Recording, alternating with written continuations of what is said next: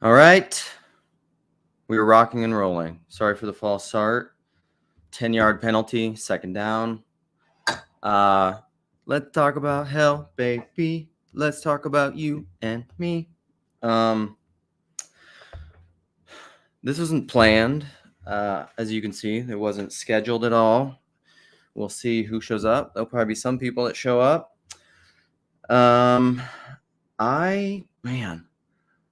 So I love this topic. It's very central to my own story, spiritual journey. I don't know what it was. I looked it up. What up, Emily? The assassins have failed. Are there assassins trying to kill me too, Phlebas? Dang. So yeah, this is a big part of my spiritual journey. And it's also connected to this weird YouTube phenomena. So there's two threads that I want to connect together. I don't think I'm going to be able to go to this, Phlebas. And also now I'm going to ignore the comments until later. I'll come back and address these. But yeah, Nate's Grail Country Live thing. I would love to go. I don't know. I might try. There's some new moving pieces in my life that I've just become aware of. And, that's school, kids. I don't know. It's hard. I'd have to figure out how to navigate patterns to make it work. Navigate the patterns. So when was it? 2010, probably. No, not 2010.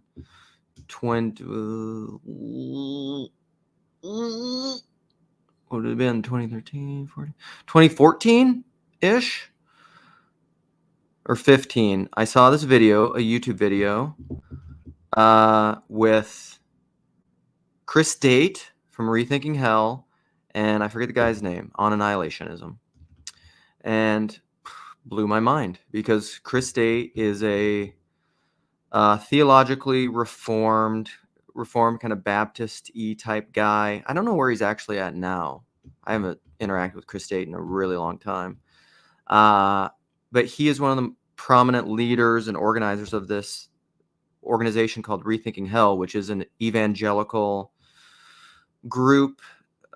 So it has evangelical convictions, and it's dedicated to the dialogue of hell and making the case primarily for conditional immortality. But they have relationships with infernalists, people who believe in eternal conscious torment, and also with universalists like Robin Perry has written for their articles for their website before. He has a book. He's an evangelical universalist. I don't know if Brad Jerzak has interacted with him. He's Eastern Orthodox, maybe a little bit. So anyhow, they are really, because they are a minority in the evangelical world, they tend to be open-minded because that's the benefit. There are no solutions, there are only trade-offs. When you're a minority, you kind of have to be open-minded and ecumenical because you don't have the power of the quantity and the mass and the systems and the hit tradition and the whatever behind you. So he had this debate with Jose something. I can't remember. I posted it in a live stream I did a while back, and it blew my mind because he was making the case biblically from like a Protestant kind of sola scriptura textual basis, exegetical basis for conditional immortality or annihilationism, and it pulled the rug out from under me. It blew my mind because I was like, wait a minute, this guy's making the what seems like to me the more clearly biblical teaching, but he has the wrong view, and it just sent me down this long rabbit hole. So I love talking about the doctrine of hell. I studied it quite a bit for a long time. I really went down the annihilationism route. I attended a annihilationism conference in Dallas, Rethinking Hell conference a while back. That's actually where Preston Sprinkle came out of the closet or came down publicly that he was now an annihilationist, who's like a online personality thinker. I would call Preston a friend. I haven't talked to him in forever because he's ghosting me, Preston, if you see this. But I've been on Preston's podcast a couple times, talking about my journey, talking about we talked about the Joker a lot. I don't know, whatever. We've talked about a number of things. And this issue is just fascinating for me. And it came up recently. It's just endlessly fascinating. It came up recently because my wife went on kind of a girls' weekend up north in Minnesota. And a lot of these girls that she was with, I don't know, she was telling me, she just told me this morning, or I got a text this morning from one of her friends. It's just like, Luke, I want to talk to you about annihilationism. Because I think, I'm kind of leaning that way or whatever. And when anyone in my local life, like when I get a message like that, I'm just like, what? Like, people want to talk to me about annihilationism? Great. That's fun. Fantastic. Let's roll. However, it's complicated because I can be, there was a joke. There was this text thread between, so it's my wife's friend, her husband, my wife, and myself. And it was something like, my wife was just like, Luke isn't short about anything. What'd she say? Yeah, Luke doesn't know what brief means. Correct. I do not. I did, but it's good. It's a challenge for me. So boom, I started thinking about hell. I started thinking about annihilationism. I immediately go to, and I couldn't remember, so I messaged Nate, and Nate is much more focused and good at the technical information. And so I got out these books. So I got out, because I know Bulgakov in the Sociology of Death, or Nate reminded me that's where it was. He has this problem, or he has this section on the problem of conditional immortality, which is another way of saying annihilationism. So Bulgakov talks about that, and he really, some people would argue that he annihilates annihilationism. So I don't know. So I got that out, and then I also got out Meditations on the Tarot but I couldn't remember where it was. I remember from watching the Griot Country series on Meditations of the Tarot, that in there, Tomberg talks about in this section. He essentially validates all of them. And so how did Nate say it? He says, Nate said, quoting Nate in a little voice message here. He just read my last message because I had to bail out. I had a false start with this. So he says, Tomberg affirms the dogma of eternal hell in letter 7 or 8. Yeah. 8, Justice, on the Meditations on the Tarot. He also affirms the restoration of all things, including Satan. He interprets eternal hell non-quantitatively as not a duration, but as an intensity. And it's really good. I just started reading this again just to refresh myself. And so herein lies the problem, right? The very practical problem, aside from the idea in and of itself, the reality of probably what I want to talk about this morning, because and this is very related to this little corner stuff, and it's related to, I think, a common experience that many who will watch this have, and that I'm trying to process in trying to figure out how to communicate this. So my buddy Jason has been talking about this recently. Jason Almond Tree, shout out Jason. He's been thinking a lot about magic and witches, and he likes witches and Wiccans. I think his great grandma or his grandma was like kind of a witch. And he's talked on his channel to some witches a couple times and talks about magic and stuff a little bit.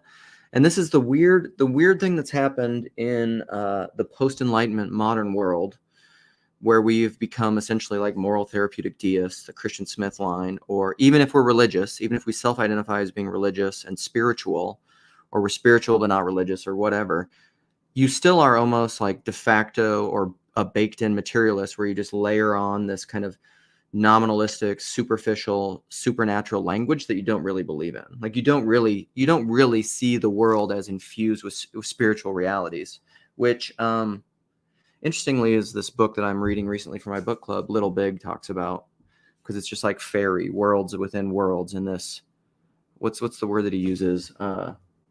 Circumdibular.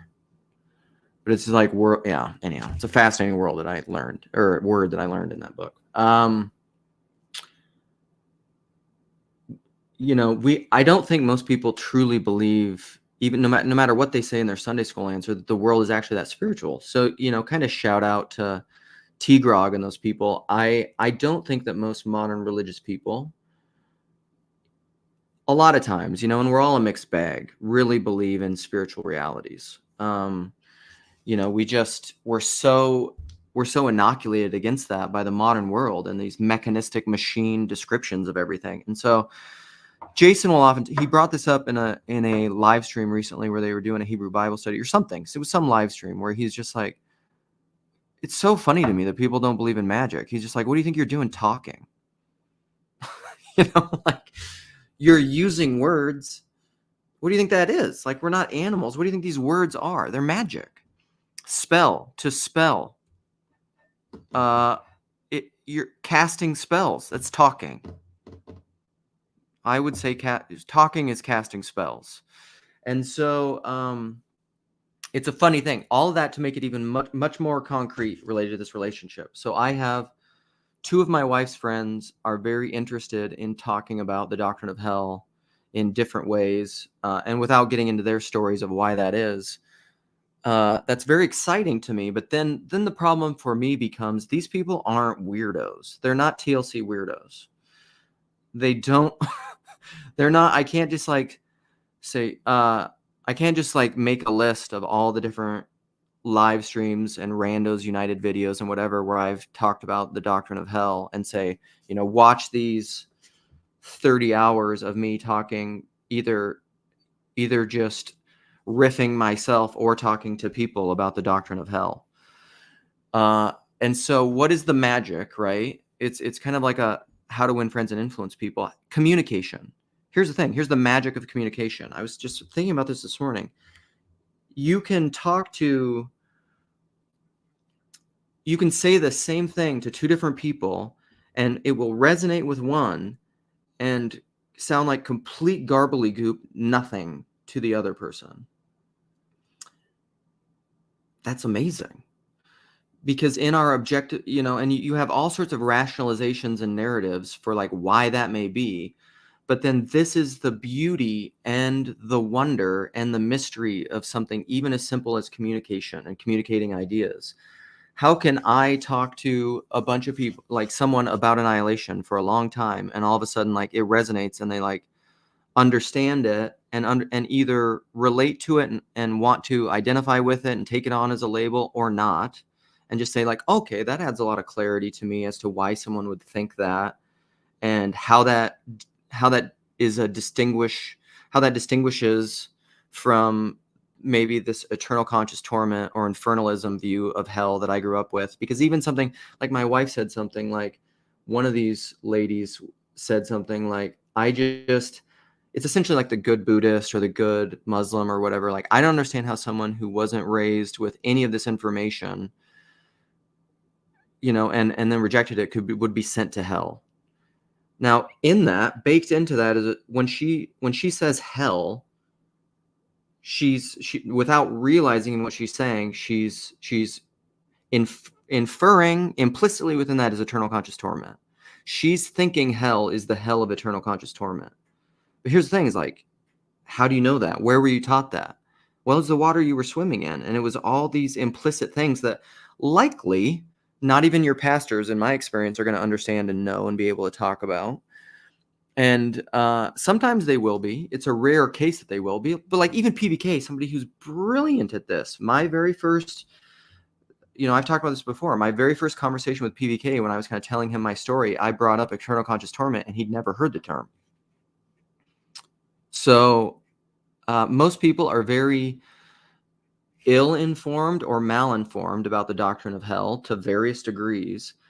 And so like, where does one go? Where does one go to talk about these things? Which brings us to the common experience that most people in this little corner have, which is I had no one to talk to about these things. And so,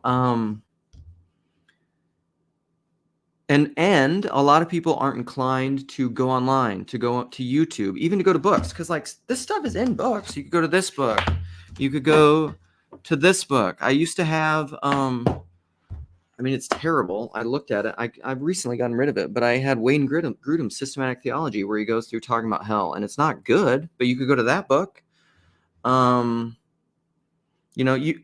are you inclined to go to books? Okay, but then your books have their strengths and their weaknesses, or you could go online. But what if you're not inclined to that? Well, then you got to talk to people in your real life about it. Who in your real life knows about these things and is interested to talk about these things, is informed about these things, or has read about these things, or has had conversations about these things? Where can you go to have these conversations that isn't like a siloed conversation where, people are essentially just trying to convert you to their idea? Because I don't necessarily want to convert you to my idea. Like, I have my own opinions about these things, and I'll tell you about those opinions. But like, deep calls to deep. It either resonates with you or it doesn't. There's nothing I can do about that. All I can do is share with you what I think. So, I don't know. I find it all fascinating. So that's just all context. I've been rereading this. Like, I want to share something from this letter 8 on justice from Bulgakov, and then I'll maybe open this up, see what some people think. I don't want to make a really long live stream this morning, but I just want to read this paragraph because something new. Well, I'll probably read a bunch of it because it's good, and why not revisit it? But there's so many barriers to it, because all of a sudden I could just be like, this is sometimes, like, for example, I'll quote something to someone, but I won't tell them where the quote is from. There's 2 of them in particular that I often want to do that with, which I'll just do for fun now. Let's just roll back with that. So one of them I know I have just in my own mind, which is the last remaining acceptable form of bigotry is against those with whom you disagree. Wonderful quote. I love it. I often don't like to tell people who said it, because it will automatically, because of our tribalistic thinking, we're so quick to just devolve into tribalism around ideas and a self-identity and association of those ideas, rather than, I don't know, truly being open to the idea and thinking about it, being open to the truth outside of the truth you currently apprehend, to throw out a Lukeism. And so that's one of the quotes. It's fantastic. It's Bill Clinton, by the way. And then here, I just got a message. Is this Jason? Jason, I should message you, because he's always just like, tell me when you're live streaming. Sometimes I don't know when I'm live streaming. I don't know what's going on. The other quote is, this one's fantastic too. Let me see if I can find it visually. Oh, here's a great, I'm going to share a George MacDonald quote just because I love George MacDonald. I mean, I'm not quite Sherry, and I haven't gone to the depths that Sherry has with George MacDonald. But man, I like George MacDonald. I sure do. Okay, here it is. So I don't like to tell people who this quote is from either, but it's fantastic. Without knowledge of self, there is no knowledge of God. Our wisdom, insofar as it ought to be deemed true and solid wisdom, consists almost entirely of 2 parts: the knowledge of God and of ourselves. But as these are connected by many ties, it is not easy to determine which of the 2 proceeds and gives birth to the other. It's a fantastic quote, and I almost think most people would not guess who said that. And I just love that. I find it fascinating. It was John Calvin. So let's read. I have all these quotes saved on my phone. I have not committed. Some I've committed to memory, but not all of them. But this is a great summary of an annihilation quote that I would share with this friend, because she thinks I'm still an annihilationist, I think, but I'm not. So we'll have to clarify that. But this is a great George MacDonald quote of, so he says, annihilation itself is no death to evil. Only good where evil was is evil dead. An evil thing must live with its evil until it chooses to be good. That alone is the slaying of evil. God bless you, George. I mean, just doesn't get better than that. Like, that's exactly. Annihilation itself is no death to evil. Only good where evil was is evil dead. An evil thing must live with its evil until it chooses to be good. That alone is the slaying of evil. And also, think about the ontology of evil a little bit. Like, is it a self-existent thing?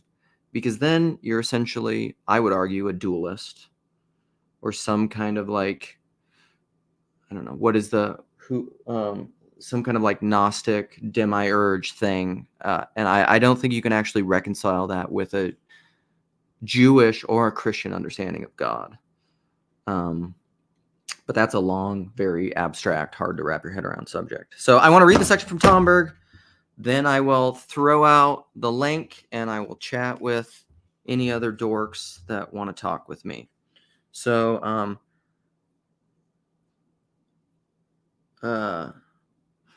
I just saw this quote. The Bible is very clear, or this comment, Thomas, the Bible is very clear that the defeat of the wicked involves conversion. Yeah, I would agree with you, except for the Bible is very clear. That's just a trigger for me. Tons of everyone who has an opinion in the exclusivist religion of the right side of history thinks the Bible is very clear about whatever their opinion is. And I'm just like, I don't know. I think the Bible's very clear about the things I think the Bible is very clear about. But again, back to the whole communication thing. Why is it salient to me?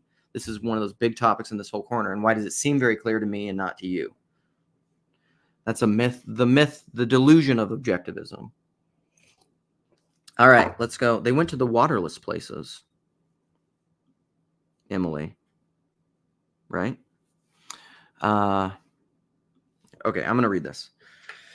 So so the sun shines on the good and the wicked alike. But it is certainly necessary to open the windows of a dark room in order for light to be able to enter there. The light of the sun is in no way created or merited by us. It is a gift, pure and simple. Gratia, gratis, data. I don't know how to speak Latin, sorry. Nevertheless, it is necessary to open our windows in order for it to enter into our abode, just as it is necessary to open our eyes in order to see it. The practical meaning of the heaven-earth balance is that of cooperation with grace. Human effort is therefore not for nothing in the domain of the working of grace. Neither election alone from above, emanation, Calvinism, nor faith alone below, Lutheranism, emergence, suffice for the requirements of the heaven-earth balance. Man, meeting of heaven and earth. Chosen or not chosen, having faith or not, it is necessary for us, for example, to, quote, forgive us who trespass against us. Here below, in order for our trespasses to be forgiven above, there is correlation, not in measure, but rather in nature, between the scale below, quote, effort, and the scale above, or, quote, gift, and the, quote, heaven-earth balance. The correlation between effort below and gift from above is not, I repeat, one of measure or quantity, but rather one of substance or quality. It can be that the forgiveness... Now, this is the sentence that just popped out to me, and I want to talk about it more after I read this.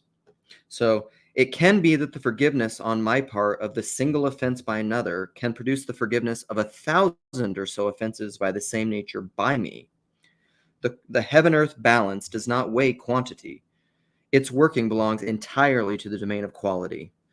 This is why there is no quantitative justice in the relationship between efforts below and gifts from above. The latter always surpass the measure of quantitative justice. This is important to understand above all with regard to the glaring injustice of eternal hell. That one life or more, it does not matter, which is limited in time, can bring about. Eternal hell is unjust. That's like new atheist debate often says that. Quick interjection, they'll just be like, how can it be just to have like again, eternal hell? This is what most people think of when they think of eternal, is by eternal, which just means aeons, aeons, aeons. That's what eternal translated in the New Testament means, ages of ages. But you read into it, not knowing you're a wet fish. Again, that David Foster Wallace quote, fish knowing they're wet, how's the water? What's water? You don't even realize that when you read eternal in the Bible, you're thinking an infinite quantitative duration of time. You don't even know that's implicit. It's tacit. It's baked into you. It's baked into your neural networks and pathways, and you just read that automatically without knowing you're reading it. That's not... So a new atheist will say, how can a limited finite life merit, and whatever, people who quote Augustine, like sins against an infinite God or requiring of infinite punishment or whatever. But guess what? That ain't biblical. That's quoting Augustine, and it's late stage Augustine, not early stage Augustine. I've heard it, been there. But that's a common argument. How can you get eternal hell for finite sins? So eternal hell is unjust. However, only from a purely quantitative point of view. That's what he's saying. One compares the limited number of years of life or lives on earth with the unlimited number of years of eternity, and thus one arrives at the conclusion that the measure of chastisement is out of all proportion with the measure of the transgression, and that consequently there is no justice.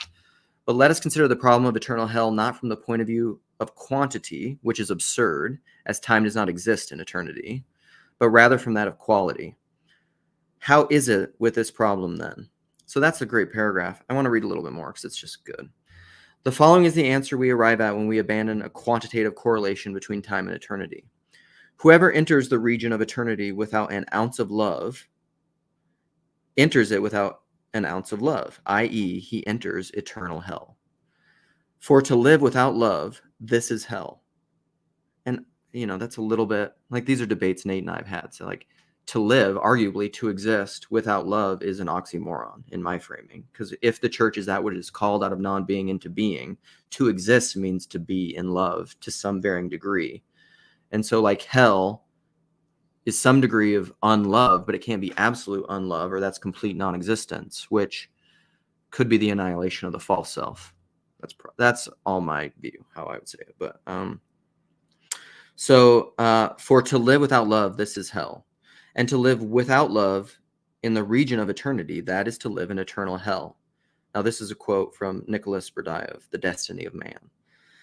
Hell is the state of the soul powerless to come out of itself, absolute self-centeredness, dark and evil isolation, i.e., final inability to love. The subjective state of soul is neither long or short. It is as intense as eternity is. Similarly, the blessedness that a saint experiences in the vision of God is as intense as eternity, although it could not so last, since someone present at that ecstasy of a saint would time it as a few minutes. It's like flow, or, like a lot of actually, and also a lot of like,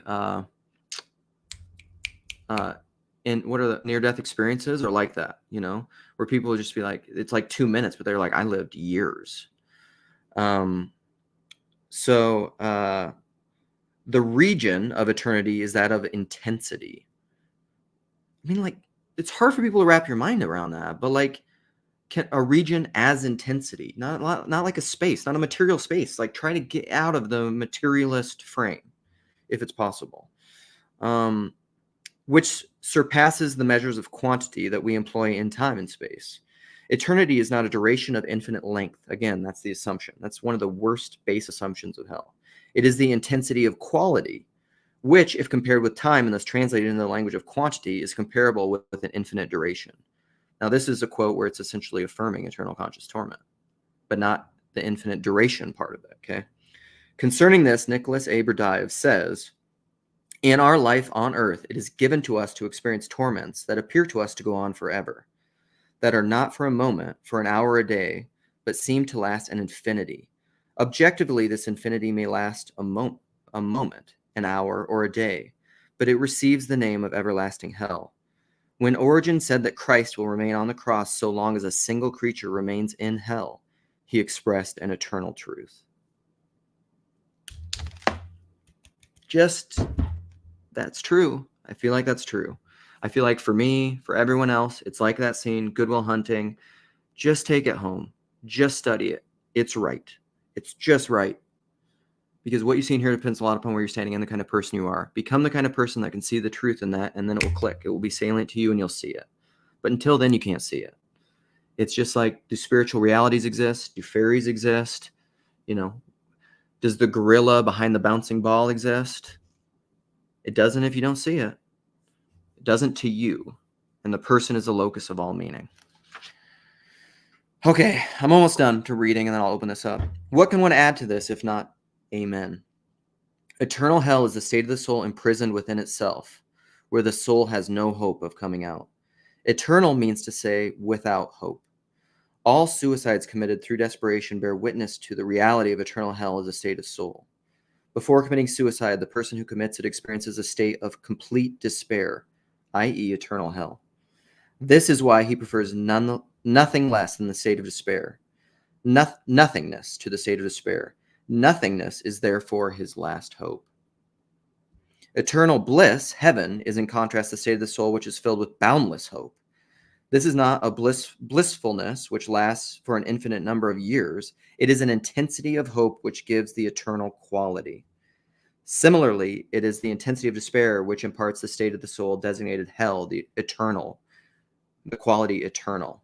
And then he goes into like the anguish of Gethsemane and whatever. I mean, he keeps going. Like, it's fantastic. Get the book. This book is amazing. Okay, I'm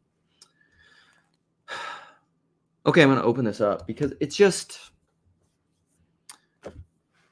There are so many assumptions in the Dasein of the liberal Western mind, and one of them is the linear progression of time. Which infers and necessarily has connected to it a certain understanding of causality, part of the mechanistic workings of these things. Oh, I want to go back and talk about this one thing before I open it up, because this is the line that stood out to me, right? Sorry.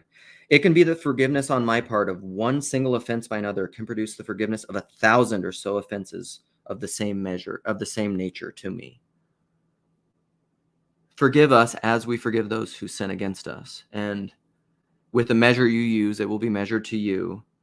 And love covers a multitude of sins. And he who has been forgiven much forgives much.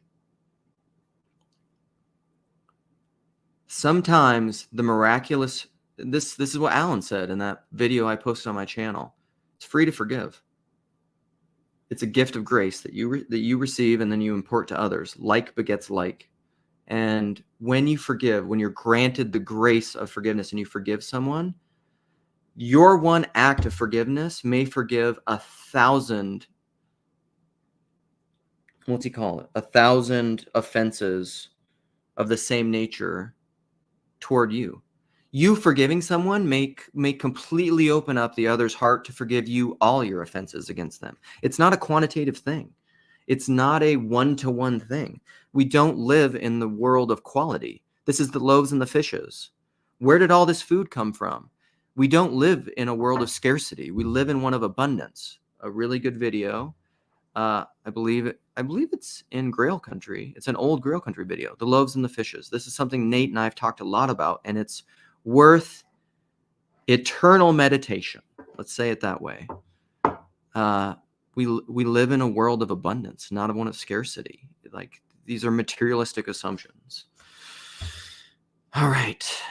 Forgive us our sins as we forgive those who sin against us. Amen. All right. Yeah, I did tie it in with the Lord's Prayer, Chad. Or you mean more so? All right, let's go back through some comments here. How far back do we go?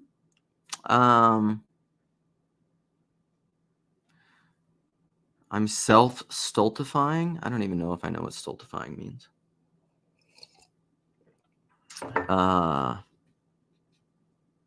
I should, but okay. Oh, Nate's here. Hey, friend. The deeper meaning, mystical, Gnostic, magical, and hermetic of overcoming is to change the enemy into a friend, to render him impotent only is the not yet victory. Thus, the Germany of 1914 was certainly rendered impotent in 1918, but was not yet overcome, as the year 1939 proves. But after the defeat of 1945, Germany was certainly overcome, insofar as she sincerely allied to her old adversaries. The same applies to Japan as a state. On another plane, it is likewise true that the devil will be overcome only at the moment when his voice, no matter whether it is rough or smooth, will be heard in chorus with the choirs of the celestial hierarchies praising God. Early Augustine was a universalist. I think so, from the limited nature that I have, yeah. From the limited amount that I have. So, All right, let's see. What else do we got here? Well, yeah, it wouldn't be unjust if people voluntarily went there. Are you talking hell? But that involves a lot of assumptions about human nature too. Yeah, well, and ontology. So like this is back to a shout out to an early Randos video that Randos United, the autonomous isolated individual versus the divine human, and the ontology of man, which I think the Randos United video is what is man that thou art mindful of him, I think is the name of the video. And I don't know, this is like 2-3 years ago. I was trying to have a conversation about this, but I just honestly I don't think we were capable of having the conversation yet. Because what is this autonomous isolated will that can choose against its own good for an infinite amount of time? And how does that exist? How do you make sense of the ontology of a will that can choose against its own good forever? And again, like is forever even a thing, an infinite quantity of time? I don't really think so. I just don't think I don't think a lot of people have meditated on that problem very long. What else we got? Yeah, Dave Millihart in his That All Shall Be Saved. I have not read that, but I own it. I've read parts of it. I was involved in a Randos conversation about it, but that's one of the ongoing jokes of myself is that I don't read these books. I just engage in talks. I mean, I read some of them. I read what I think I need to read, That's how I roll. Chezi, my boy. Shalom. Shalom, you beautiful man. Risking sacrilege. You got me. Emily says, is it possible in the way God hardened Pharaoh's heart, propelling it into this inevitable end, that he can project our hearts into infinite potential realities in which our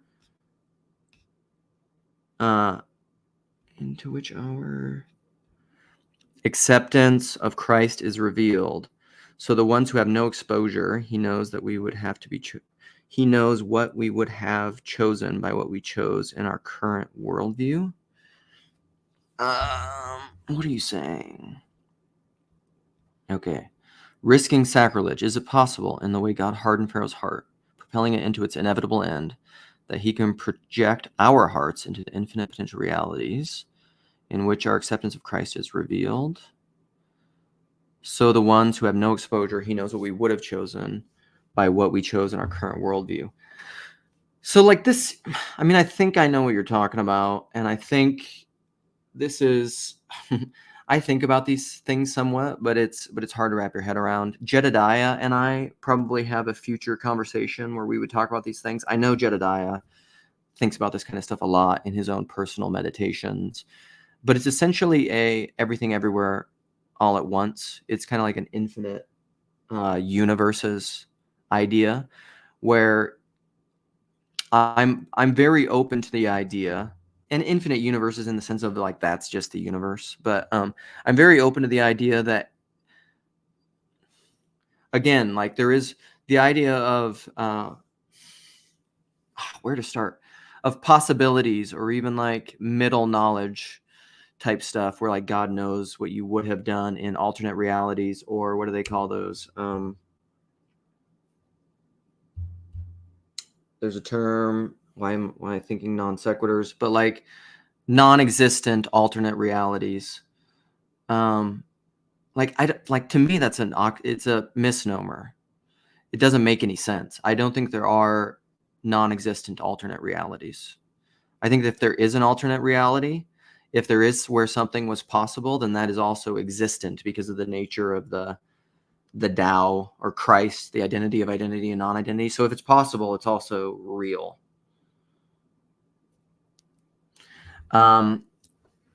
Because I think those are the two antinomies that hold those two things together: potency and act. Like they're just two sides of the same coin, is one way to say it, I suppose. And so like, and how eternity exists, this is probably where I need to dive into origin. I think this is origin stuff, and I don't think I think Origen was before and after his time. Origen, I'm intuiting this is a lot of what Origen was getting at, and kind of his stuff about almost Christian reincarnation or eternal recursion, kind of, is that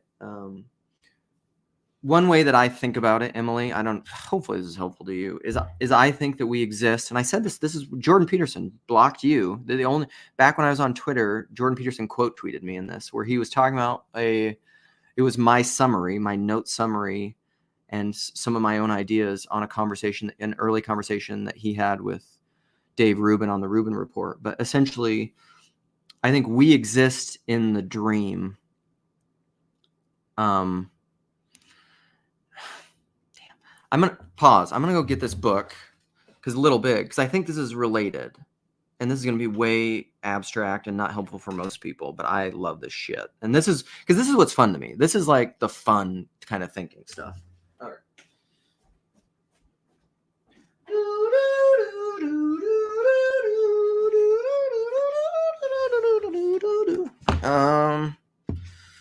Okay, let me see if I can find this place. I'm listening to this book, but also reading it.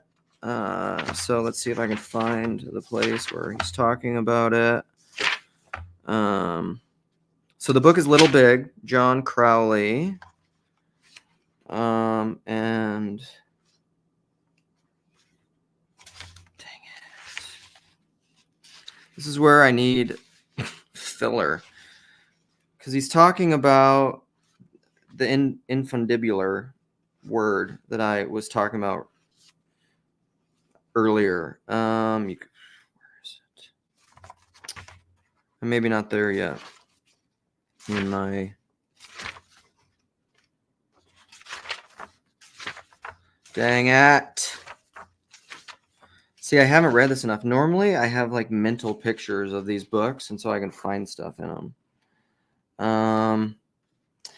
Anyhow, I could try to it would be so much better to read it because I'm not going to remember it and be able to summarize it in a way that people are going to at all relate to. Sorry, this is terrible. Yay! I found it. Okay, here we go. So another reading section. Sorry, forgive my reading. Paracelsus is of the opinion. So it's a fictional story. This is why fiction is better than nonfiction. You only think nonfiction is, and to quote Tom Waits, there is no such thing as nonfiction. There is no such thing as truth. The people who know aren't talking, and the people who don't have a clue won't shut up. Tom Waits. And Jordan Peterson has validated this. I was saying this before Jordan Peterson said it. Fiction's better than nonfiction because it's personal, and so it's an icon. Can nonfiction be iconic? I think some can, but not a lot of it. Okay. So you just have to know that it's fiction because there'll be characters in it, but there's also there's also like a philosophical lecture within this fiction. So Paracelsus is of the opinion, Dr. Bramble told the Theosophists, sorry, Anselman, that the universe is crowded with powers, spirits who are not quite immaterial, whatever that means or meant, perhaps made of some finer, less tangible stuff than the ordinary world. They fill up the air and the water and so on. They surround us on every side so that at every moment he moved his long-fingered hand gently in the air, causing turmoil amid the pipe smoke. We displaced thousands.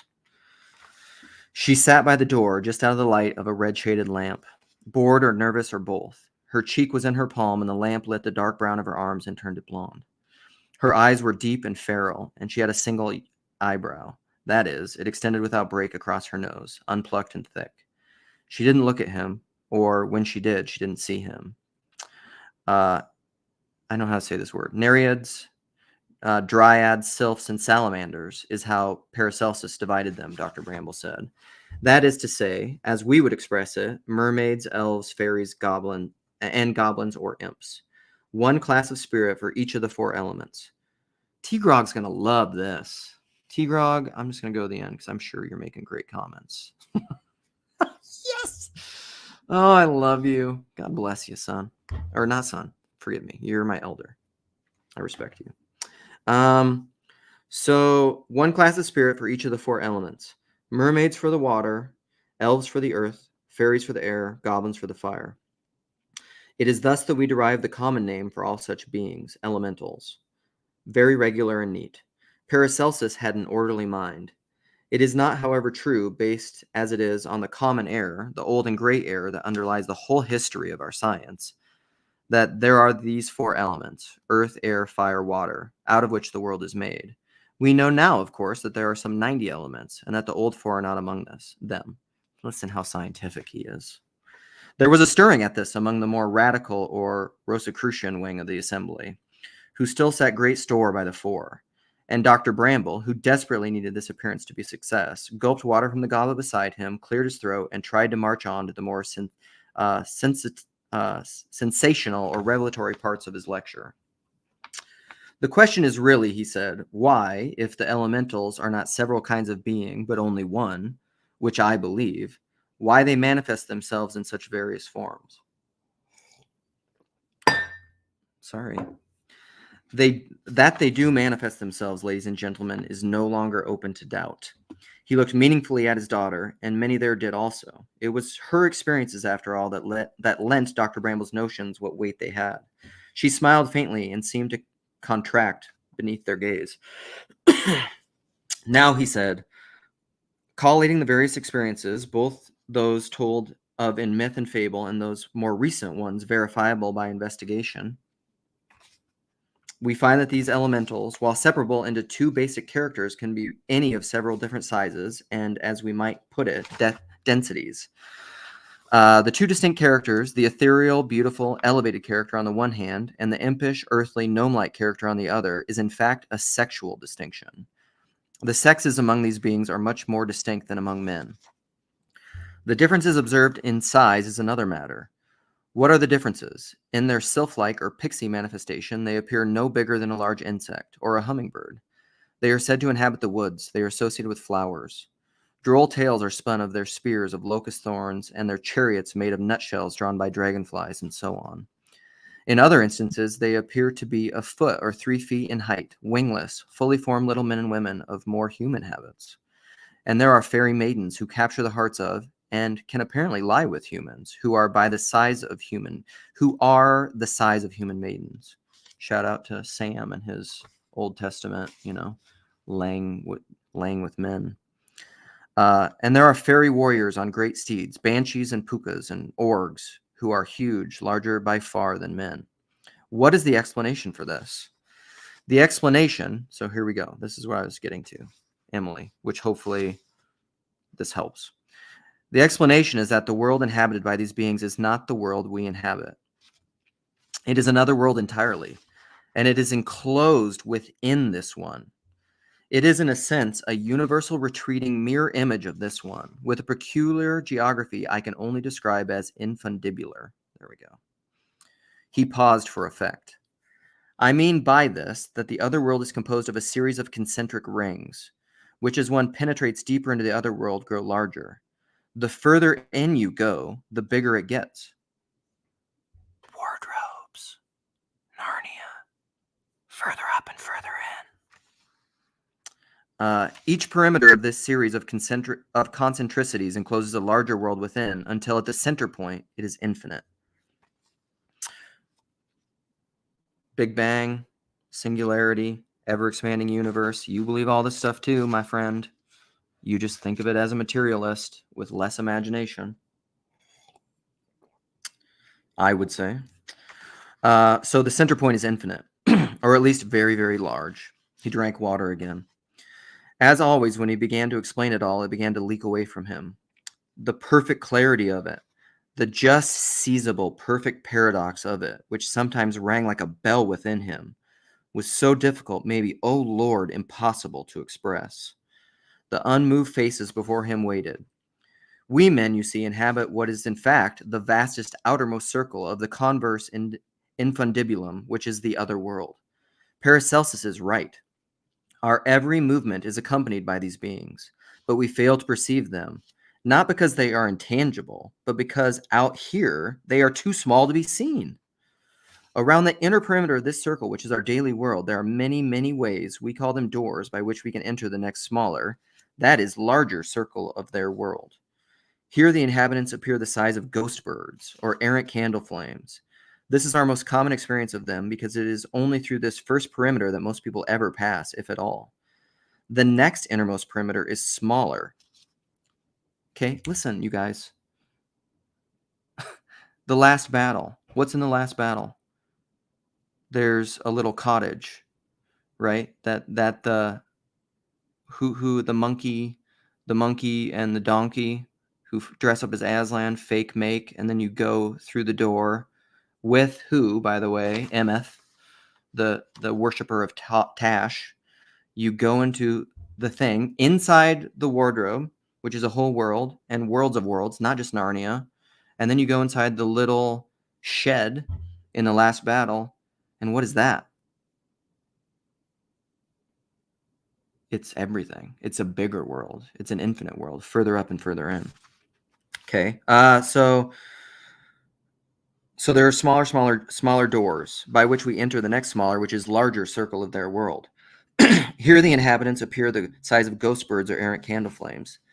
This is the most common experience of them because it is only through this first perimeter that most people ever pass, if at all.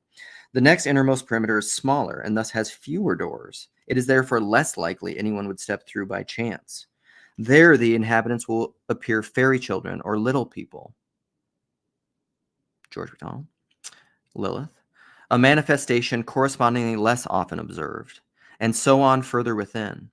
The vast inner circles where they grow to full size are so tiny that we step completely over them constantly in our daily lives without ever knowing we do so, and never enter there at all, though it may be that in the old heroic age, access there was easier, and so we have many tales of deeds done there. King Arthur. And lastly, the vastest circle, the infinity, the center point, fairy, ladies and gentlemen, where the heroes ride across endless landscapes and sail sea beyond sea, and there is no end to possibility. Why, that circle is so tiny, it has no door at all.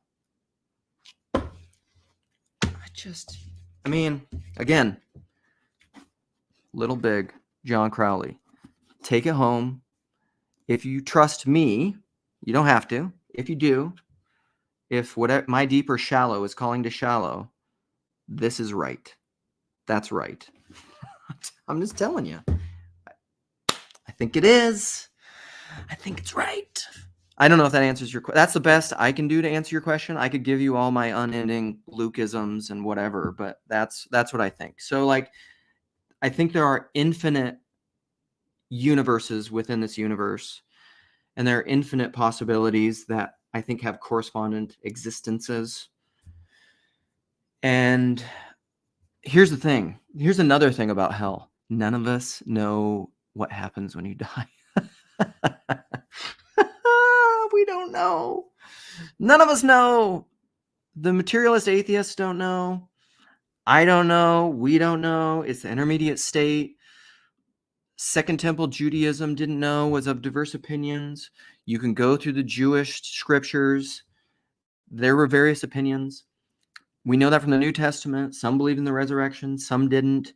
There was Sheol. There was Abraham's bosom. What do those relate to? We have Gehenna, or what's translated hell, in the New Testament. What does that mean? It's a valley of Hinnom where they burned all their trash, where there was unending flames of burning trash. Are those still burning over in the Middle East right now in the Valley of Hinnom? No, I'm not exactly sure where that is. Chezi, are you still here? I think there's probably apartment buildings there. Is there gnashing of teeth eternally in the Valley of Hinnom right now? I don't think so. And so all these things are complicated. Rupert Sheldrake talks about death and the dream and hell in a way that's the intermediate state and what's helpful. Is the intermediate state hell? No, they're different things, because the intermediate state is where we go, wherever that is, before the resurrection. And what is the resurrection? I don't really know what the resurrection is. The first resurrection or the second resurrection? I don't know. All the people that think they know don't know. The people that do know aren't talking. Tom Waits. So a lot of these things they're very simple and they're very complicated. Abby, what's up? Welcome. I can't hear you. I'm gonna say, Oh, I can hear you. Okay. Thank you for letting me know that I'm not Orthodox. Again, my priest is okay with me. So, sorry, it's so funny that somebody like that like sticks around here. I'm like, Mhm. why? Why? Just to mock? Just to like feel satisfaction? I love it. It's great. I mean, I don't know. I don't mind. Like I've said, I No, don't. yeah, it's good. I think it's fantastic Mm. that, yeah, it's fun. I think it's fantastic that he's here, but it's just like you Thank can't, you. it's to constantly poke holes in and protest is a very Protestant thing to do. It's not a very, again, this is a Lucasm. There's always a unity behind any distinction. And so like, or Sherry will say, are you trying to look for distinctions and focus on distinctions? Or are you trying to look for unities? So what do you think about hell? I agree with what I think has been said about it being like the stuff about eternal suffering being able to be experienced. The stuff about like time being nonlinear and eternity as a quality of experience is definitely my experience and my view. And yeah, it feels oh yes, it feels eternal, like when I've suffered the most. And then an interesting thing also, I guess, is that sorry, I live right by a hospital, so there's always sirens. The thing about hope and despair, that's interesting because one thing that I've like noticed with those moments in my life when I would say that I was pretty much in hell is that the worst part of it isn't even majority of the time the worst part of it is not even the actual experience of the suffering, it's the fear of something worse. It's the Mm, fear of that absolute destitution that actually can't exist because as you say, to be is to be in love, like that absolute suffering, like it can't, but it's the constant like fear of that. And honestly, that's the worst part of it. And that's interesting. That's interesting. Maybe that has to do with like because we do live in time as well, like hope versus despair, which is kind of future oriented. Because the inverse of that is that the time that I can think that I was the most in heaven and like the most harmonious yet on my time on the earth was a couple years ago, and I was a mess. Like my life was way worse than it was now, circumstantially. But I was so alive and I was so full of hope hell that yeah. I did not care. Like I would go back to that time. Like it was and it's really interesting. Yeah. Yeah, absolutely. I mean, this is why I love Franz Jägerstätter in A Hidden Life. I am free. You think I'm in prison, Mm. you think I'm going to my death. This is salvation.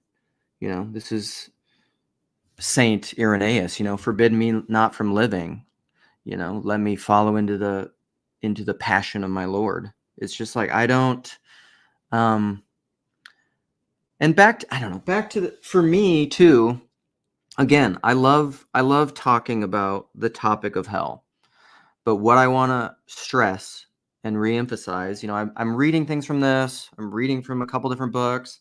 The topic is interesting, but I I want to stay in the realm of the personal and the qualitative because I think that's where the greatest reality is. It's why these friends of my wife, these local people, part of the life that I found in this little corner is people with whom to talk about these things. And why don't people have spaces to talk about these things? Because, you can go and read through a bunch of these comments. And what I see in a lot of the comments, even when people are disagreeing, I mean, usually the comments in these chats can be really wonderful. Uh, and so a lot of people think the topic is boring, Paul. I agree. Like it can be. I don't think it's boring, but it's always, for me, it's always a means to an end of relating, of communing with someone. Like the topic is just, I take it or leave it. Like either it matters to you or it doesn't. Like you can sit around, you can be in hell thinking about the topic of hell, or you could be completely oblivious of whatever Christians mean when they talk about hell, and it doesn't matter. You know? PVK, listen, PVK is not wrong. If it's boring to him, it's boring to him. I mean, I don't think it's boring. I think and a lot of people find it very compelling. What's most sad to me is that people do not have a space where they can process this. And that's what makes me love this corner so much, you know?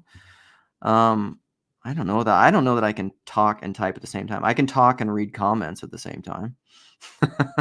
Hell is endless debating hell. Yeah, pretty much. And there's no end to it. Like I've been talking about hell since my first conversation in this little corner, however long ago it was. Like this topic, hell and the Trinity are the two topics who have just been like, it's just cycles of talking about them. Yeah. But I like the Yeah, thing behind the yeah. thing behind the thing. You know?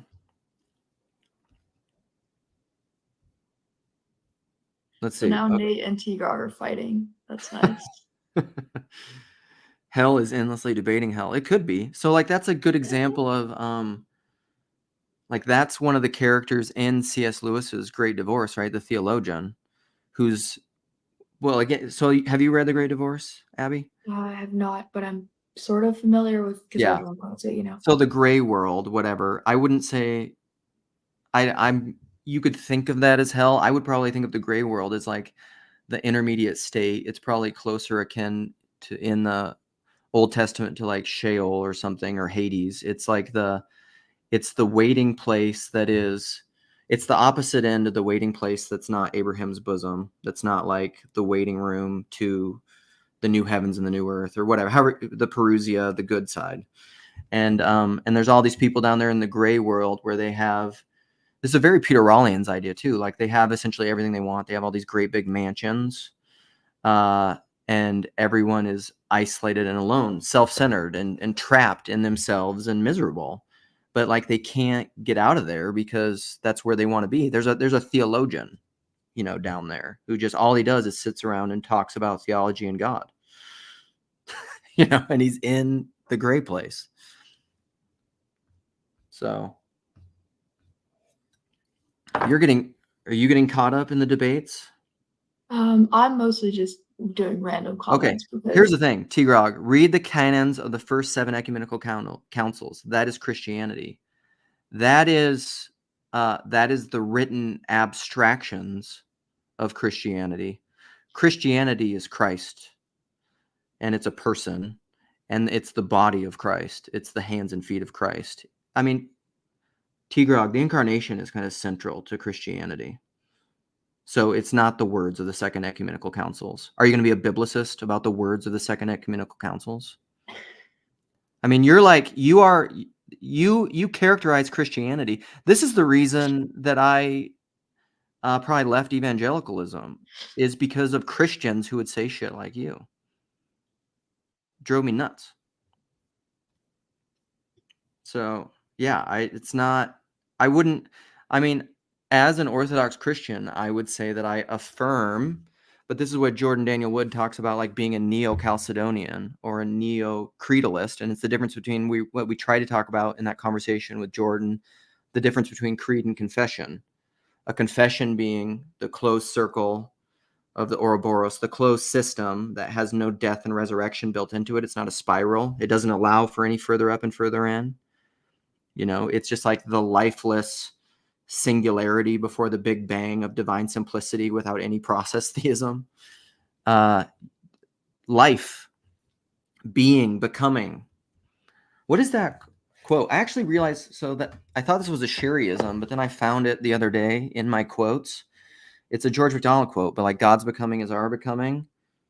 I found it somewhere in my, because I was looking for I was going back through my phone the other day looking for some quote, and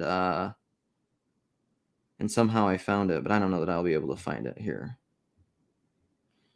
Anyhow, listen, If people want to come in and play, come in and play. T-Grog, get in here. I know I chastised you. Here's the thing. Do you think you can come in here and just not make a atheist science debate? A Christian atheist debate? Gage. How's it going? Always welcome, my friend. Share with us your thoughts. So yeah, I think one thing I was thinking about was, as you were talking about how like hell is in some sense nobody knows, right? This kind of nobody knows and unfolding over the tradition over time. I was thinking about how beautiful that is, and that you're just kind of being drawn into this story that's unfolding over time, and how things are veiled, but then as you become to fully know them more, it's not like you ripping the veil off, but the veil comes off at the right time. So I've really been thinking about this idea of like reality as this like veiled thing, and in order to take, you can't just rip the veil off and like assault it. You have to woo it, wed it, and then know it in all of the senses of what that means. And if you, and so in some sense, like I feel like hell applies in that regard as well. And I was also thinking about how there's, when you get to that bottom, that like complete absence, complete nothingness, it always leads to the resurgence of everything. Reminds me of like Interstellar, right? Even scientifically, huh? Yeah, right. Right, like, you know, thinking about the ways in which like one of my favorite things about Interstellar is like the center of the black hole leads right back to the bedroom. Hell yeah. Science. And you know, the fire that is not fire is fire, kind of an idea. And so I'm always interested in the ways in which like hell is in some sense that negation, though, that allows for the whole renewal of the self at any, and the, I mean, even as like in my own life, just thinking about times that I've been in a hellish state, is if I let it go all the way to the bottom, and if I remain honest with myself, and I like navigate, and I almost in some sense allow myself to be led, down into hell, and I kind of conduct myself in the right way in that regard, then I emerge back up in some sense by grace alone. But there's a mysterious flip that happens. Yeah. Let's T-Grog, what's up? You come Yeah. Hold on. Let me switch over. Well, I'm on science here. I'm here to defend Christianity. Yeah, come and save my soul. I saw this in the private chat. Can I share your private chat? No, well, sure. Go ahead. So you're just saying, for if someone comes to you and preaches a Jesus other than Jesus we preached, let him be accursed, like that whole heresy. Yes, yeah, well, heresy. like Paul thought. Yeah. So I'm just trying to suss out what kind of Christianity this is.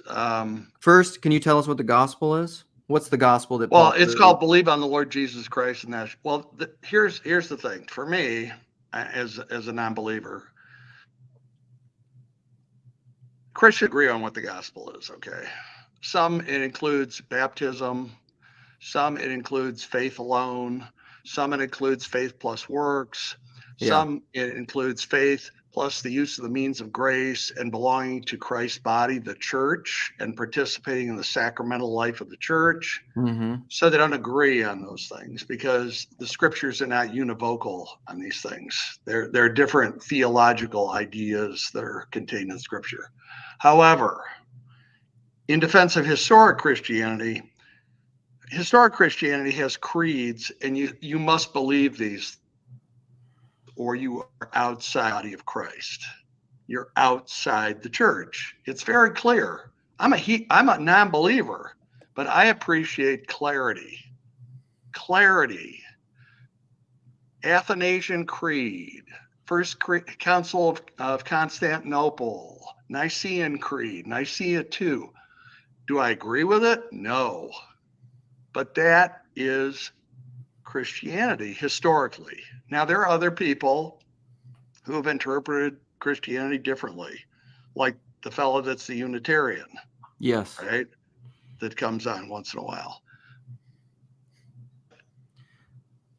If you're going to say you're a Christian, yeah, if you're going to say you're a Christian, that's got to mean something. Yeah. Okay. That's not like saying, I own a Corvette. What do you mean? What do you mean you're a Christian? Well, it's because I own a Corvette. I'm a Christian. So it's got to mean something. Do you want to ask me what it means to me? Yeah, go ahead. What does it mean? I'd be interested. I would say that it means that I am a follower of Christ, or striving to be, and that I was, is, am becoming, and will be a member of the body of Christ. But what is the body of Christ? Yeah, the church, his bride. Yeah, but what is the church? The Roman Catholics, they are the body of Christ. There's many anathemas. I made a video about it. Yeah. What is the church? I think the church is what it. So Paul in Ephesians. Do you want to talk about Paul? Sure. Let's pull it up. Let's get into some Bible study too. Sure, I like that. Okay. So one of my friends, a deacon from my church, just led a bunch of catechumens that are coming to my church through this on what is the church, and I thought it was phenomenal. So then I made a video about it. So Paul in Ephesians 1 says, 1:3, we'll start there. So he says, "Blessed be the God and Father of our Lord Jesus Christ, who has blessed us with every spiritual blessing in the heavenly places in Christ, just as he chose us in him before the foundation of the world, that would be holy and blameless before him. In love, he predestined us for adoption as sons through Jesus Christ to himself, according to the kind intention of his will, to the praise and glory of his grace, which he freely bestowed upon us in the beloved." So Paul, famous for run-on sentences. Famous. Very long. Paul wrote that, which I'm not sure he did, but yeah, sure. Yeah. Assume he did. So let's, foregoing that side tangent for a while.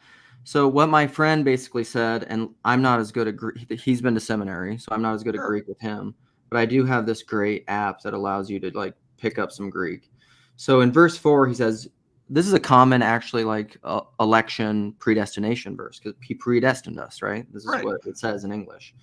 So the chose us is, this is what my friend was saying, is that the Greek in this, you can't tell in the English, but one of the things that's in here, and this is why he talked about in What is the Church, is the Greek word for church is ekklesia.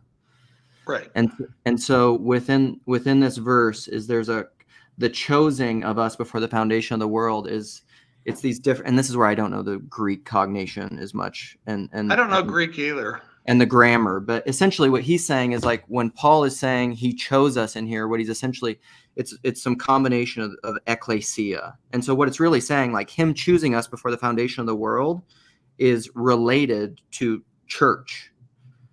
And so and it relates to this line in the liturgy of St. John Chrysostom that we practice in the Eastern Orthodox Church, where he says, "He who called us into being out of non-being." So Paul in 1 Corinthians here, he would argue, is playing off of Genesis 1, where the Spirit is hovering over the waters of the deep, and the Logos speaks out of the chaos of non-being into being and says, "Let there be light," and there's light. Potency and act as one thing. Logos.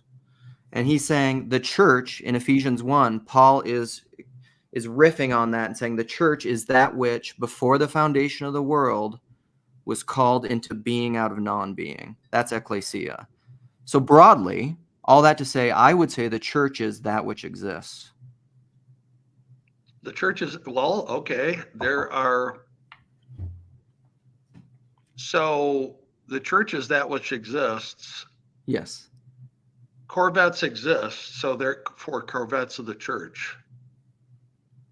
I mean, if they're in existence, they're Yeah. part of, See, they're part of the becoming don't of the church. understand that. I don't understand that. It's at again, all. it's outside of time. So this is like before the foundation of the world. When was that? Well, well, that's an assertion. In other words, I don't think that Genesis actually teaches creation ex nihilo. I don't think it actually teaches that. But What do you think it teaches? And the idea of God being outside of time, that is the Christian tradition. I understand that, but I don't think that's found in the Old Testament. But okay, do you believe in the Big Bang? I believe that there was a very violent, well, you call it the Big Bang, yes. I believe that there was a very violent expansion of our section of the universe about 14 years ago. Yes, I do. That's what all the evidence points to. Evidence. So what So- was before that? That is under debate by science. See, I T-Grog, think you're going to that get caught in an infinite regressive woo, my friend. Well, no, these are actually testable things, unlike woo. Cool, Woo is test not it. testable. Yeah, explain it to me. Well, I'm not a theoretical physicist, but from what I understand, there's a couple of different, probably an advent of, there's a couple of different ideas: chaotic inflation of the multiverse. What's that? I don't know what chaotic inflation is. There's a Lee Smollen's got an idea that whenever time a black hole forms, another universe forms in another dimensional space. But like I said, I'm not a theoretical physicist. Is that the physics of the gaps? But, well, every gap we've ever looked at in nature has never been filled in by the supernatural. What are you doing right here? Like when you use some term, I don't know what that means. Like when you started explaining the Big Bang, I don't know what that means. And you say you're not a theoretical physicist. So do you have faith in the theoretical physicists? Well, I have I don't have, well, I have faith in the sense that I believe in peer review, that smart people are trying to figure this stuff out, that they're attacking each other's ideas vociferously. And out of that, we have tentative knowledge and understanding. We have tentative knowledge. Now, what kills, Luke, this is a comment, maybe theists should think about this. What we always do in order to, what I see is many theists do, and I'm not trying to disparage you guys. I used to do the same thing. You go to the outer limits of human knowledge and say, well, God's out there somewhere. See, what we don't understand is God. So we don't understand consciousness. So it has something to do with God. We don't understand the complete origin of the universe and everything else. That must be God. So they used to say that about animals and plants. Immanuel Kant, a smart guy, but a philosopher, he said, look, there'll be a Newton for a blade of grass. Yes, there was a Newton for a blade of grass, Charles Darwin. So people couldn't explain why animals were constructed the way they were and how they operated. We understand that now. So T-Grog, we understand that. So God has been kicked out of evolutionary biology. So what do you think of this comment? Isn't the same evolutionary process that T-Grog describing also happening in theology across all religions? Well, it shouldn't, because God is immutable in Christianity. Well, I've talked God about that. I think you need to have. I think you need to have I think it's in Deuteronomy. I, the Lord, do not change. I do not change. It's very clear. God is not mutable. That's Christian theology. Well, it depends, because this is a debate. Like, this is a Whitehead thing, and we've talked about this on Grail Country, is the immutability of God and classic theism. I think the pull antimony with that is process theism. Yeah, I don't want to monopolize the conversation. You got these nice people waiting here. I don't want to run my mouth here. Okay. Well, no, I mean, thank you. I appreciate that. And I mean, Abby or Gage, what do you think? I mean, you guys can jump in at any time. I guess what I'm trying to point out is I believe that the way that you describe God is akin to the way that you described things before the Big Bang, and then you just throw terms on it that I don't know what they mean, and you don't know what they mean because you can't do the particle physics and quantum mechanics because you just said that. And so then you have faith in the peer-reviewed studies of the scientists, which also are not reproducible, by the way. And like CERN, I mean, how many studies are they doing on that and tests? They can barely get the funds to do any. Well, as I put in the comments section on the stream, that they just cured Hep C. Hep C was an incurable viral disease of the liver. It's been cured, not by woo-woo, not by magic, not by reading Harry Potter, by science. Science works. Science works. Yeah. Science delivers the goods. The reason you're sitting in an air-conditioned room right now, if you are, is science. The reason you have electric lights is science. You can say whatever you want about science, that it's not perfect and it's, man-made and the people make mistakes. Science delivers the goods, folks. Read about the Dark Ages. It was hell on earth. People didn't have a meaning crisis because they died like flies. They didn't have a meaning crisis. They had a starvation crisis. So hearkening back to the good old days when everybody believed in witches and hobgoblins and all this stuff, no, it's terrible. I don't think that's what anybody's doing here. I think that's a straw man. Well, good. I'm glad to hear that. But because the reason we can talk is science.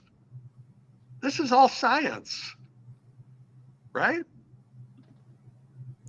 That's why I'm a science fan. I used to teach science. I think something that comes to mind here for me is thinking about how, in the beginning, you were talking a little bit about how things have to have a definition, but things also have to have a question to them as well. So if you only define a thing, but you don't allow for that definition to be, in some sense, non-restrictive, when you define anything and you take that definition to try to pretend as if that encompasses the whole thing, yes, you're right. That becomes a problem. And so in that sense, I mean, even going to the whole thing about like, well, does God change his mind? Well, it's like, right, God says he doesn't change his mind, right? But then he changes his mind. And it's like, right. Well, part of what's going on, at least from my understanding in the Bible, is that it's trying to lay out these tensions. And so you see a lot of oppositional statements, at least if you look at it propositionally, where Bible will say one thing and then it'll say the exact opposite thing, or it'll show the exact opposite. Because it's written by different people. Yeah. Well, I agree with you. I agree. And you can't freeze definitions. I agree with that. Definitions have to be based on facts. Okay. And as our facts change, it's the black swan idea. In other words, all swans are white till there's black swans you find in Australia. Yeah. You have to change. Okay. The Big Bang could go away if there was other evidence that showed that it's incorrect. Okay, here two comments I want to address, and then I want Hezi to talk. So Dave says science can't give you values, but it can sure give you nukes. Amen. And then Anselman, God love you. Listen, we can only deal with one of my heresies at a time. Right now, we're dealing with science, religious heresy. We'll deal with my pantheistic theosophy, occult heresies later or some other time. You can. I like Anselm, man. I like him. Yeah. Well, you guys are united in your dislike of me. I don't dislike you. I know you don't. I know you don't. You just don't like my ideas. Nice. Which is fine, which is great. That's nicer than I was when I was a Christian. Much nicer. I'm in hellfire. All right, Hezi, bring the Judaism and yourself. Because I got to bounce. First of all, I hope you're well, and I hope everyone's having a good day. And T-Grog, Thank you again for gracing us with your presence. You're a little quiet. If you can Yeah, get can any you speak louder. up? Yeah, sorry. Okay. Is this any better? Yes. Okay. So first off, at least in Judaism, the Bible is not a science book. That's number one. I'm not supposed to derive science and proofs and evidence from the Bible. It is better akin to an operating system, whether it be divine, of how to live a proper life. Number one. Number two, we say in Judaism that the Torah was written in the language of men. Okay, the Torah was given in a certain time and space, and it's written to be understood in context of where it's being given. While it's eternal, and we could read and dive deeper and deeper into it. Okay, it's written in a specific context. So when it talks about camels, you can start asking like, well, there weren't camels at that time, and how did Abraham ride a camel? Those questions, they just bounce off because I'm not looking at this again as a science book. Thirdly, when you come and say science, this is what science gives us and science works. Science is being done by humans, being done by men, okay? Being done by men who are, at least historically speaking, are looking at the world in awe and wonder and trying to understand God in his deepest levels. And they're using science as a tool that's not there to negate God. Rather, that's an amazing tool that God has given us to have a beautiful joint partnership between looking at the world through nature and through God, and also looking in the world through science. And by doing so, we discover more of God, whether it's the Big Bang or cancer. All these things are all, at the end of the day, manifestations of God. And they don't negate each other. And the more we see in science, the more we could try to understand God. Now, the reason I mentioned in a comment about levels, Abraham is getting to witness and experience God at one level. As humanity grows and changes and becomes more complex with our understanding, we could then be revealed to deeper levels of God. And we're just scratching the surface. In 1,000 years from now, there'll be even a deeper understanding of God. And the science we know then will seem irrelevant, and the science we'll know then will be so much more phenomenal. So I don't see these two things as negating. I can understand how you saying like, I need evidence to hear the voice, or I need evidence to know how the sea was split. But to look at religion, or the way at least it's being sold, right? Like, yes, I don't think anyone over here is talking about the man in the sky wearing white robes. Okay, that's not the discussion. But the Torah talks about how the prophecy that Ezekiel saw is very different than the miracle that the maiden saw when the waters were split. Ezekiel is having a much more abstract and potentially deeper understanding of God when he has his revelation of the chariot, whatever that means, metaphysics or not. Now he's a lot more advanced at that point, but he's a lot more further removed than the maiden at the splitting of the sea. Now that's a different revelation of God, but she's seeing it at a much more simplistic level and understanding God at that point. So the sages or the rabbis or the church elders, if they were living with us today, they would be flabbergasted with our understandings and the kind of conversations we have about God and about religion. But it's curious to me how when you jump back to science and saying like science has proven what? Science has disproven God? Science, what has science done that you feel? That science is the best route that humans have developed to know what's going on in the world. Just another route to know God. If there were a God, like in the Hebrew Bible, God in the Hebrew Bible is doing miracles all the time, signs, wonders, all this stuff. We don't see any of that. You mean what's perceived as miracles then? We see miracles all the time. Babies are being born, C-sections, cloning. No, I'm talking about splitting the Red Sea, bringing fire down to burn up the prophets of Baal, the sacrifice made to Yahweh, bringing on plagues to kill people that Yahweh's upset with. Smiting the Assyrians outside Jerusalem, so I know hundreds of thousands of them die in one night. God used to do a lot of miracles, but he seems to have taken a vacation. or Well, retired. I mean, you could say potentially the fact of you. I mean, you were talking about this wonderful world we're living in today, so it doesn't look to me like he took a vacation, because there's the advancements of society. People are doing that. That's not. There's no evidence Yahweh. Well, they're definitely doing that on the fumes of religion, whether it be Eastern or Western. I mean, the whole enterprise of the Western culture and the Enlightenment, all these undergirdings of these things are all religion ultimately. And I would say that, at least in Judaism, the miracles that are being spoken about in the Bible, there are different interpretations how to look into them. Now, I have a toolkit that talks about them being described as actually miraculous and defying nature.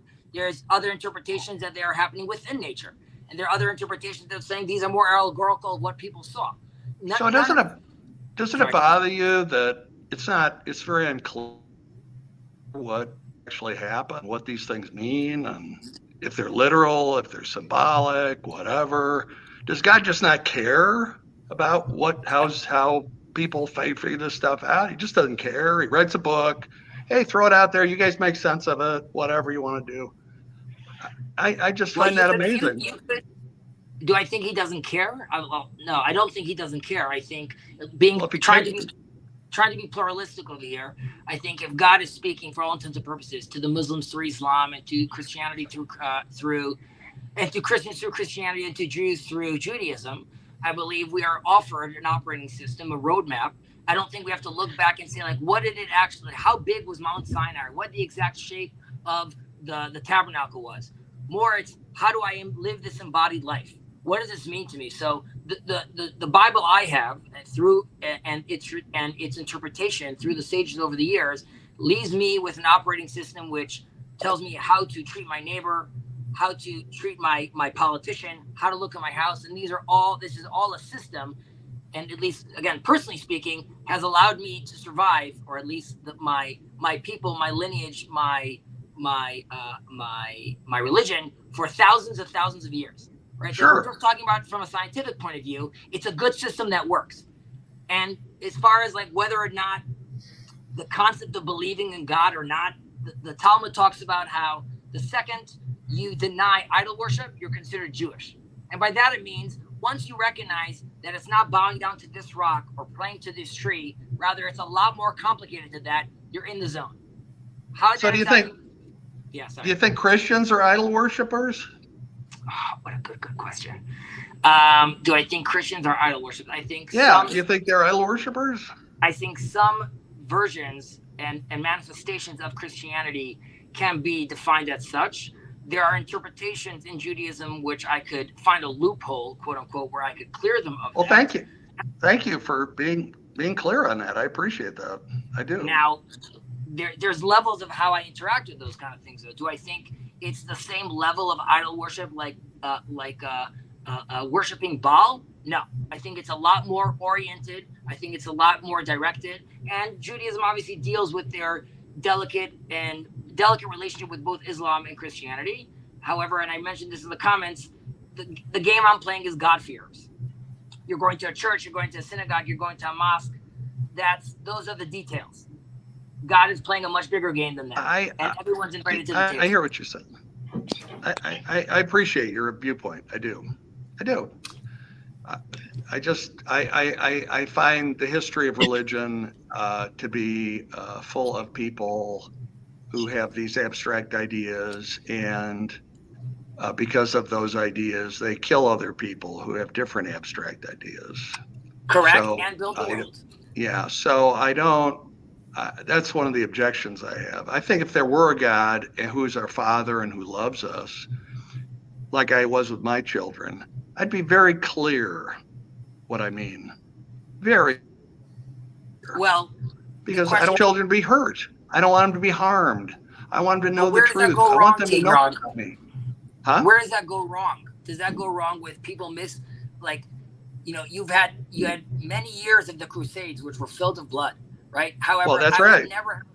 I would never have imagined in a million years, I guess, as having faith. I would have faith, but I wouldn't have fathomed that the relationship between Christians and Jews would ever be this close. And that's also why that gives me hope towards our relationship with our Muslim brothers, because right now it seems like that would never happen. Yet somehow, after many, many years, with the assistance of science as well, of course, another amazing tool, it allows us to clarify, it allowed us to get rid of layers of stories, fables, allegory, and slowly but surely, with the rise of Jordan Peterson is so interesting, because you could see how someone from a psychological point of view is mirroring many of the Torah or the Bible's secrets. We're already at that point, we're tapping or touching or hinting towards psychological advancements at the time. So yes, it's up to us, the ones that are interested, and even someone like you who is saying a lot of this is gobbledygook, then at the very least pinpoint and focus on the things that seem relevant, and potentially from there a seed could grow. And yes, the Judaism that I am seeing in the future and the Christianity that I envision and the Islam I envision looks very different than what we're participating in right now. But that doesn't mean we walk away from it. It means we dig deeper in. And yes, maybe some things will not be relevant anymore. But as long as we're doing so in faith and doing so in proper orientation, I believe there's transcendence to be had. I don't want to monopolize the conversation. Yeah, me too. Sorry, guys. Catch you on the flip. Oh. Thank you so much. It's wonderful, Hezi. Mark. Yeah, just can I go back to T. Grug's idea that science delivers the goods? I don't think. Okay, I agree on at a superficial level. It certainly does produce results, no question. But evolutionarily speaking, 200,000 years, modern humans have been around, give or take, right? The scientific revolution has been with us for, say, 300 years. Mm-hmm. In that 300 years, we have managed to increase the population from 1 billion to 8 billion.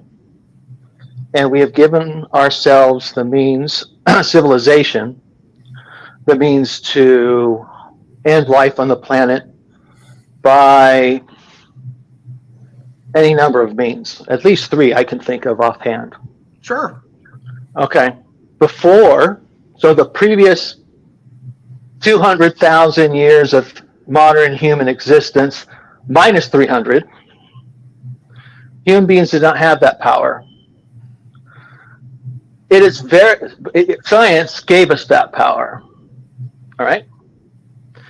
Now, if science, say we do extinguish life on the planet, but by some act of human civilization, can we say science was there by an evolutionary step forward or an evolutionary dead end? So when we say that, so just assuming categorically that science delivers the goods, zoom out a little bit from the wider scope of human history, and you'd have to say, no, it didn't. It produced its self-destruction. So, and I think maybe that's what this little corner is about, right? They're trying to, we can't put the genie back into the bottle. But on the other hand, we need some means to transcend the situation in which we find ourselves. And so I'll stop talking there, but I just object to the default assumption that categorically science is a boon to humanity. We don't know yet.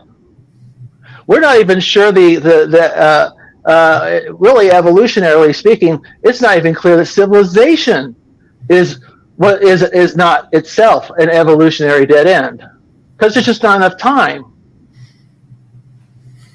Well, we assume it. That may be true. I couldn't agree with you more. I think that we have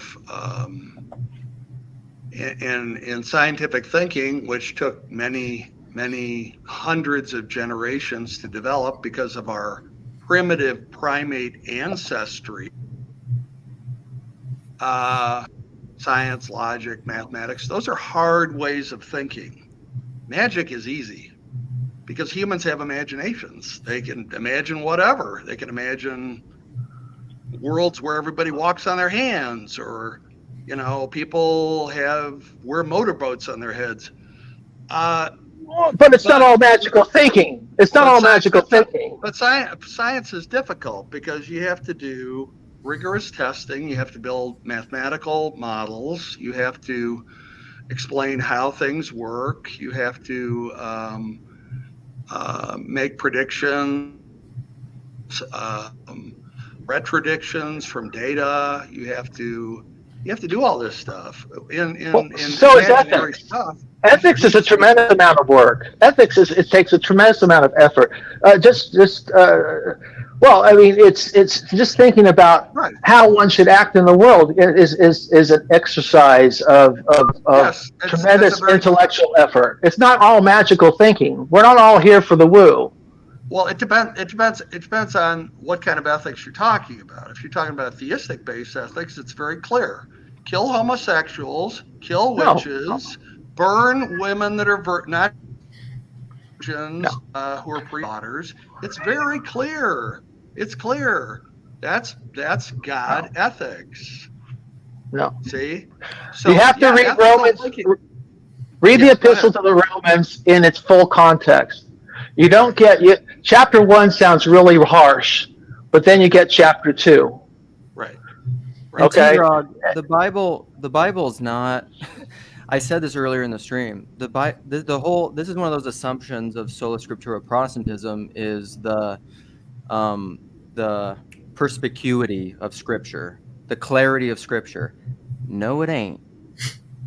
It's not very clear, which is why you have so many Catholics burned witches. Huh? Medieval Catholics didn't even read the Bible, and they burned witches. What would modern? So it's not just the Scripture. Yeah, but what would modern Catholics say about that? They'd probably say that was wrong. They'd say it's horrible because of the Enlightenment. Right. Yeah, they would. Yeah, they would. Where did the Enlightenment come from? People in Europe, after hundreds of years of religious wars, getting fed up with the killing and the slaughter of killing people. Why do you think it happened there versus other places?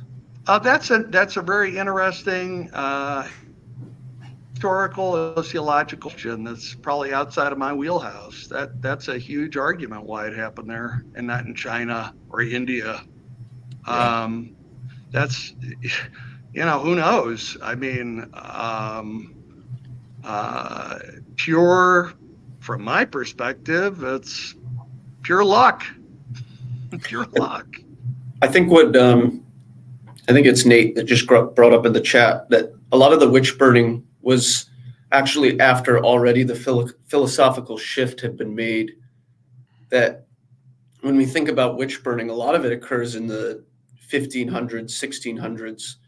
And I would argue the real, to use the Taylor language, the porous self was already gone at that point. I also think it's really interesting comparing magic and Enlightenment thinking, because magic and Enlightenment thinking actually in some sense are two sides of the same coin. If you look at historically, the resurgence in magic is kind of contemporary with the Renaissance. And true. So, because I think the only reason I'm making that distinction is because I think the term magic is very complicated, and magic and science are actually way more related. That we kind of see them as opposites, but they, at least from my understanding, they're very, very similar in an important way. And a lot of times those two were tied together, science and magic, and were contrasted with more traditional religious thinking. Yeah, well, I've read a bit of the Malleus Maleficarum, which was the witch hunter's manual. I recommend that to everybody. That's like top scholarship of the 15th century. There's a lot of astrology in there. lot of demonology. Demons are everywhere. It's just a total superstitious world that we don't inhabit anymore. They believed in all sorts of crazy things. And I agree with you. There was a transition point between magic and science. I think Newton wrote a lot more about alchemy than he did about physics. But we've moved beyond that now. We don't need alchemy. We don't need things like that. So, okay, I want to address. I want to zoom back out if we may. So I'm following the comments, and there's a lot of comments that seem to be. I mean, there's a major thread in the comments that's frustrated with T-Grog of kind of a blind scientism. Of just kind of like a blind scientism. And here's the thing is like, and even this comment, Matt. So I've interacted with Matt some, and he says, I mean, this isn't estuary. Actually, T-Grog, I don't know. Did you get the notices of people wanting your email to invite you to Chad's online estuary? I think I just gotta, I'm doing other things around here and stuff. Yeah. So that would be a good way to engage in this little corner that isn't, and maybe you don't have interest. You don't have to, but it would be a facet of this little corner that isn't this. Estuary is a major part of this little corner, which isn't exactly this. Yeah. Because here's the thing, to Matt's point, we call this estuary, but it's more like a grocer's freezer of static beliefs. I hope it's not that, which is actually a lot of what I was talking about at the beginning of this live stream when I was just monologuing. And see, this is what's so funny is because we get in here and T-Grog, you want to talk about, because when we get in here, when you come on, this is what we talk about. We talk about like science versus religion. Like that's what happens kind of every time. Well, I'd be happy to talk about Christianity. Right. So we could have. I'd be happy to talk about that. So like we could have talked about hell, the doctrine of hell as it relates to Christianity. Hell is the traditional doctrine of the Christian faith. It is eternal conscious torment in flames. That's the traditional doctrine. Did you listen to my? But here's the thing. Like I bet you don't really understand the history of the doctrine of hell very well. Did you listen to the beginning of my stream? I used to have a library on hell. I used to have many books on hell because I'm interested in not going to hell. So yeah. Did you listen? What was the beginning of my stream about? I didn't. I came in late from that, so I apologize. But so what I was talking about was these local friends of my wife who are wanting to talk to me about hell and annihilationism and a lot of different things because these are issues that they have problems with. This has been a recurrent thing in this little corner. I've been talking about the doctrine of hell ever since I was in this corner. It was in my first conversation with PVK in 2019, I think. I brought up eternal conscious torment, which was a term Paul had never heard. Paul never heard that? And he's a Christian Reformed minister? No, he had never heard the term eternal conscious torment. I find that hard to believe. Well, went to Calvin College, right? Yeah, but here's the thing. They don't talk about the evolution of the historic doctrine of hell throughout time. Like people would know this. Most Protestants know nothing of church history prior to Martin Luther. Or that's very correct. little. They maybe know about Augustine. Because here's the thing with hell. The doctrine of eternal conscious torment was only the major traditional view in the West post-Augustine. Well, I understand that. Look, Christian doctrine is a mess. I understand. You're right. By the way, Christians don't agree on atonement, hell, baptism, structure of the church, eschatology. Yeah. They don't agree on anything. Okay, that's fine. But like even when you say that, that's like that's your nail that you just always want to hit. What you don't understand, that's what we're doing in this little corner is having all of those discussions, talking about it outside of dogmatic, siloed conversations where nobody knows what they're talking about. I salute you. That's what we're doing. I salute you. So like, so I guess that's what I would encourage is like, I have no idea. I think a huge part of why these live streams have been more popular lately is because of the talking head debate mode in this either or mode of science versus religion. And I said this to you, like, I don't want to keep having that conversation, because if you want to be playing the game of the exclusivist religion of the right side of history, which is everybody needs to think like me and accept my views. I don't. I have no interest in that. You can go play American politics. Go be on your pro-Biden or pro-Trump bandwagon. I don't want to do that here. No, So I completely agree with you. But I guess what I'm trying to figure out is, what is it that you're talking about? In other words, you talk about Christianity. My wife doesn't know. You talk about Christianity. You talk about orthodoxy. What does that mean? Well, I understand what orthodoxy is. I think it's the first 7 ecumenical councils. It has a certain structure. You have certain primates, and it's basically, each bishop has their own kind of authority. And unlike the Roman Catholic Church, they don't believe in the primacy of the Pope. They don't believe in the procession of the Holy Spirit from Jesus. They don't believe in purgatory. So that's orthodoxy. I think if I could just, for me, when I operate in these spaces, although, talking about beliefs and stuff like that is an interesting higher layer, like above layer of this, underneath it, at least for me, and I think, Luke, you'd agree with this, that like these spaces is a place to know and to be more fully known, and that has to underlie the conversation in an important way. And it's understanding the way these layers work in terms of, and I think that's part of the frustration in the comments section, is it seems like that structure's off to some extent.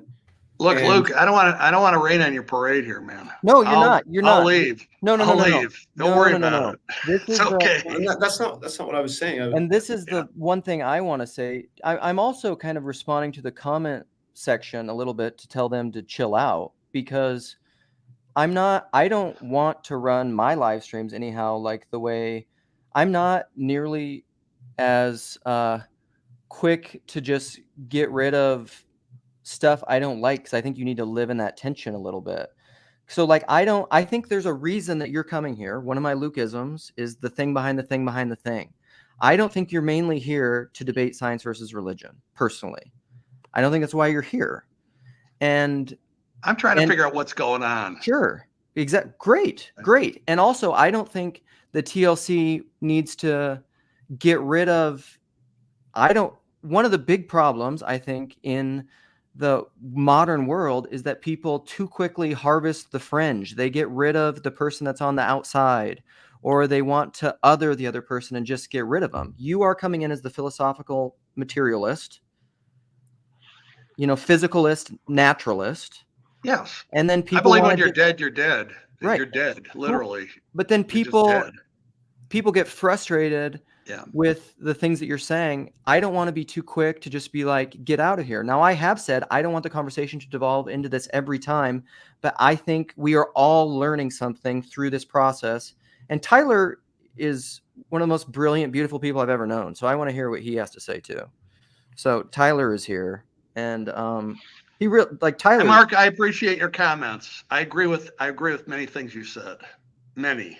And thank you for popping on too, Mark. So Tyler, are you ready? Are you ready to speak your piece? Oh, I hope so. Okay. I hope so. In a strange inversion, I think, like T-Grog, I'm here to defend science. Beautiful. Because I don't think he's accurately representing it. That's what it feels like. It feels like he's taking a position and attempting to defend science as opposed to religion. And it doesn't even appear like he has a firm grasp of what science is. I've heard multiple contradictory statements that indicate that that you have unclear thinking and you're not using a scientific process in this very conversation. So I'm going to challenge you on that, and I hope it's in love, and I hope that we can at least begin to unpack some of what's happening in this very conversation. Would you like to do that? Go for it. Okay. So one of your disagreements seems to be something about there's a process of agreement and a process of disagreement. Is that correct? Process of agreement and a process of a disagreement. Uh-huh. I'm not sure what you mean, but I'll Do you walk believe that into there are the- what is processes it? which lead to agreement and processes which lead to disagreement? Well, people can agree on a lot of things and still be wrong. So yeah, there's That do you what hear I that? would, yeah, Do I you would hear the advocate. exact? Do you hear the exact phrase that I'm using? Do you believe that there Yeah. are processes which lead to agreement and processes which lead to disagreement? Well, I broadly I could agree with that. Sure. Okay. Do you believe that those processes exist both in religion and in science?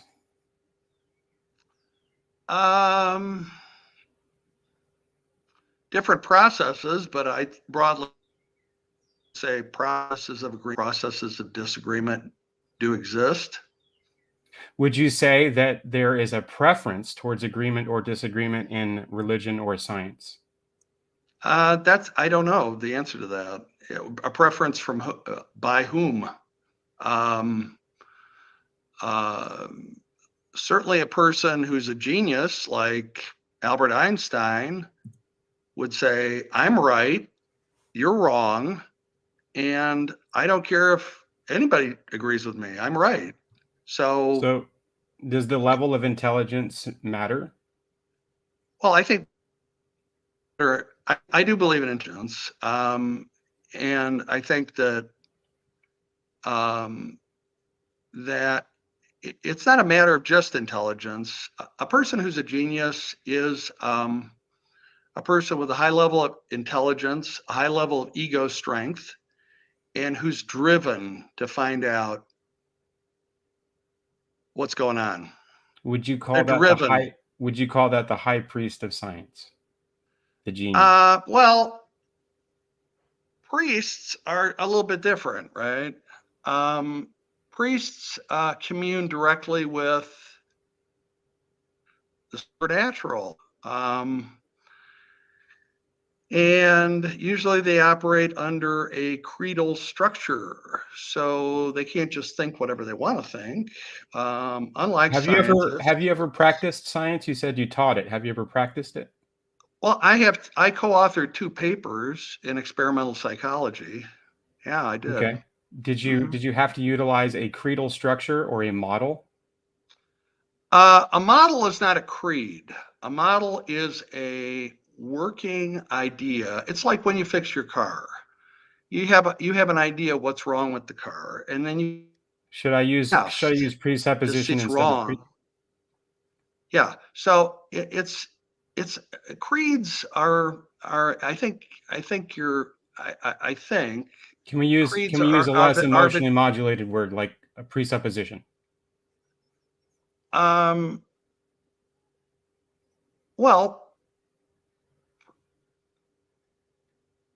yeah, Did you have to I think that did you have to employ a pre-developed structure that someone handed to you in order to do that work in science? well, we learn science. We learn how to do it. It's not just Right. in a sense it's a natural thing because your roof is cracking and you make observations and you say, why is my roof cracking? Maybe it's a structural problem. Do you have Maybe a it's sense this. of the point that I'm do you have a sense of the point that I'm driving at? Well, I think not really. No, I don't. Okay. So we got to do a little bit more work. Is there some questioning that you could do towards me that would help you find out what my point is? Sure. Okay. So just to clarify what you're saying, you think what priests do and what scientists do are the same thing? I think they occupy a similar role in a space that's attempting to find agreement and disagreement. I think that there's just as much disagreement in religion as there is in science, but the processes are exactly the same. They're just dealing with different types of information. So let's take measuring. a test case because I like to be concrete rather than abstract. Sure. You're a priest is trying to ascertain to cure tuberculosis, and a scientist is trying to cure tuberculosis. Do you think they use the same methods or different methods? I think one is attempting to extract a determined principle that you can utilize in a broader, more holistic way. But I think I could reframe. I think I could reframe any hypothetical that you give me, any situation, into a different construct that illuminates something more religious. So, for instance, I could say, with a religious instruction, I could inform someone to stay away from places where they might get tuberculosis. Yeah, but in order to stay away from places where you might get tuberculosis, you have to know what causes tuberculosis, right? Well, no, you don't. You just have to know. You don't? Yeah, you don't have to know the cause of a sunburn to know that you don't have to go out in the sun to get sunburned. Well, sunburn and tuberculosis, I think most people listening to this stream would agree, are a little bit different. I'm using a general principle to illustrate that you can avoid something without knowing the exact mechanistic cause. So for instance, there's a dietary law in a lot of religious, belief structures that has to do with health, right? And it's a primitive one because they're attempting to understand in a primitive way from your perspective and your understanding now how to be healthy in relation to the food that they have to consume, right? Well, yeah, I would say that process has continued, and it has continued unbroken. The divide that we make between science and religion now is one of our own making, right? It's part of a narrative that we've constructed because we're always playing a thesis antithesis game. That's what we're always trying to do in the socio-cultural context because I would say that's because people have learned how to utilize these dynamics in a group setting to control things, to get attention, to try to manifest more of their own image in the world. Let's go back to tuberculosis. So what a priest does and what a scientist do, as I asked before, are they the same or are they different? Are they? I say that they're the same process in different contexts.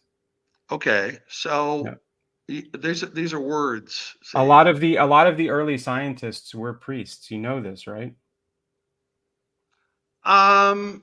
There were some of our greatest. Some of our greatest scientists were also priests. Like who?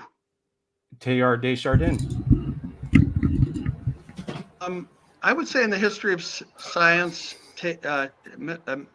Father Chardin is not on the radar, generally speaking. Now, Wolfgang Pauli. I can start naming contemporaries. Yeah, but he's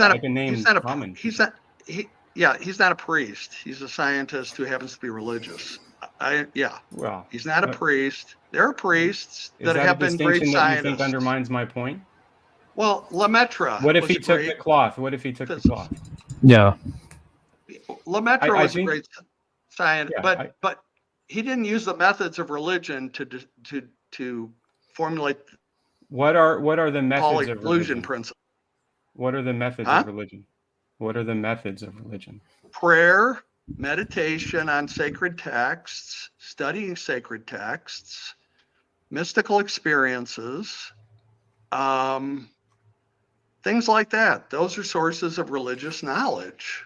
Are you aware of how Ezekiel's vision is a perfect example. Whereas in science, now people use their imagination to construct theories and hypotheses, and then they test them against reality. That's how it works. There's no test. Yeah, right. So do you feel that religious people do not do the same thing? So what I would suggest is that the arena that a religion is playing in is the arena in a non-deterministic framework. It's non-deterministic. So it's not repeatable every time. I can't guarantee a result. I can't guarantee an outcome.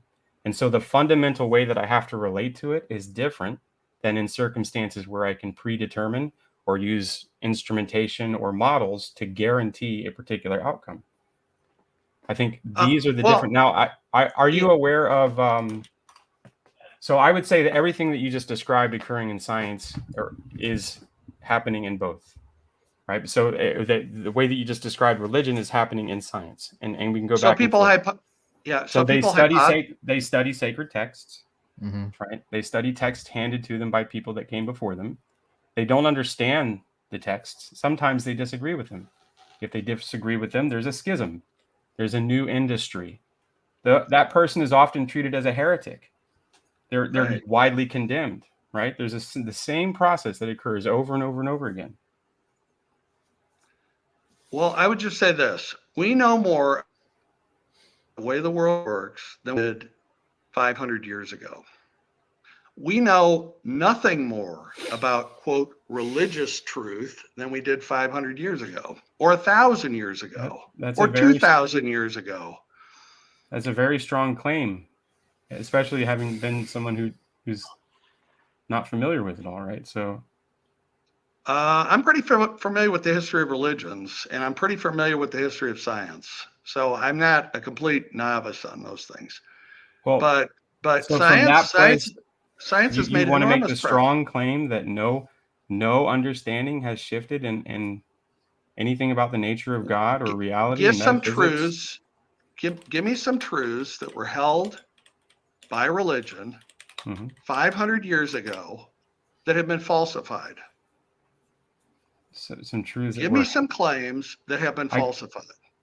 Do you mean falsified in accordance with a measurement tool that I can use in science? Because the religions are all at war with each other. So, right? They're all at war with each other. That indicates that they're not.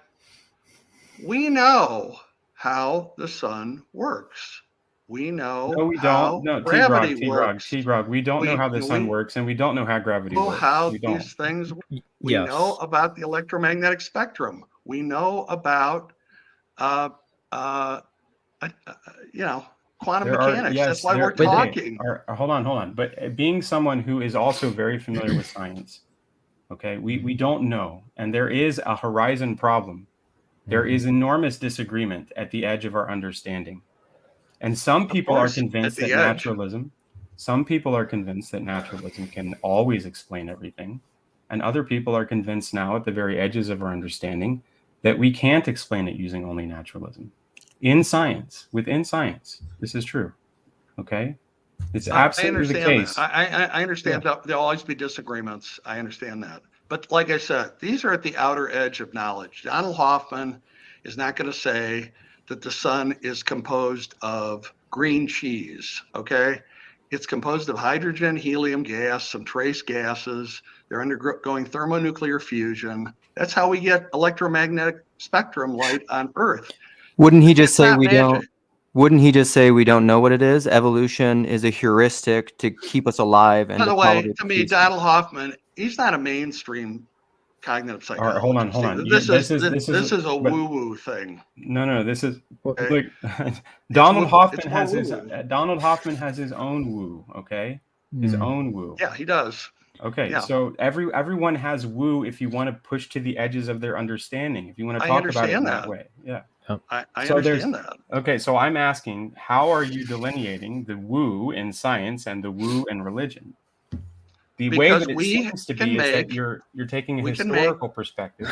We can make future testable predictions based upon models that we've created about reality, and they work to an incredible degree to predict what will happen. But unlike religion, which you can't predict anything. There are fundamental limitations to our predictive capacities, though. Of course, because of chaos theory, and we can't measure to the infinitely perfect degree. I understand that. And do you think that dispensing with all of that with an "of course" is sufficient to convince all of the people who are stuck in the mired in the mystery of this problem that that's enough? I'm not trying to convince anybody. I'm not trying to convince anybody. That's not the point. I'm just putting out there what I believe after my study and thinking about these things. It's like Alcoholics Anonymous. Take what you like and leave the rest. I'm not here to convince anybody of anything. Well, that Okay. seems like a very strange, disingenuous stance to No, take when you're trying Why? to argue for a position. And Well, it also does yeah. seem to be the case that you go, this has been like what I've learned, and this is like my approach or my experience. But then you'll then go to say, this is just how it is. Like, we know this. We know from like science that this thing definitely does happen, and I've got 100% certainty in it because of science. It's only, look, we don't, that's the nice thing about science. We don't claim 100% certain. I'm not saying specifically, but it's the behavior and the approach that you give, like the tone. Yeah, well, look, let's not get into the ad hominems about what my motivations it's not are. an ad hominem. It's not an ad hominem. It's not an ad hominem. I would just say this. I asked the question, I never got an answer. What from religion? By the way, there's a lot of things we know in science that, well, we thought we knew 500 years ago that have been falsified. What been falsified in religion that people are still arguing about from 500 years ago? I can tell you, I know they're arguing about the procession of the Holy Spirit from the Son or from the Father alone, and the Father and the Son, or I know they're still arguing about that, but I would say those things don't need to be falsified. They're arguing on the ways in which they're done, and interdenominational sort of conflicts are sort of like whether one should be correct or the other is correct. Yeah. Well, it's important because there's multiple anathemas back and forth between these groups. So Mark. Go ahead, Mark.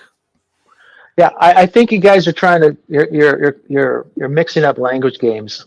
If I may borrow from the ever famous Wittgenstein, yes, you really can't impose upon an idea like scientific falsification is completely different process intellectually than spiritual contemplation or worship or theology. And I would place theology and worship as separate categories of human activity, just to name. And so you have a very wide, same thing in science. You have a very wide umbrella of what consists of science, and you have another wide umbrella of different categories of activity that could be called religious.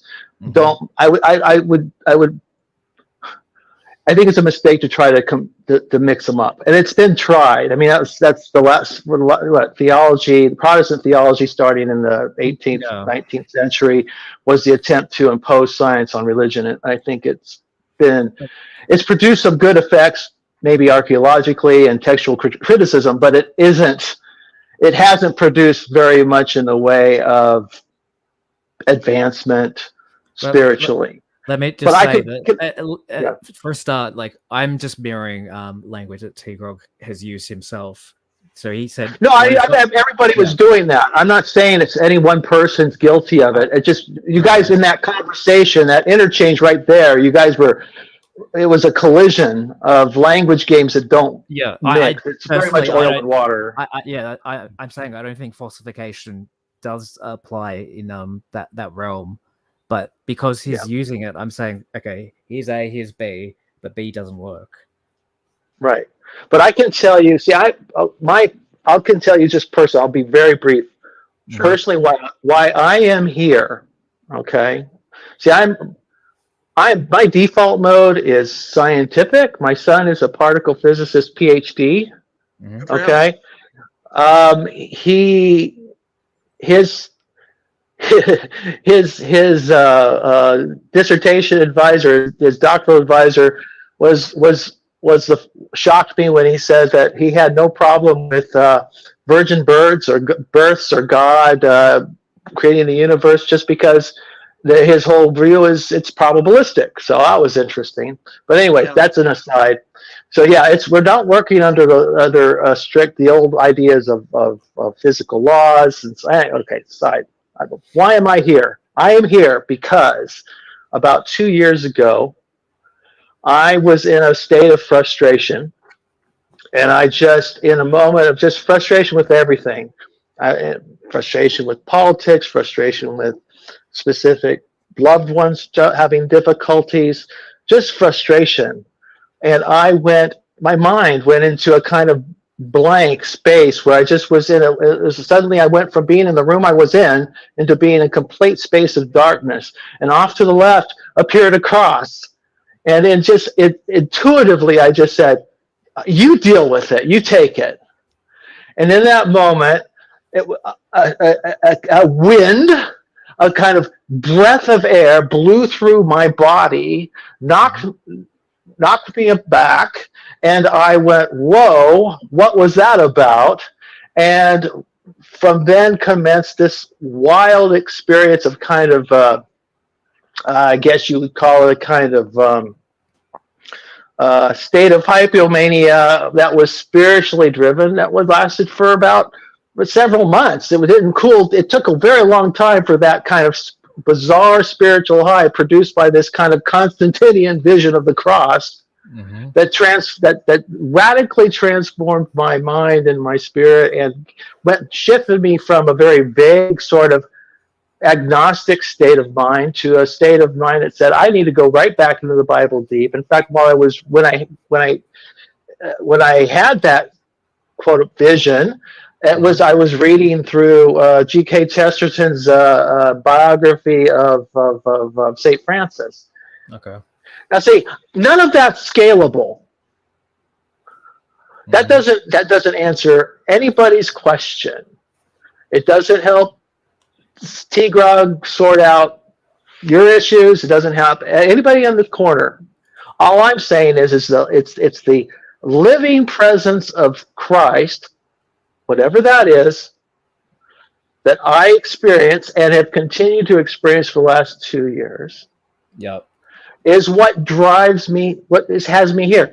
I don't really care about where every Christian lands. It seems like, everybody has all these wild, different opinions on theology. Most of it's wild speculation. Some of it's inherited and some of it's invented. It's none of that matters to me.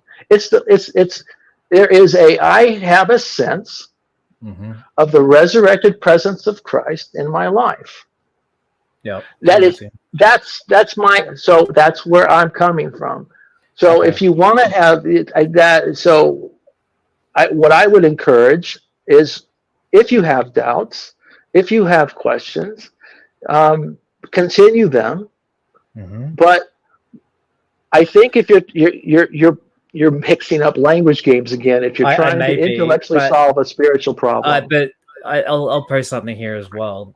Have you got a presupposition of what side, for instance, I'm coming from in this conversation? Like a presupposition? Are you talking to me? Or? No, to Mark. Do you think I'm coming from science? By the way, Mark, or do you think I'm coming from sharing religion? That. I appreciate that. I've never had it's quite mad, and I'm not going to say it's otherwise. I'm not judging you. Listen, no, my no, wife, I appreciate that. Before you jump in here, Andrea, I just want to follow up. Mm-hmm. I'm not a religion hater, okay?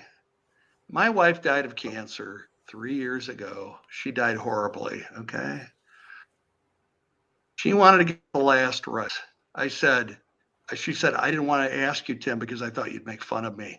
I said, I would never do that. If you want to get a witch doctor in here to help you, I don't care.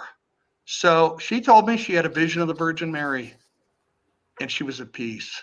Am I going to take that away from a dying woman? Hell no. My wife? Hell no. I'm not a religion hater. Okay. I just don't want us to go back and I don't want to encourage poor thinking habits. Okay. Where any goes, any way you feel about whatever you think, that's the way it is. And that's my truth. That's just my truth. That's my truth. See, yeah, but listen, but that's the way we feel about you. Okay. So that, I mean, it's the same exact thing to mirror back to you. There's an invitation to try to participate in this process. It's a little bit deeper. It's a little bit more nuanced, and it's outside of the scope of a deterministic, measured way hang on, to try Tyler. to. Let me just jump through here just to get an answer from Mark first, because it's important. I So, don't think he was. Yeah, but I don't think he was speaking to you necessarily, Andre. I don't think No. He was speaking to jumping in something about- before Mark was going to respond to me. I apologize, by the way, Andre. You Go had the for it. floor. No, that's so. that's fine. That's fine.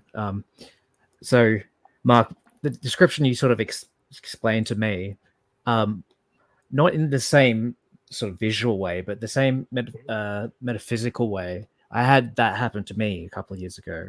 Brought me to Christianity. Before that, I'd been an atheist all my life, very scientific, very rationalistic, and so on.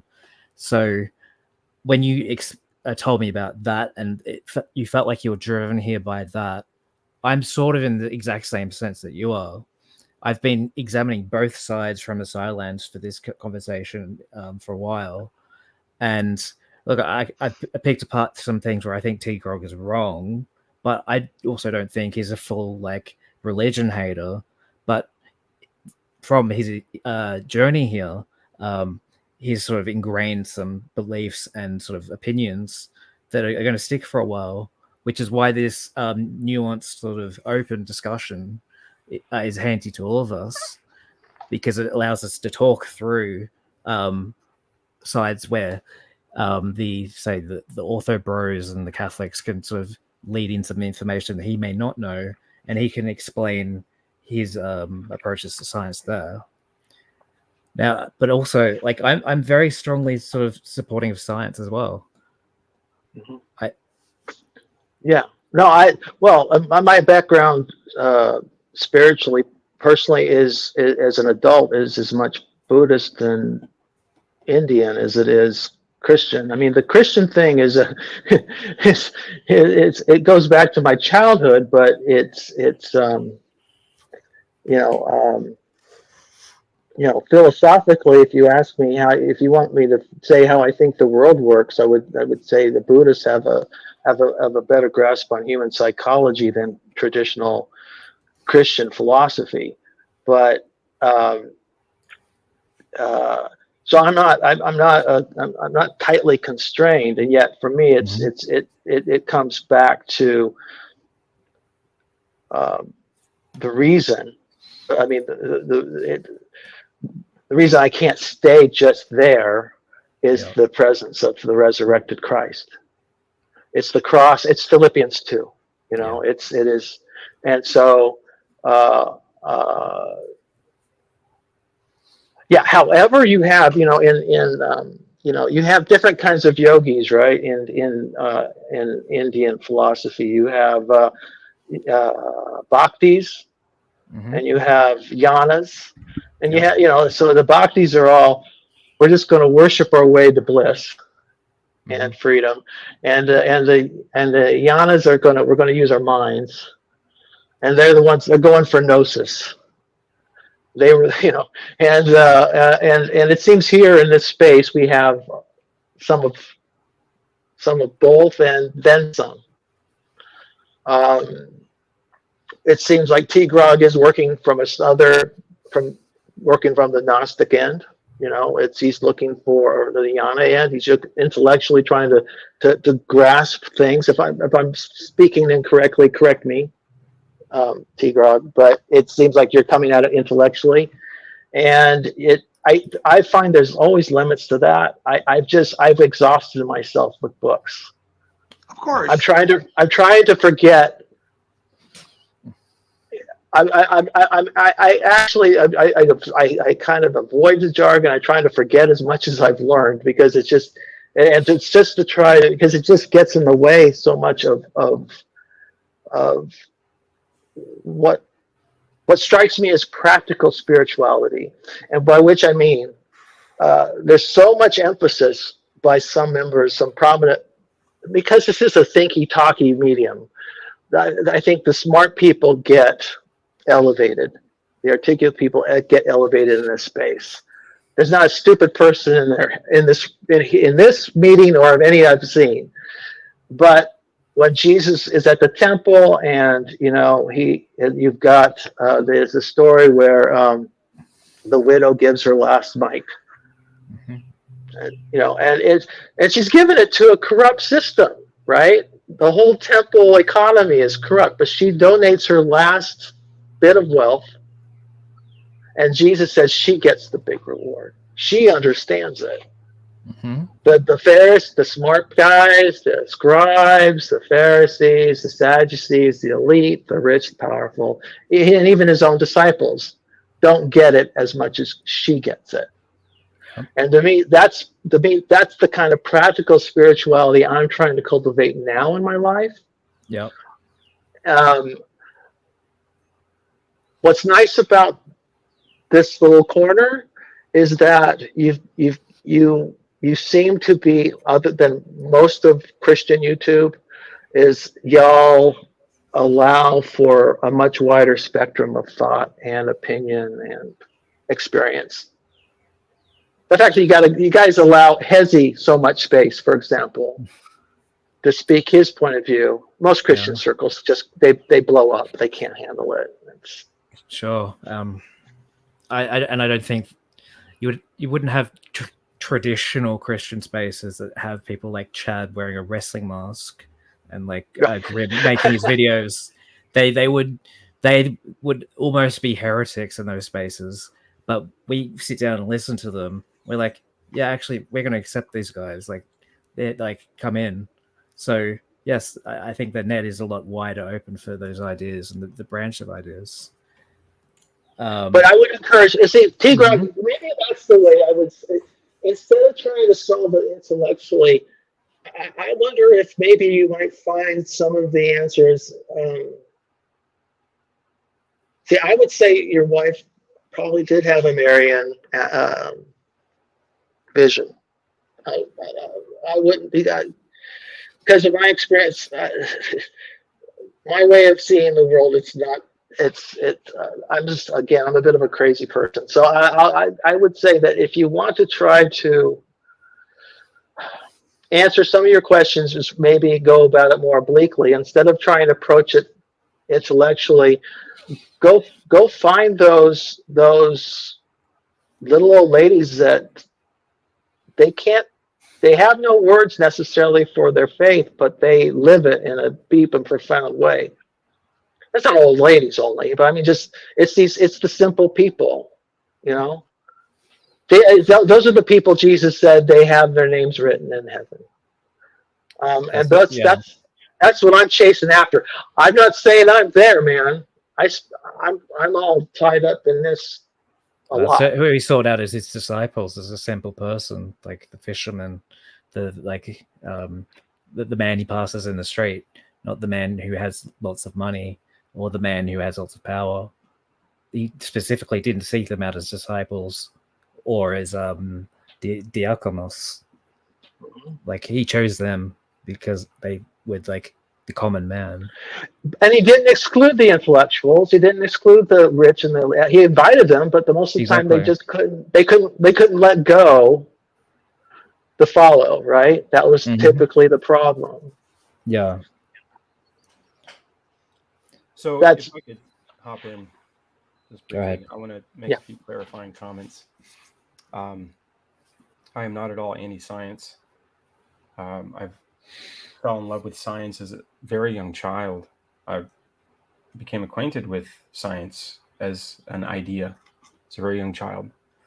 Just a few years ago, I tried to help Eric Weinstein establish a community that was devoted, here with Andre was there, to the exploration of science as a communal effort, a kind of resurgence of the idea of imagination, being able to play again in the realm of science, make it fun, make it something we can all partake of, not just something that exists in faraway places. And it worked a little bit, but it also didn't. And the reason it didn't is because there wasn't a unifying spirit. There wasn't something that drew us together. And it was something outside of the ises that we were trying to measure in all of our comments, all the facts and propositions. Now, one of the things that I'm trying to do is crack open a piece of doubt in your mind, because the statements that you're making sound very similar to the ones that I used to make many, many years ago. And I don't want to position myself as someone who's smarter or better than you, in the same way that I'm trying to say, from our position of today, we can't look at the past and say, those people were dumber than us. Those people could have prefer known ignorant. what we know. I Well, prefer ignorant, ignorant, yeah, not whatever. dumber. It's the position of simply saying we know better now, and then We taking do. that and using, well, we take that and we use that as a resource to generate a sense of being better now amongst our peers. And that's something that keeps happening over and over and over again in all the different realms of thought, all the different domains of inquiry.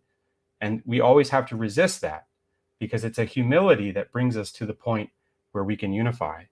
There's a humility that brings us to a point where we can flow together and add our different pieces and experiences so that there's something greater than the sum of our parts. And that's fundamentally a different thing than the analytic process of science, which is trying to chop things into pieces. It's an orientation issue. And that's what I would ask you to try to explore. I could try to crack you open through logic, through Kurt Gödel. I could tell you that there's definitely things that we can state about propositions which can't be proven within systems. I can do a lot of work with you in science, in the realm of logic and science and metaphysics if you want to. But you've got to get to a point where you can doubt enough to open up and talk about it from a different perspective. Yeah, I would just say this. Everybody has certain presuppositions, right? Or mental models that they've constructed about how the world works. I prefer, some people's are more developed than others. The best way we have found to increase, well, it depends on what you like. And by the way, I agree with Mark. Science could destroy the whole planet. There's no question about that. But quite frankly, given the history of life on Earth, humans were going to go extinct anyway at some point. If we stayed primitive cave people running around throwing rocks at each other, we'd go extinct just like all the other hominids have gone extinct. Okay. So because of my presupposition, I think that living in a better world, I think we live in a better world than we did 500 years ago or 1,000 years ago. There's suffering, there's less death, there's less horror, there's less warfare, there's less. So, and I think that's a good thing. That's my presupposition. Okay. I think that ignorance, knowledge is better than ignorance. Health is better than disease.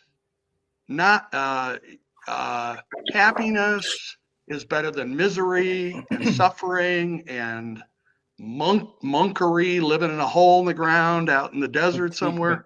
That's my presupposition.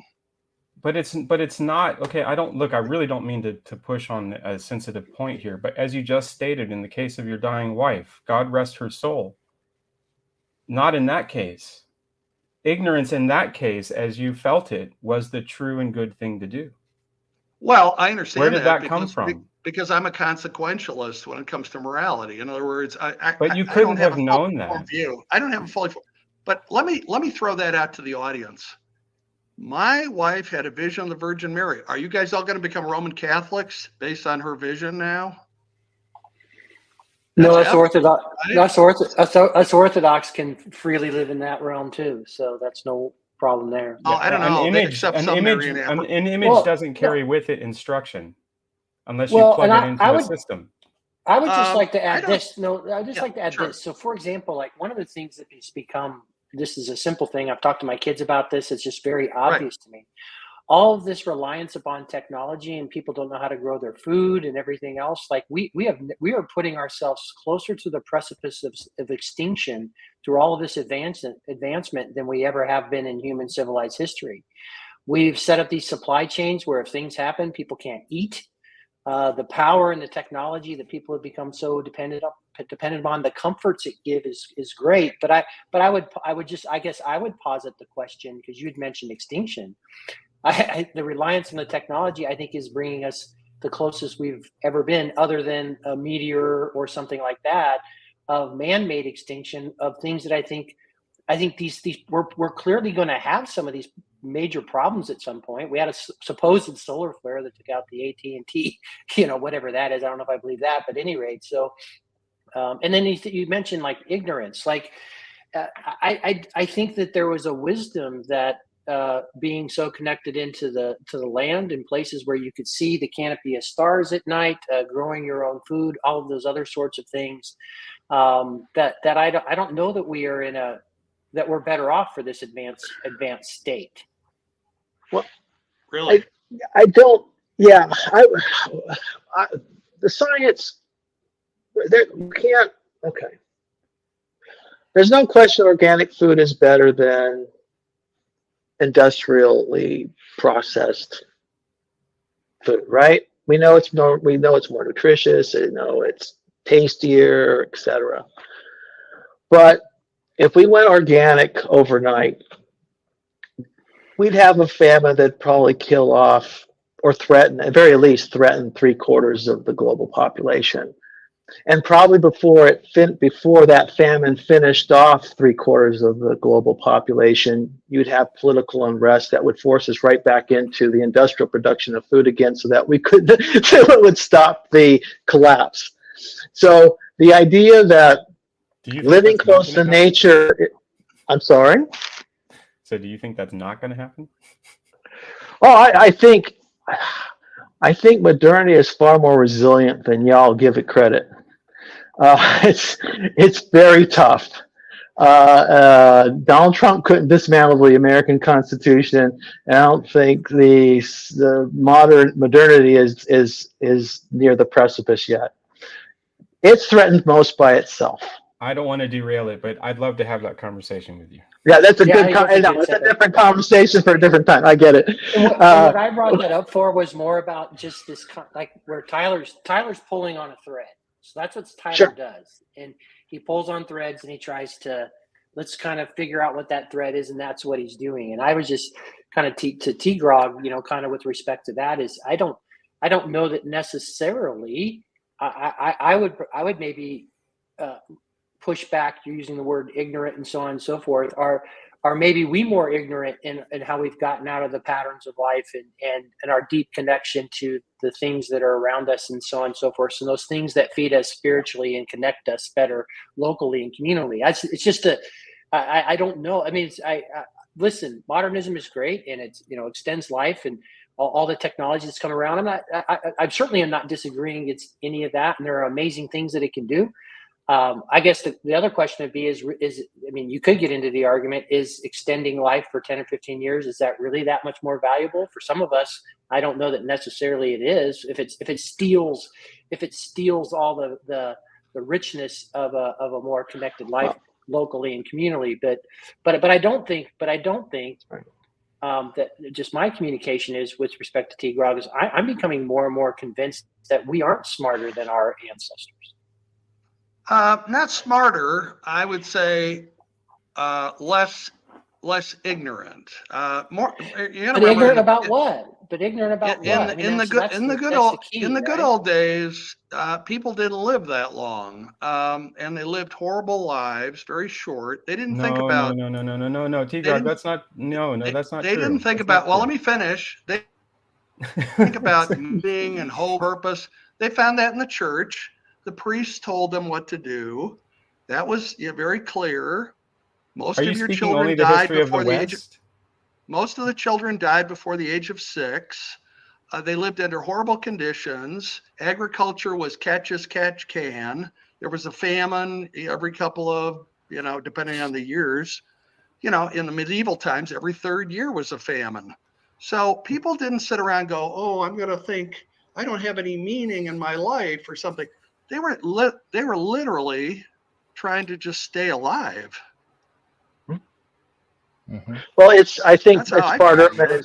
They didn't have the luxury of sitting here. Okay, all right. So that's a grossly inaccurate description of the totality of life. You're talking about a very narrow period in certain parts of time, in certain circumstances, in urban environments, and lots of poor health conditions. For sure, those existed. But this is a perfect example of the dichotomous ways of thinking which establish these two main religions, science and religion. Okay, these are the two main religions that we submit to. One is the religion of reduction, which is the religion of convergence, which is I get my dopamine by finding the answer, which is the ability to say science did it all or religion did it all. I think that's a straw man, frankly. Well, okay, that's fine, but there's a lot of neuroscience and research behind this, and we could go through that at some point if you want to. I'd love to. I can go as deep as you want. Are you a neuroscientist? I don't need to be a neuroscientist to research. No, I'm not a neuroscientist. Yeah, I understand but I did think about it at one point. Yeah, I did think about it. Yeah. I've got to. Yeah, go ahead. I'm sorry. I just have to leave in just like 1 minute. But one last thought. Take the final. Yeah, go ahead. Just Bart Ehrman brings up in some of his lectures talking about conditions in which Jesus lived. The first century, every woman had to produce 5 offspring just to maintain equilibrium in the population. Infant mortality was so high, is the point. I think Tegrog makes an excellent point. No question, science has produced the conditions that allow us to have 8 billion people on the planet, and not just have 8 billion people on the planet, but instead of the highest cause of mortality being malnutrition, one of the highest causes of mortality now being obesity. I mean, it is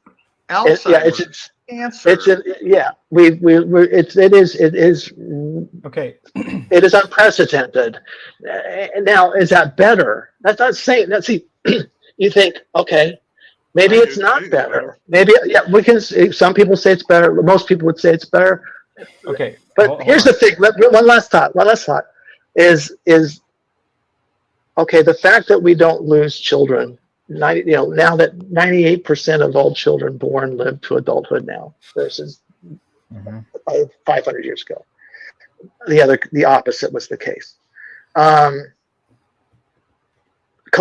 the aggregate, one can argue if it could be a net negative, that scientific progress. But if you are the parent of a child who is saved by medical science, it's a gift from God. It's you can look at the thing from a big picture point of view and say the olden days were better. The olden days, whatever those olden days were, some halcyon. Nobody lived there.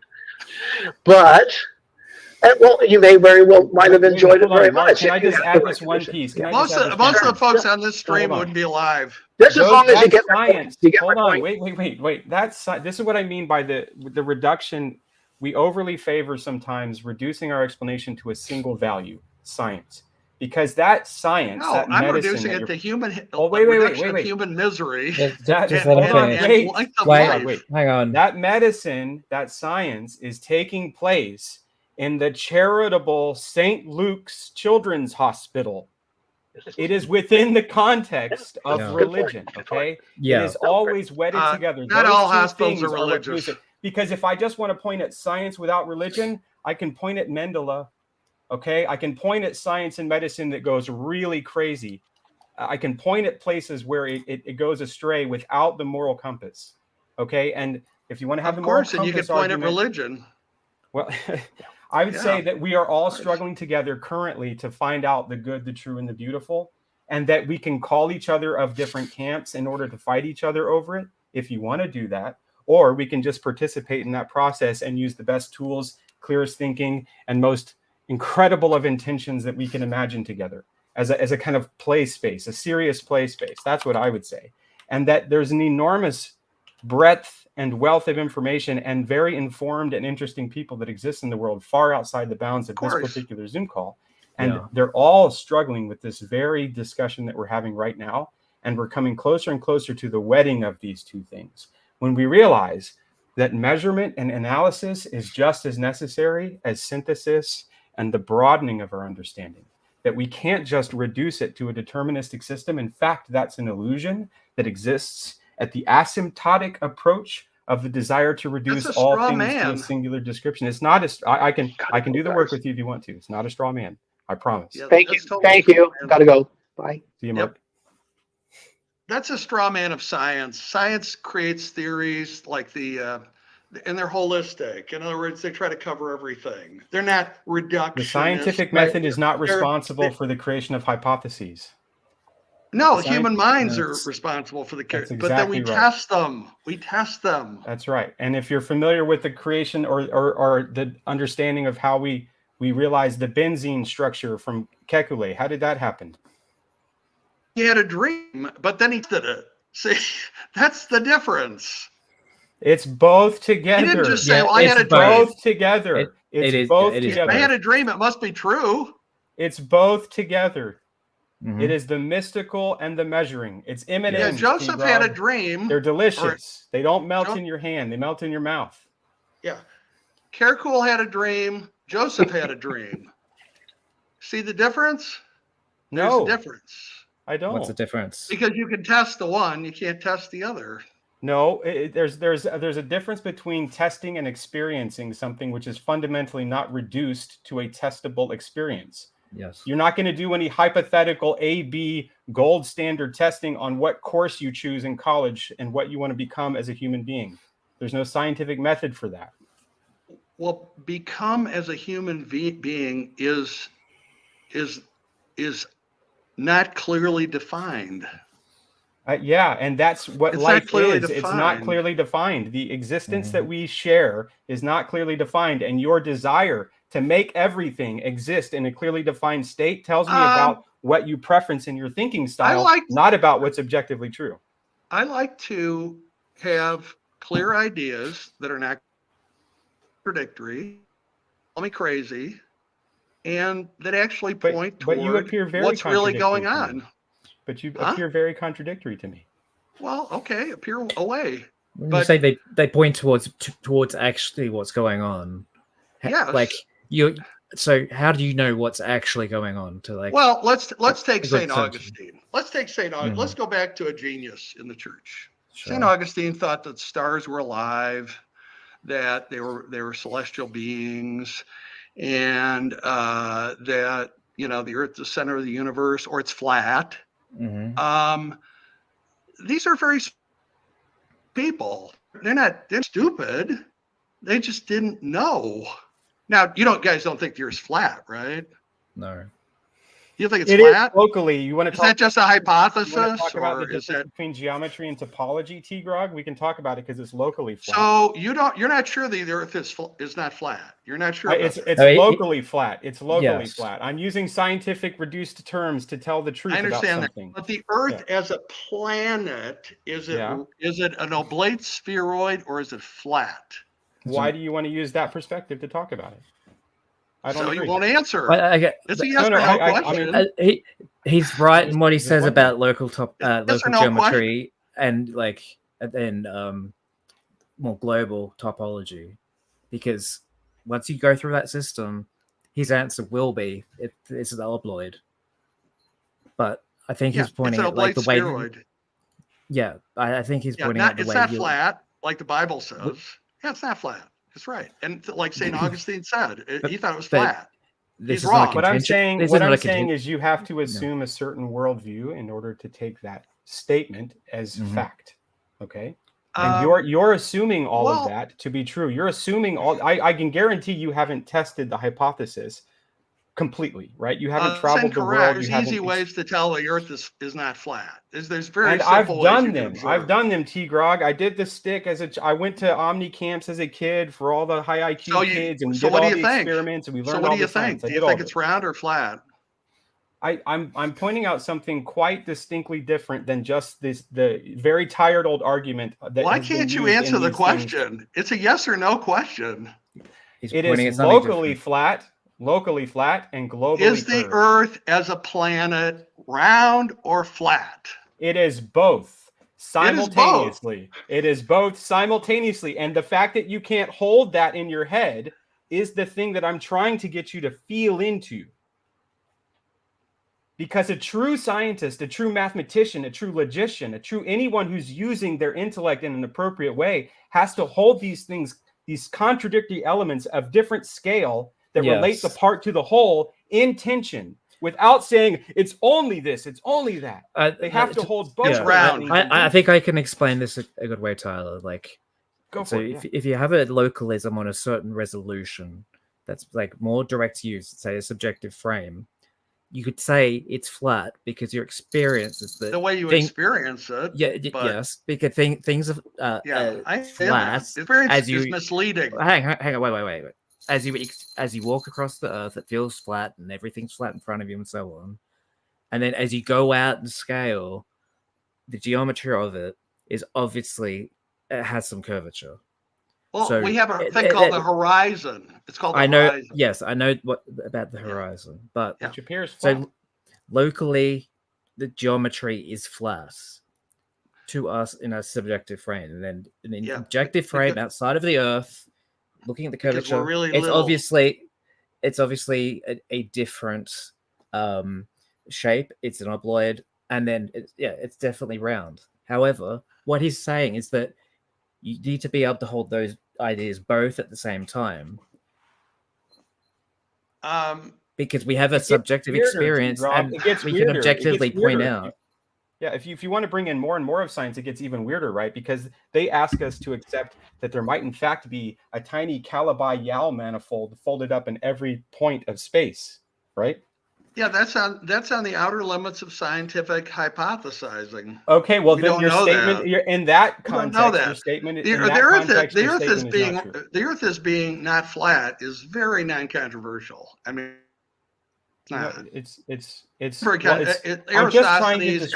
knew it wasn't flat.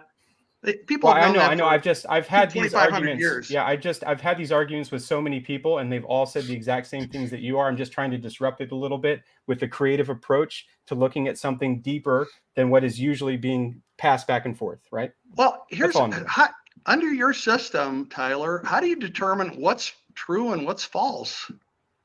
My system? What's true and what's false? Intuition, mystical experiences, perhaps? I don't understand. How do you do it? It's a combination. It's a combination of what? Of receiving things and then testing them.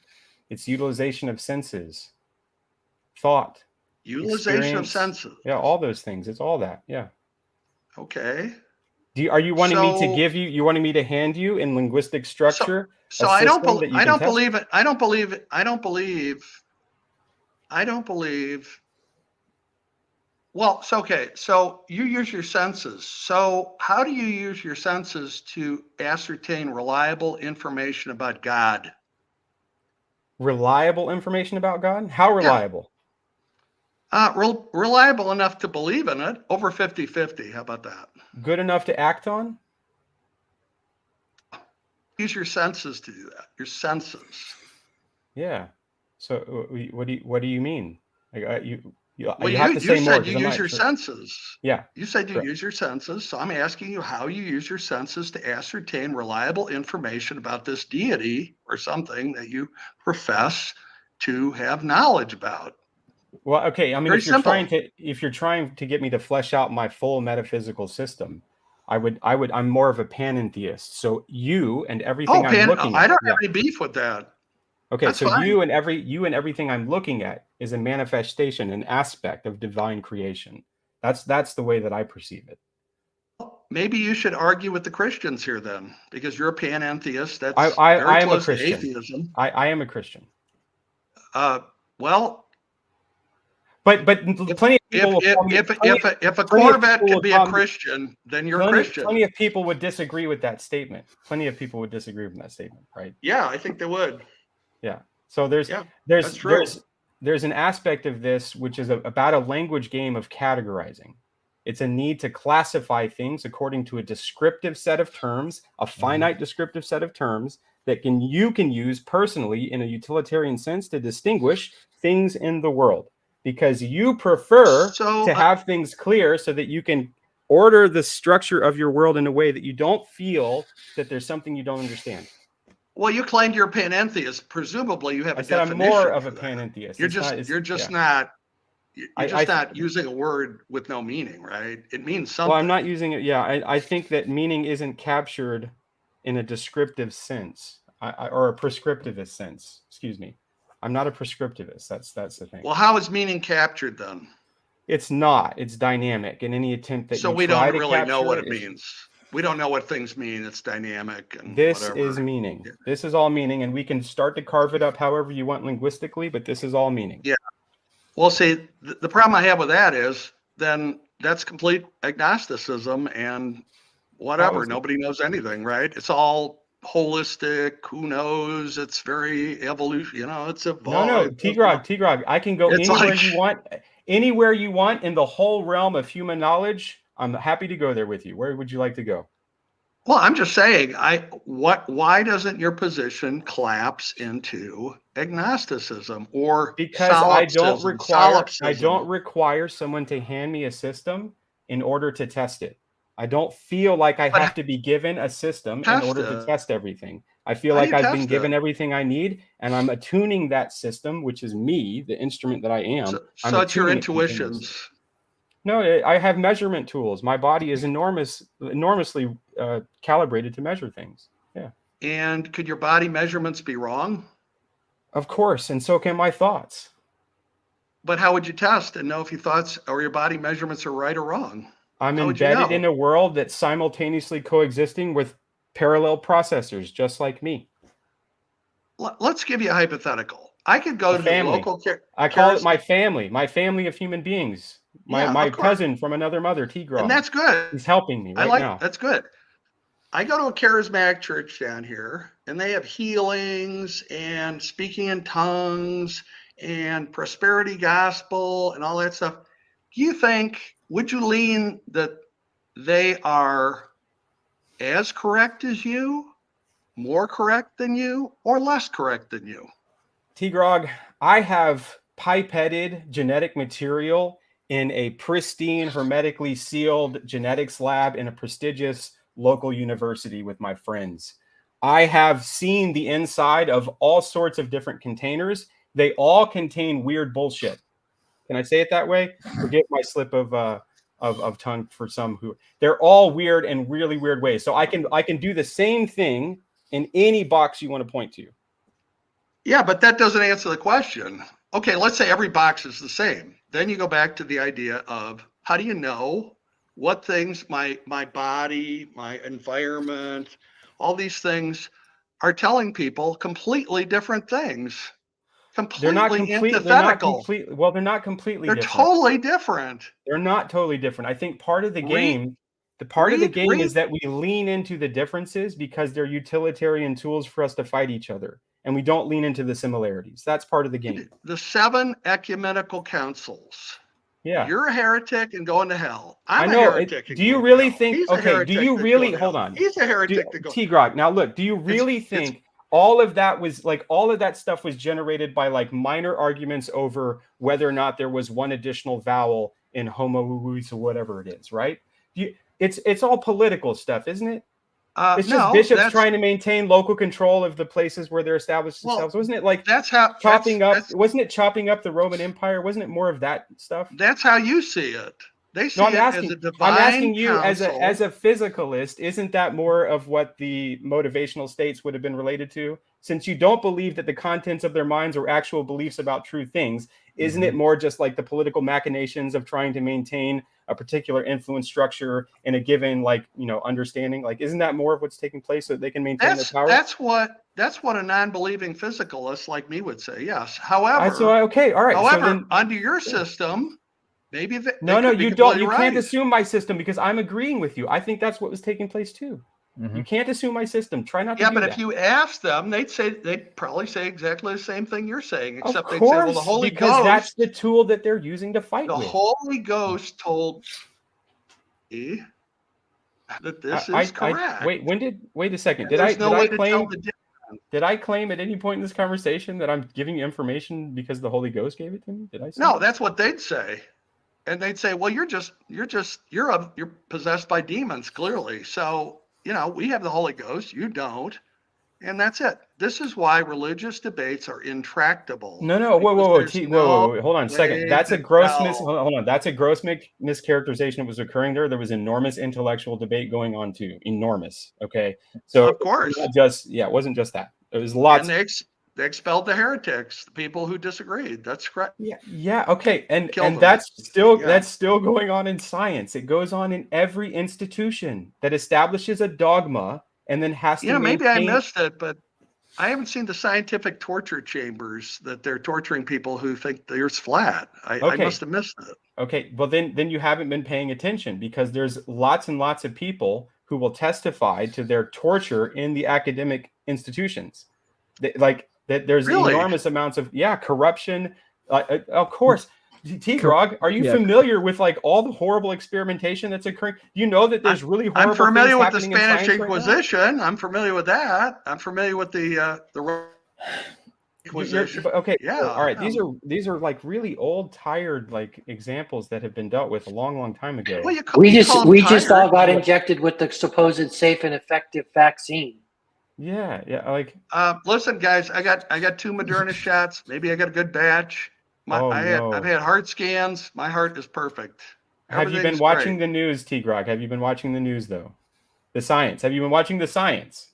Well, I don't get science stuff. I try not to get it off the news because the news is sensationalistic. Oh my! Do you understand the science behind the vaccines for this particular vaccine? Well, see, look. Do you or do you not? I'm not going to, because I'm not a virologist. I'm not a virologist. Okay, right. So you're taking some of.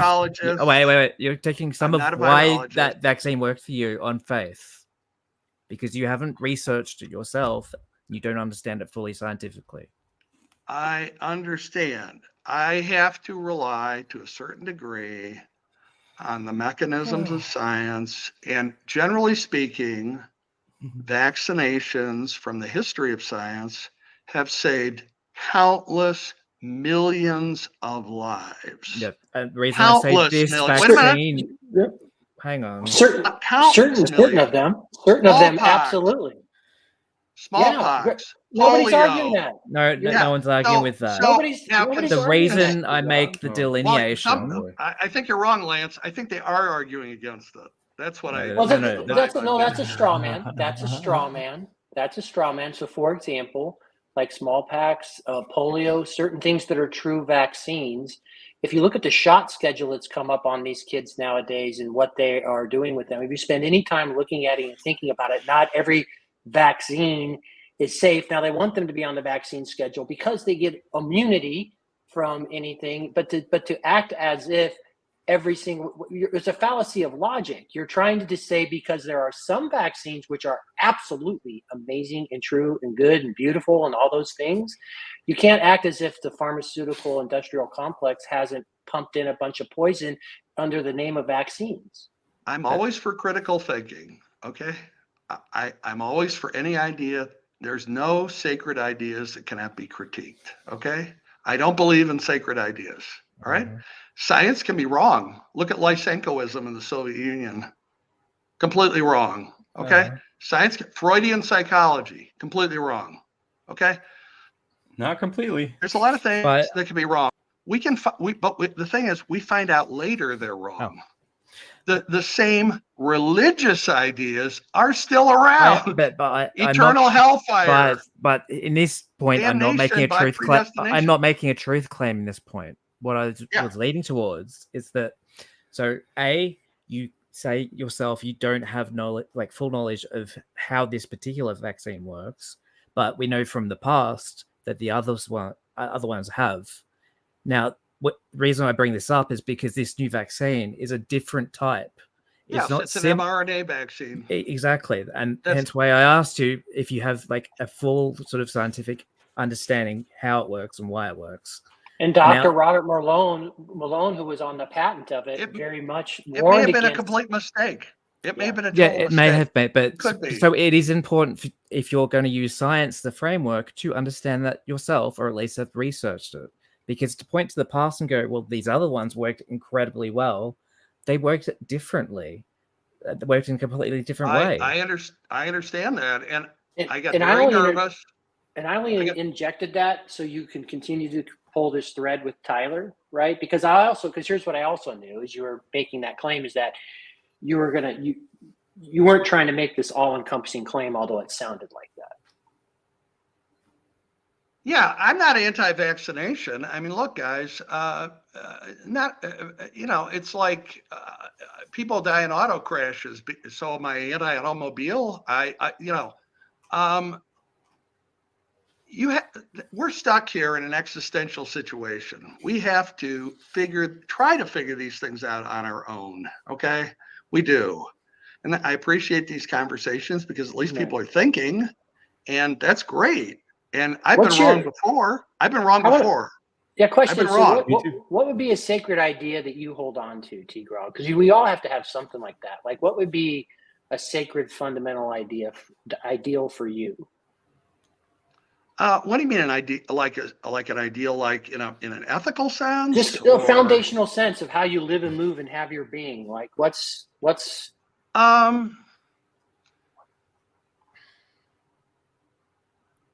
that's a good question. I would say tell the truth. I'd lean pretty hard on Buddhism. Tell the truth. Reduce suffering. Be kind to other people. Understand that they're suffering just like you are. Have compassion for them. I'm a bit of a determinist. So people are born, they're not born in, some people, they got 3 strikes when they come out of the womb. I was lucky. I was very lucky. I consider myself one of the luckiest people I know because I was born in America. I had a relatively nice upbringing. Okay. Nobody beat me. I went to good schools. Mine's had problems with alcohol abuse and alcoholism, but that's not their fault. They grew up in a different age. My dad went through the war. He fought all through Europe for 4.5 years. I mean, the stuff he saw, the things he experienced, I have no idea what he experienced. Not being a Christian has taught me to be more compassionate toward other people because it's not good, bad, good, evil, God, Satan, these dichotomies that people have about people are crazy. And people talk here a lot about Jesus. I happen to think I have a very strange opinion about this, but I read the ethical teachings of Jesus, and Christians either A, don't follow them, they completely ignore them, or B, they're nuts. Mm-hmm. And I think one of the things that the thread that Tyler's trying to pull on is this thing that I'm trying to pull on is what Luke talks about all the time, is that I think there is a lot of either or binary thinking in what you can find in a lot of Christianity and other places. And the fact is everything is intention. Like there's the both and. Like you can even see that biblically. Like there appears to be these things that talk about some sort of universal reconciliation of everything, and then there seem to be these things that you're talking about this eternal separation. How do you hold those in tension? I think there's a lot more mystery, and I don't know, and trying to hold these things kind of together, and so it's not so binary. And I think I don't want to overspeak Tyler, but I saw you pulling on a thread trying to show that it's not good bad, like you were doing this and that, like that sort of that. It's like it's good and bad. Like we have these tensions of good and evil, and what do we do with that, right? And I think that the proper well, I wouldn't say the proper. I think that I think as I've delved into some more of the wisdom text and some of those sorts of things. And I think you made it, for example, there are good vaccines, and then we have a whole bunch of things on the schedule who we are not quite sure if they are or not. Like it's understanding that I'm not pro or anti. I'm, kind of measuring in between. And I think I think that's also what these conversations here try to get at, is like we see people coming together is where can we find these tension points? But I think at the end of the day is understanding there are these tension points. The world's a misplace. There's no question. There was a big bang and here I am. Okay. So it's weird. All right. It's very weird. I understand that. And there's mysterious things. There's strange things. There's unusual things. I don't dispute that one for 1 second. Okay. My wife seeing the Virgin Mary. Wow. That gave her peace. Do I think it's real? Am I going to run to my local Roman Catholic church and get rebaptized? I don't think so. But religion's about comfort and about. You said, but I would have to stop you right there. Did you ever just pause? And in the harsh world, in a cruel universe, it's indifferent. Did you stop? I just want to stop you there because I also lost the wife, T-Grog. So the intensity of all that's wild. Like, so there, I don't understand. Like when some people say, I understand what you're going through. No, they don't. Even if I've lost a spouse, they don't understand. And I had a bunch of other things of my own failings that was wrapped up into that. So it's this wild. I'm sorry to hear that. You Thank lost her. you.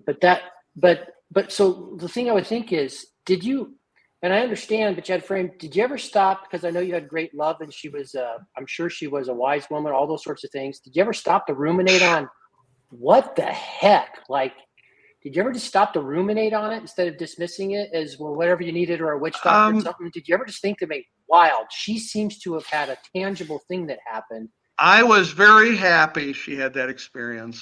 I was very happy. Okay.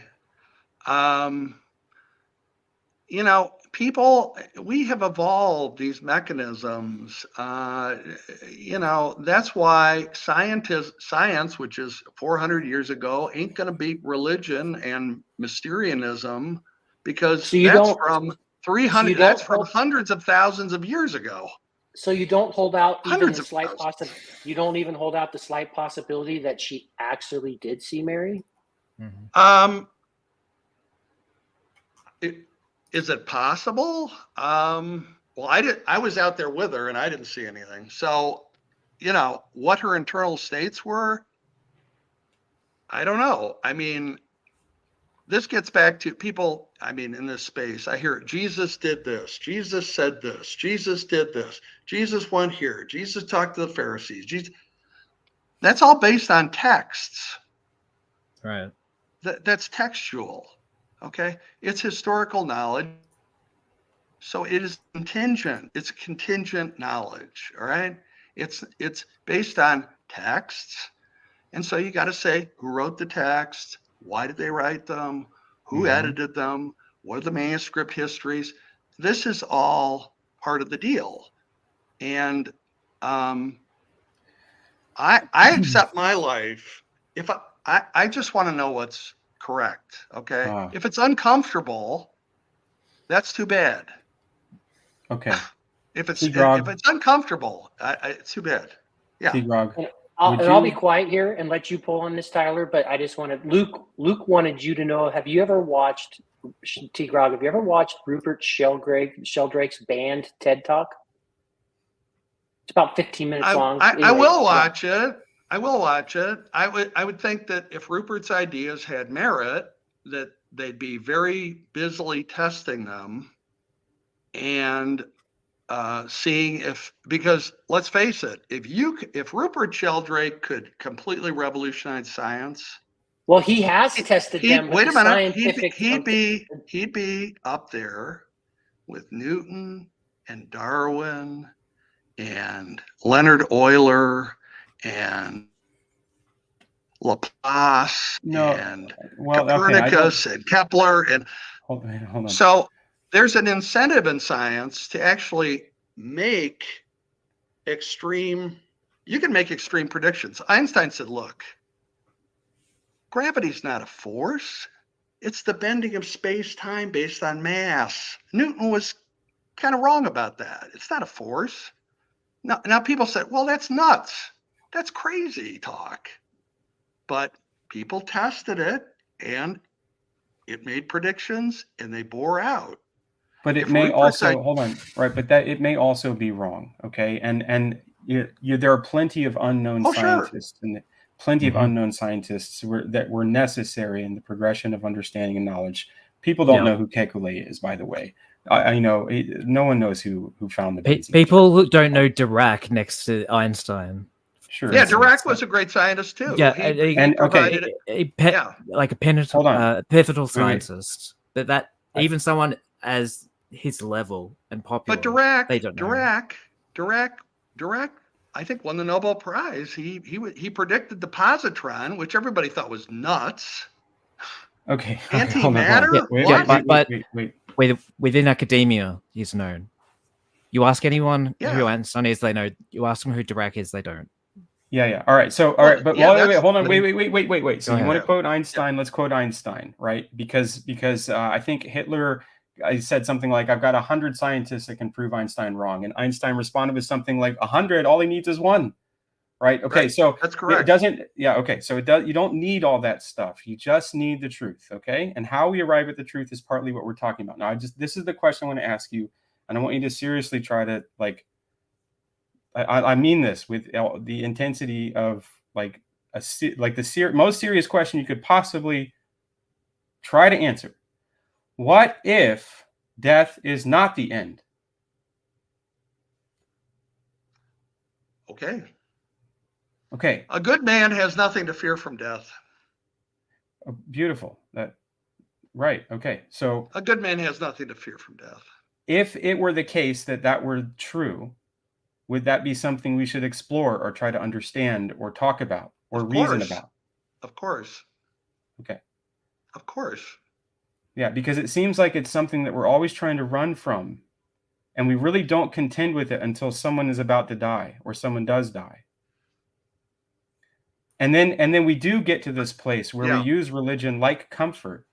It's like a warm blanket. And we don't deal with the issues that are difficult, the suffering that's going on. And we do use it as a kind of lazy way in which we just manage to get by. That does happen. Mm-hmm. But what if it's actually true that we have a way to comfort each other by being a certain way with each other, and that is what religion is? And that all of these other discussions that are going on can be part of that process, the discussions of trying to measure and understand the nature of reality around us. But what's more important is the fact that we can establish a game that lets us keep playing that for as long as possible under the best conditions as possible. Yeah, I have no beef with any of that, what you said. None. All right. Okay. Well, I have no beef with that. That was handed to us. Well, that feeling, that idea is handed to us historically. It wasn't derived from science. It wasn't something that we could derive propositionally. It's only given to us historically as a product of the nature of our being. And we can layer stories on top of it, right? But there's something deeper. It's woven throughout, and we're trying to figure out how that thread, Lance keeps pointing to threads, how that thread ties itself all the way through. We want continuity of understanding. We don't want and I would just, from my perspective, humans are here to survive. They have like animals. They're wired to survive. Evolutionarily, religion produces group cohesion.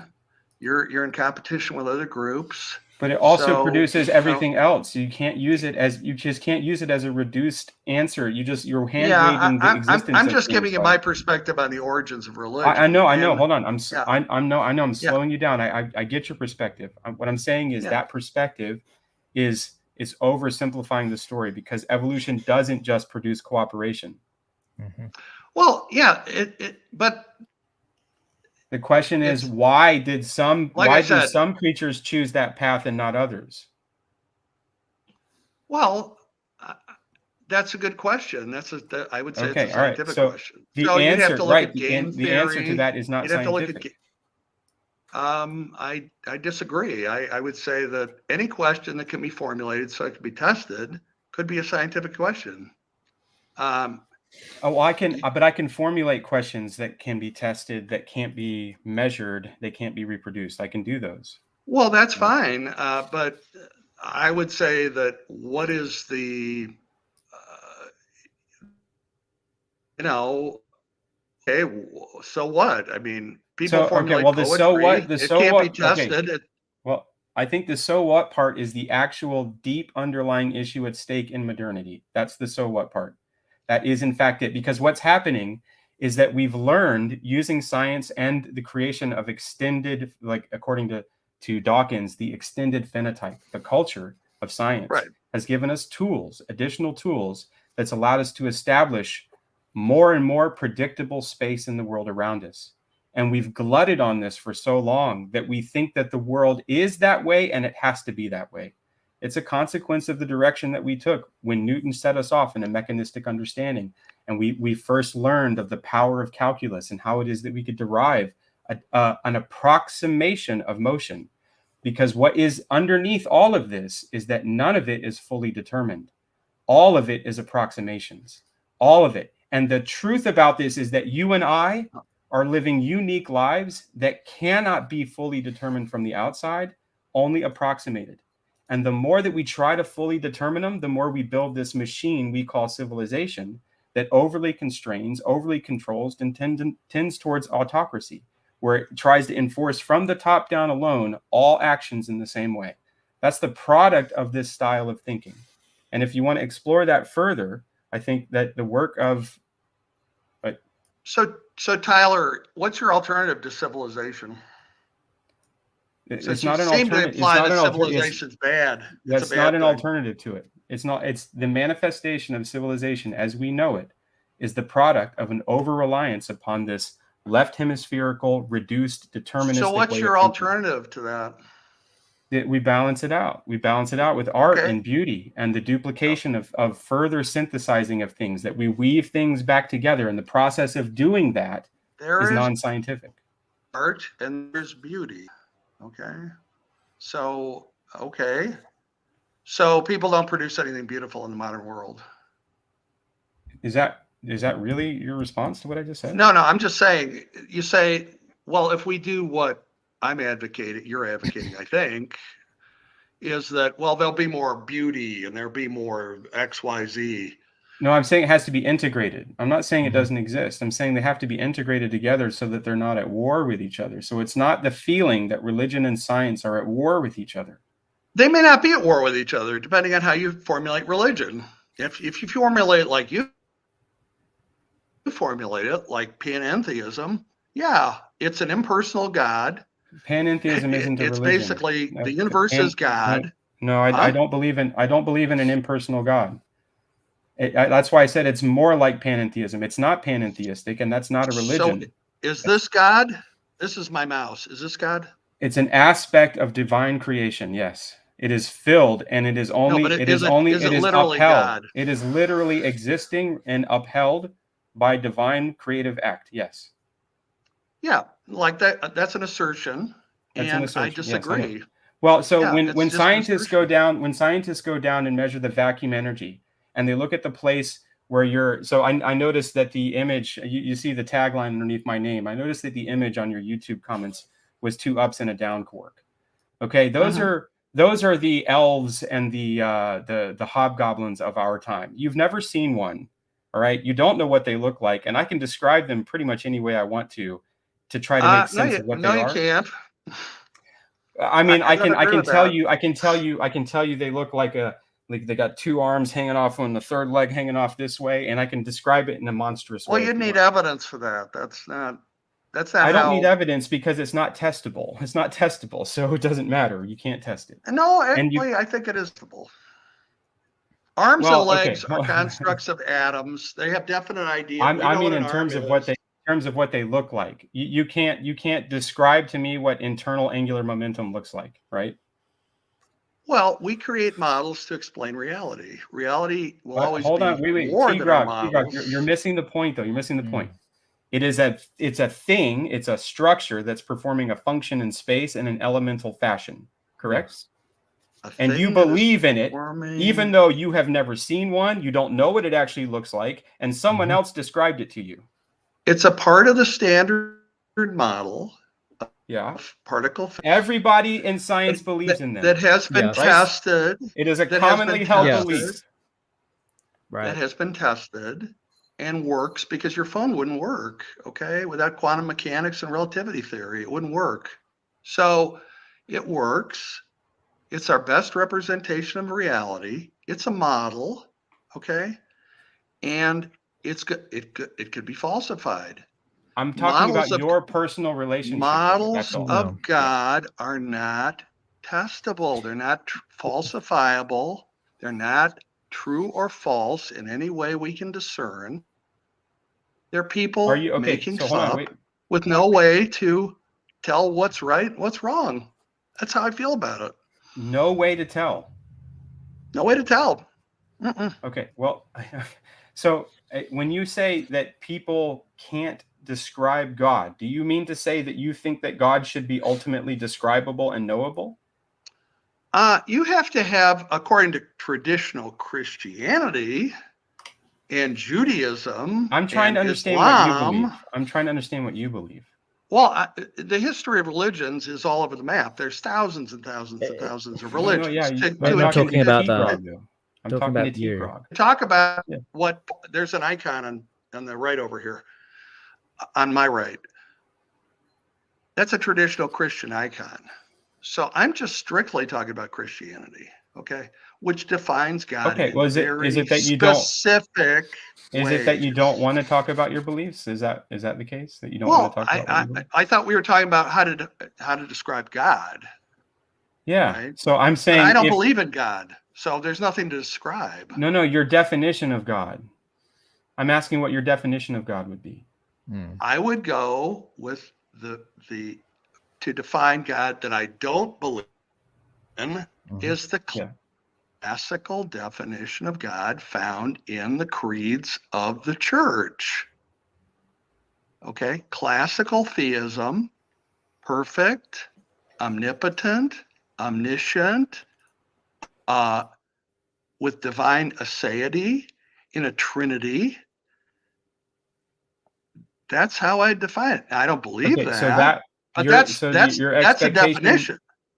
But so your expectation is that entity would be measurable and like fully determinable? Well, we could make certain predictions about that entity. Yeah, we could make predictions. Right? And then if those predictions were to continue coming true, we would say that is a real thing, right? Yes. Okay, and if that real thing were fully incapable of being fully described because it's literally infinite in all ways, what that would look like is a manifestation of a multiplicative of forms over time. I don't know what you're talking about. Multiplicative of forms over time. We can take it in different. Yeah, we can take it in different language. I don't understand that at all. What you and I are existing within, according to science, is a whole lot of nested predictive processes, right? It's a lot of quarks obeying rules, and then atoms obeying rules, and then nested groups of atoms obeying rules, and then right? Isn't that how you conceive of science materialistically? There are different. I would say that we are manifestations of aspects of space-time. Okay, in the geometries of space-time. Dude, we can go there too if you want. I'm trying to hold on. Predictive processes, predictable processes. Do I think that there are yes, I think that there are different aspects of reality, atomic structure, there are forces, there are fields, there are these things which we can measure to a very accurate degree, and which we enable us to do things in the world. So it's kind of like a hunter-gatherer. He sees a footprint of a gazelle. He doesn't say you're moving way away from my point. It could be a gazelle, or it could be a bear. Wait, hold on. It seems like you're filibustering. I'm not making that point at all. It's a separate point. Yeah. Separate point. So okay, what's your point? The question that I'm asking is this the nature of reality, a bunch of predictable processes that are coordinating together? Right. So the existence of a continued form over time is the existence of that. Yes, I would say that's okay. Yeah. If that weren't in existence, we wouldn't have something to look at. It would be dissipating continuously over time, right? It would be a dissipative process that never cohered back together again. Well, I believe like in some forms of I'm just trying to go step by step. I'm just trying to go step by step. In some forms of Buddhism, that's what they would say, that nothing is permanent. Everything is moment by moment. Yeah. Well, so dissipative processes, dissipative processes are part of it, but they're not the whole thing. So we also need. Yeah, I'm not completely following. I know. I'm trying to go I would step by say step. that science creates Hi, John. science creates models.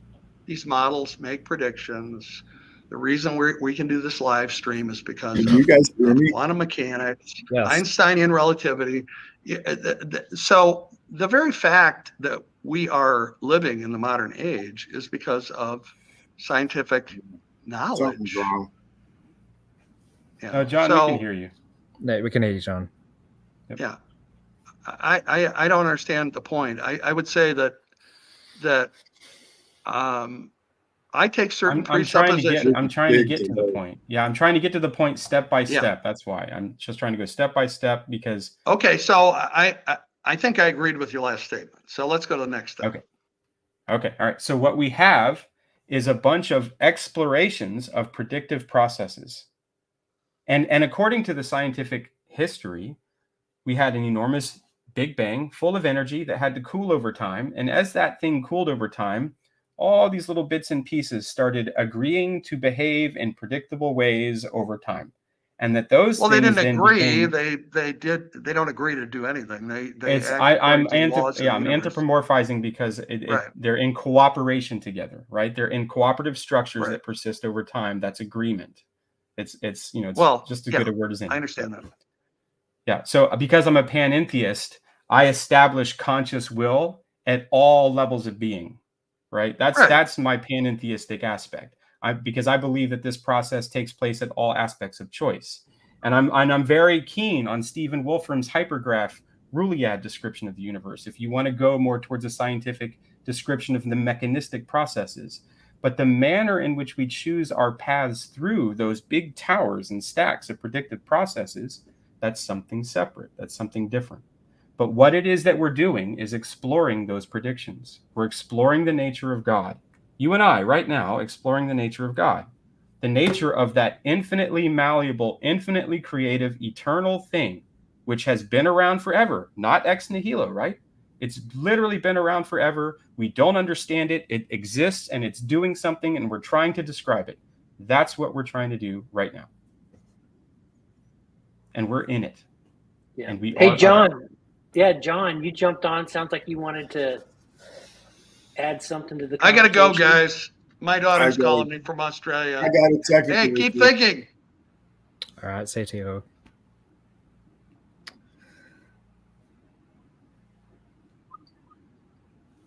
I've got a huge delay. Everything that Tyler has said, I hear what he's saying, and then I hear what he just said before. Do you still have the YouTube volume up where you were watching? Yeah, you got the YouTube on still. Yes, probably. How do I just mute the stream? Yeah, just mute it.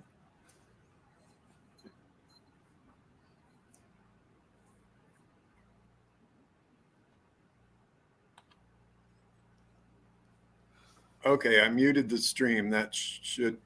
Yeah, it should be back to. Yes. Is it still delayed? Oh, let's see. Can you hear me? Yeah, we can hear you. You good? Excellent. And the man I wanted to talk to is gone. That's okay. There's plenty to say. All right. Because wow. And now I'm on the spot. I'm brand new at this kind of stuff. I've had a Roku for like 15 years, so I've watched tons. Well, we're very welcoming to newcomers. We won't start taking it hard on you until like the third or fourth week, right? Oh, the third or fourth time in, or the third or fourth sentence.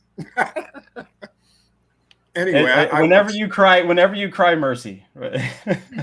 I watched tons of Jordan Peterson, and I saw Paul. I think I got it like one or two. I watched one or two of Paul's videos early on, and then I just kind of lost him. Yeah. And then all of a sudden he popped up again like 12 years later. I mean, now he just pops up again. And then I got interested in this little corner. And I've been watching it ever since. I've been pretty addicted to it. And then when T. Grog jumped on, that's when I began to comment on it. I never commented on a stream before. I'd only watched it on TV. Yeah. And so I'm making excuses. So here's my quick postmortem, right? So I've had so many conversations with people who take the position of T-Grog. Many conversations. And I always struggle with exactly how to respond to them. I try to be playful and creative with it, try to mix it up and use different language, because so much of it revolves to just using the same exact words over and over and over again. And my charitable interpretation is that he's a white knight for science, right? What he truly believes is that he's part of a camp that's brought so much goodness into this world, and that he wants to kind of shed that off of him constantly everywhere he goes. He wants to stand up for it and give it away to people. But just like in Christianity and just like in everything else, when we focus on that, we become fixated on that as our mode of being, and then we lose track of all the other things. It's called idolatry. It becomes our own idol. Yeah, it's called idolatry.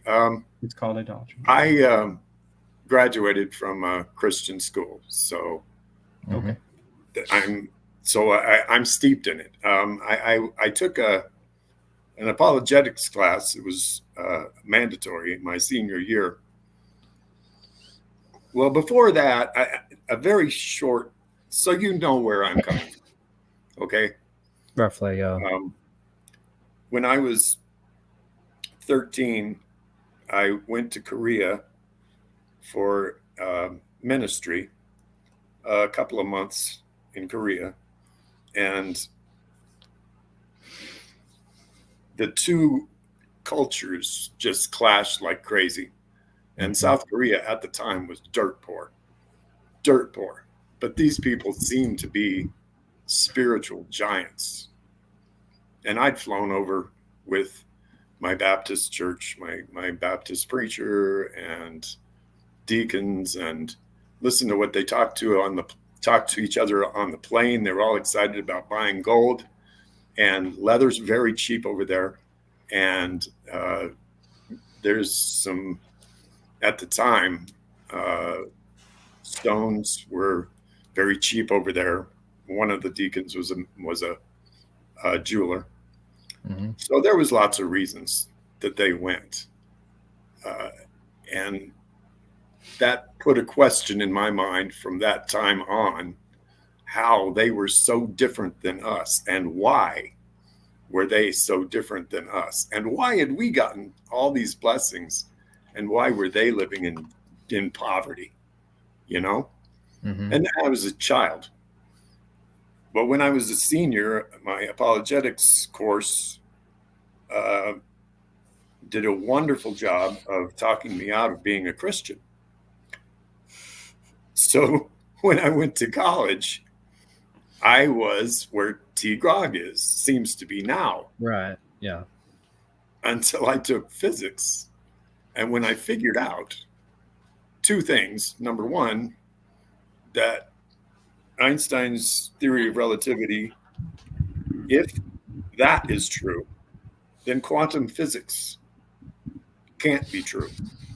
And if quantum physics is true, relativity can't be true. So there you go. So religion, I thought, was false. But now I'm seeing that science also, in a way, it's false. Very useful. They're all useful, but they're not exactly correct. So, and I'm always been interested in the most foundational thinking. Mm-hmm. I love metaphysics because metaphysics goes below. That's why I love Jordan Peterson so much, because the thing that Jordan Peterson takes, almost every question, he steps back and he looks at it from 1,000 different angles. He investigates it on so many different levels, and usually You know, he comes at it from a pretty deep level, much deeper than the people he's talking to. A lot of times they never know what hit them. Mhm. They don't even understand what the answer was. Anyway, as I knew that science isn't the answer, and I felt like Christianity isn't the answer. So my whole life I've been seeking the answer, and the biggest problem I have with Christianity, and I studied other religions as well, Hindu, Buddha, Taoist. Every one of them has a fatal flaw. You know, Christianity's main fatal flaw, in my mind, is the first two commandments. And that's a question I put in the comments not long ago. The question, how can you love God with all of your heart and all of your mind and all of your soul, and love everybody in the world, everybody that you contact, and hold both of those in your heart, knowing that the God that created this universe created a universe whereby most of these people that you love, because you were commanded to love, are going to burn in hell forever. Now, I was in the Baptist church, so that was once saved, always saved. Okay. The Christian school I went to, that was a good experience, a lot, because there were a lot of different denominations. We had Catholics, we had Nazarenes, we had Pentecostals, you know, Baptists, all, and the kids would kick back and forth, you know. Where's Luke? Luke, you need to get back in here. Luke, are you here? Sorry, John, this is perfect. We're right back to where we started. Yeah. Before we got diverted. So we wanted to drag the heretic Luke back to hell where he belongs. Yeah, it's good. Hey, I'm really sorry, and I didn't want to take over No. We're saying that's a good thing. We're saying it's a good thing. Yeah. In some sense, the earlier thing was felt as a diversion from what was trying to from the original. Yeah, I saw Luke kind of.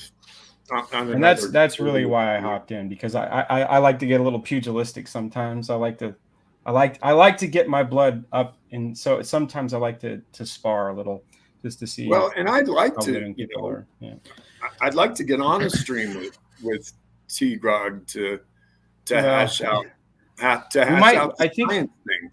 So one of the things that we're talking about with I think a lot of people think they would like to, but then they experience it and realize that they don't. Yeah, it doesn't really go too far usually. So, but like I don't know how to surface. I don't even have the powers perhaps. But Luke made a comment earlier, which points to the unicity of each individual, right? So, though I've met many people who speak the words that T-Grog is speaking, T-Grog is his own unique individual. And if I try my best to speak to him as a unique individual, to try to reach whatever's unique about him, far more good can be done than if we treat him as an abstract, like averaged version of somebody that we've met before. There it is. Yeah. Thank you for the highlight.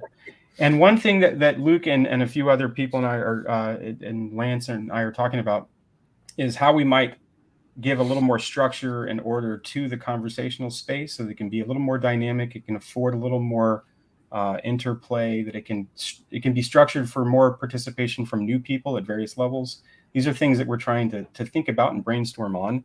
One of those might be establishing a regular place where sparks are more able to fly, perhaps, right? Well, so you have a time dedicated to a more pugilistic encounter, and other times we need to have.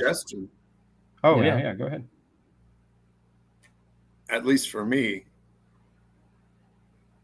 if there were, if you had greeters, or if there was one space, Yeah, where it was like the entryway, yep, a like lobby. you're still in the hallway, you haven't jumped in, you're not in church yet. Right. I think that would be very productive, to have the conversations about the not about specific doctrines, you know, Mm-hmm. but, and possibly not even about structure, just to get to know people. One of the best things Paul does is to have his randos conversations where, you know, he likes to hear people's stories. He wants to hear everybody's story. And I do believe you get the most out of a story, and you can remember it the best. Yeah. And it's the most impactful. Yeah. One of the things that we, I don't know. One of the things that we experimented early on in one of the Discords was after someone appeared on the randos or you know, another of the channels in an interview, they would come into the Discord space, into a chat group, and everyone would greet them, ask them questions, get to know them. Mm-hmm. There's a process, right, where like people would hear the story and then have a chance to digest it with that individual. And that seemed to be a pretty useful pattern. But there's lots of different patterns that we can explore about the nature of how people share their stories with each other, because everybody's got a little different itch to scratch. But the testifying about the stories that we've lived, I think that's really where you start to find the things, like when people truly, honestly can report their vulnerable selves in a safe way, because it gets abused on the internet all the time. We have to be careful of that. Right. It's something extraordinary, because it's the people find the places where they really make contact. Their experiences really overlap. So. Yeah, and I would say that Discord can still work as that sort of concierge area for somewhere like this. But I mean, I don't know if the backstage people can just talk to themselves without being heard by the stage people. I'm not sure if it makes that connection there between the people. But I don't think so. That doesn't matter. Well, it matters a little bit, but okay, it's the space where people can talk to each other and form a connection. Well, that's what I'm getting to. Is I'm saying if they can talk to them like in voice to each other, whether that's possible. With the technology, I don't think it actually is. I don't think that works on Streamlabs. You'd be able to talk in the private chat, I believe, to the other person. No, I mean, if you just scheduled a stream, I'm going to have a stream tomorrow. Yeah. This time, we're going to talk about randos, or I mean, we're going to talk about. Of course, you can decide whatever you. Oh, sorry, that was my cat once. No, really.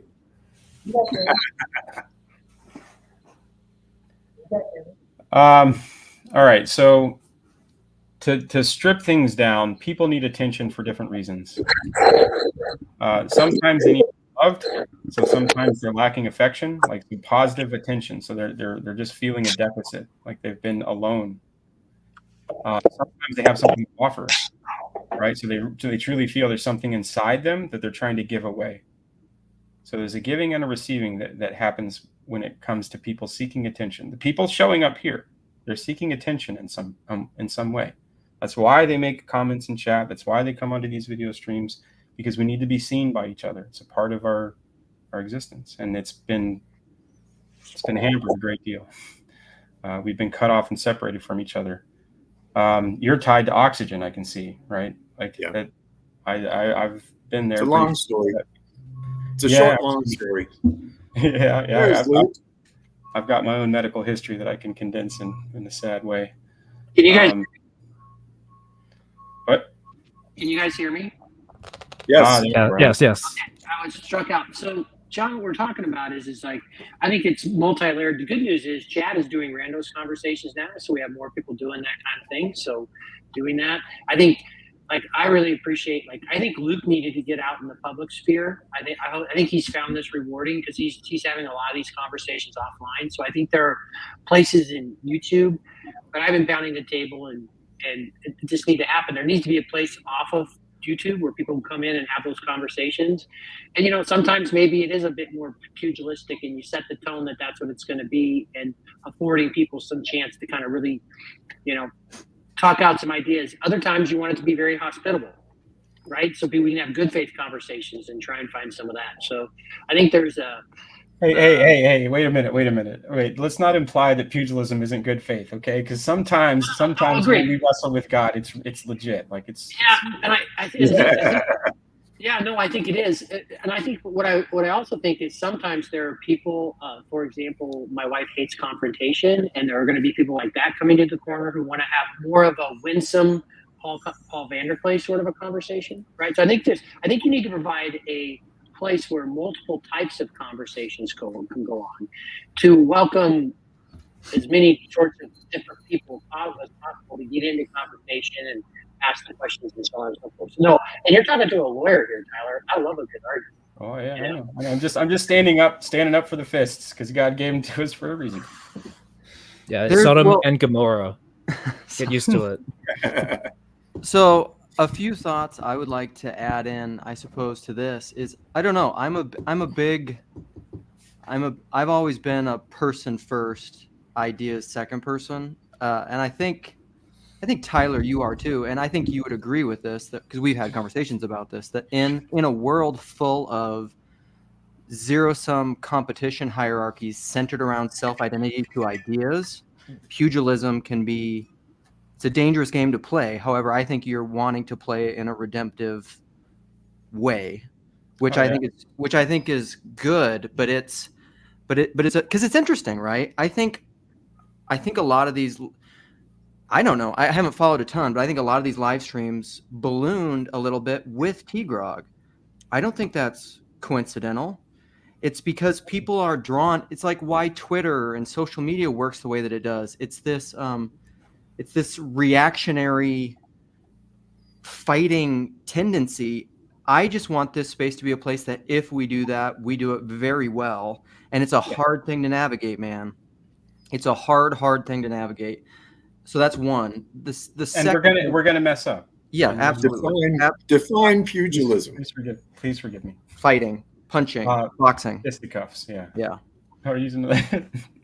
So at what level? Are you talking about sport or are you talking about blood? Metaphor.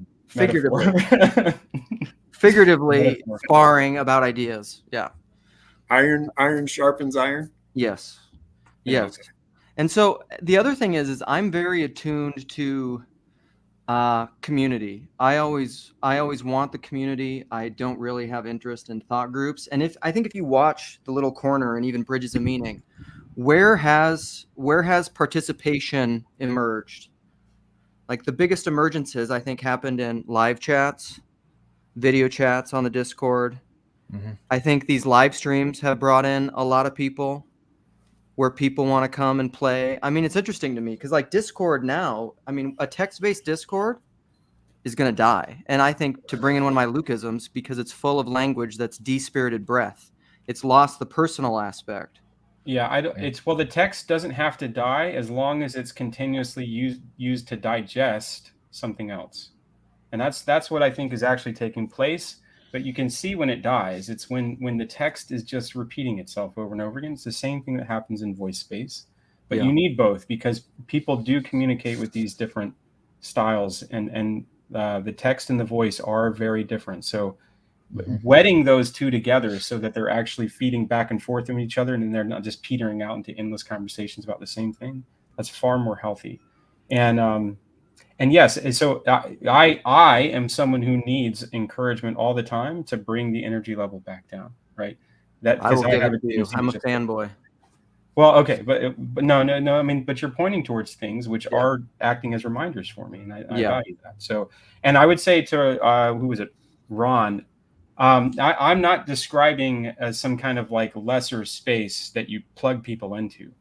What I'm trying to describe is fundamentally necessary opponent processing taking place in a community itself. Like the same way that you talk to yourself in your head when you go, okay, well, maybe it's this, but maybe it's that. Maybe it's this good thing, but maybe it's also this bad thing.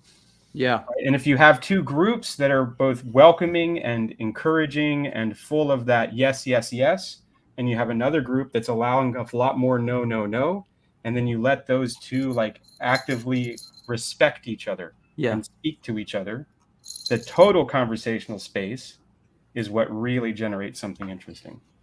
Yes. And if we can remember that constantly, then we can embody it more fully. Yes. I want to say one more thing, and then I'm going to go again because I wanted to pop back in because people that are interested in hell, I mean, I could talk about that topic forever. And so like, I would be very interested in engaging with that in particular, John, with you about it. I should just make a hell playlist on my YouTube channel because if you're interested, if you like this kind of stuff, I mean, I bet I've had over 20 conversations about the topic of hell in TLC. I mean, I probably have. But I would love to have more too. And then the other thing is that the medium is the message, and the space shapes the way that what is generated in that space. The womb generates what is manifested in that space. And it's going to appeal to different people. So like, for example, what inspired this whole podcast, this topic about hell that I was talking about at the beginning, and some of my wife's local friends that were having conversations about hell, when I left and as I was working out, I copied my wife, that woman and her husband with this live stream and just said, "You inspired this. It's actually still going." And I said, "Just if you're interested, you could." She's not interested. She's never going to watch this. She's not going to engage in it. She had a joke because my wife said, "I'm not brief about anything." And she said, "Yeah, neither is her husband." And she said they've actually started this playful little thing where he'll be talking, or he was on a podcast recently, my friend, and your wife or her husband? Her husband, and he was talking, husband? and your wife's husband, my wife's friend's husband, my wife's friend's husband, and her husband. Yeah, he was on the podcast. So he's the second husband. No, sorry. No. You are your wife's husband, right? I am my wife's husband. Correct. I am not an unmarried bachelor. Yes. And yeah, so my wife has a friend and her husband was on a podcast. Okay. And you didn't make that. Sorry. Anyway, I skipped stuff. Go ahead. I'm not a detail person. And they started, he was talking and they just started kind of like on the Oscars. They just started like playing exiting music and just like turning it up as he was talking. And so now like in conversations that they have, she just starts like singing increasingly louder and louder, just like as he's going, just to like fade him out. Got it. Some people have these questions about these topics. They're not going to engage, like a 5-hour live stream about it, So I don't know. I actually want to start a support group in Minneapolis, Minnesota, for people who have religious questions and or religious trauma and no place to talk about it, which isn't quite estuary. It's like a different thing. Can you pay for my bus ticket there from Australia? Tayo, you wanted to jump in. So see you guys. Yeah, Tayo. Yeah. Luke is hilarious. I love that you said your wife says that you're big enough. Go ahead. Is it still on that he's left? Yeah, that was a very typical goodbye from Luke. John, it's good to see you. First of all, you're one of the reasons I wanted to jump on. I always get excited when new faces show up, and it's especially when they're not Christian for some reason. That makes me a little bit more excited.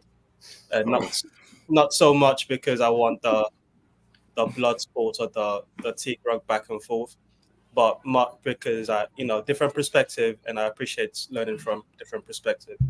But another reason I wanted to jump on was the conversation about the welcoming space that you brought up, and I think Lance mentioned it on a different live stream, and I was like, I want to help with that, and we've not been able to speak on this. So I was like, I'll jump on live and get involved in the conversation. Yeah, no, I think Tyler, you play a great space in that, and it's trying to think. The very simple thing is, Paul is attracting all these people in an online space. We're doing wonderful things, trying to build estuary on the ground. That'll take time.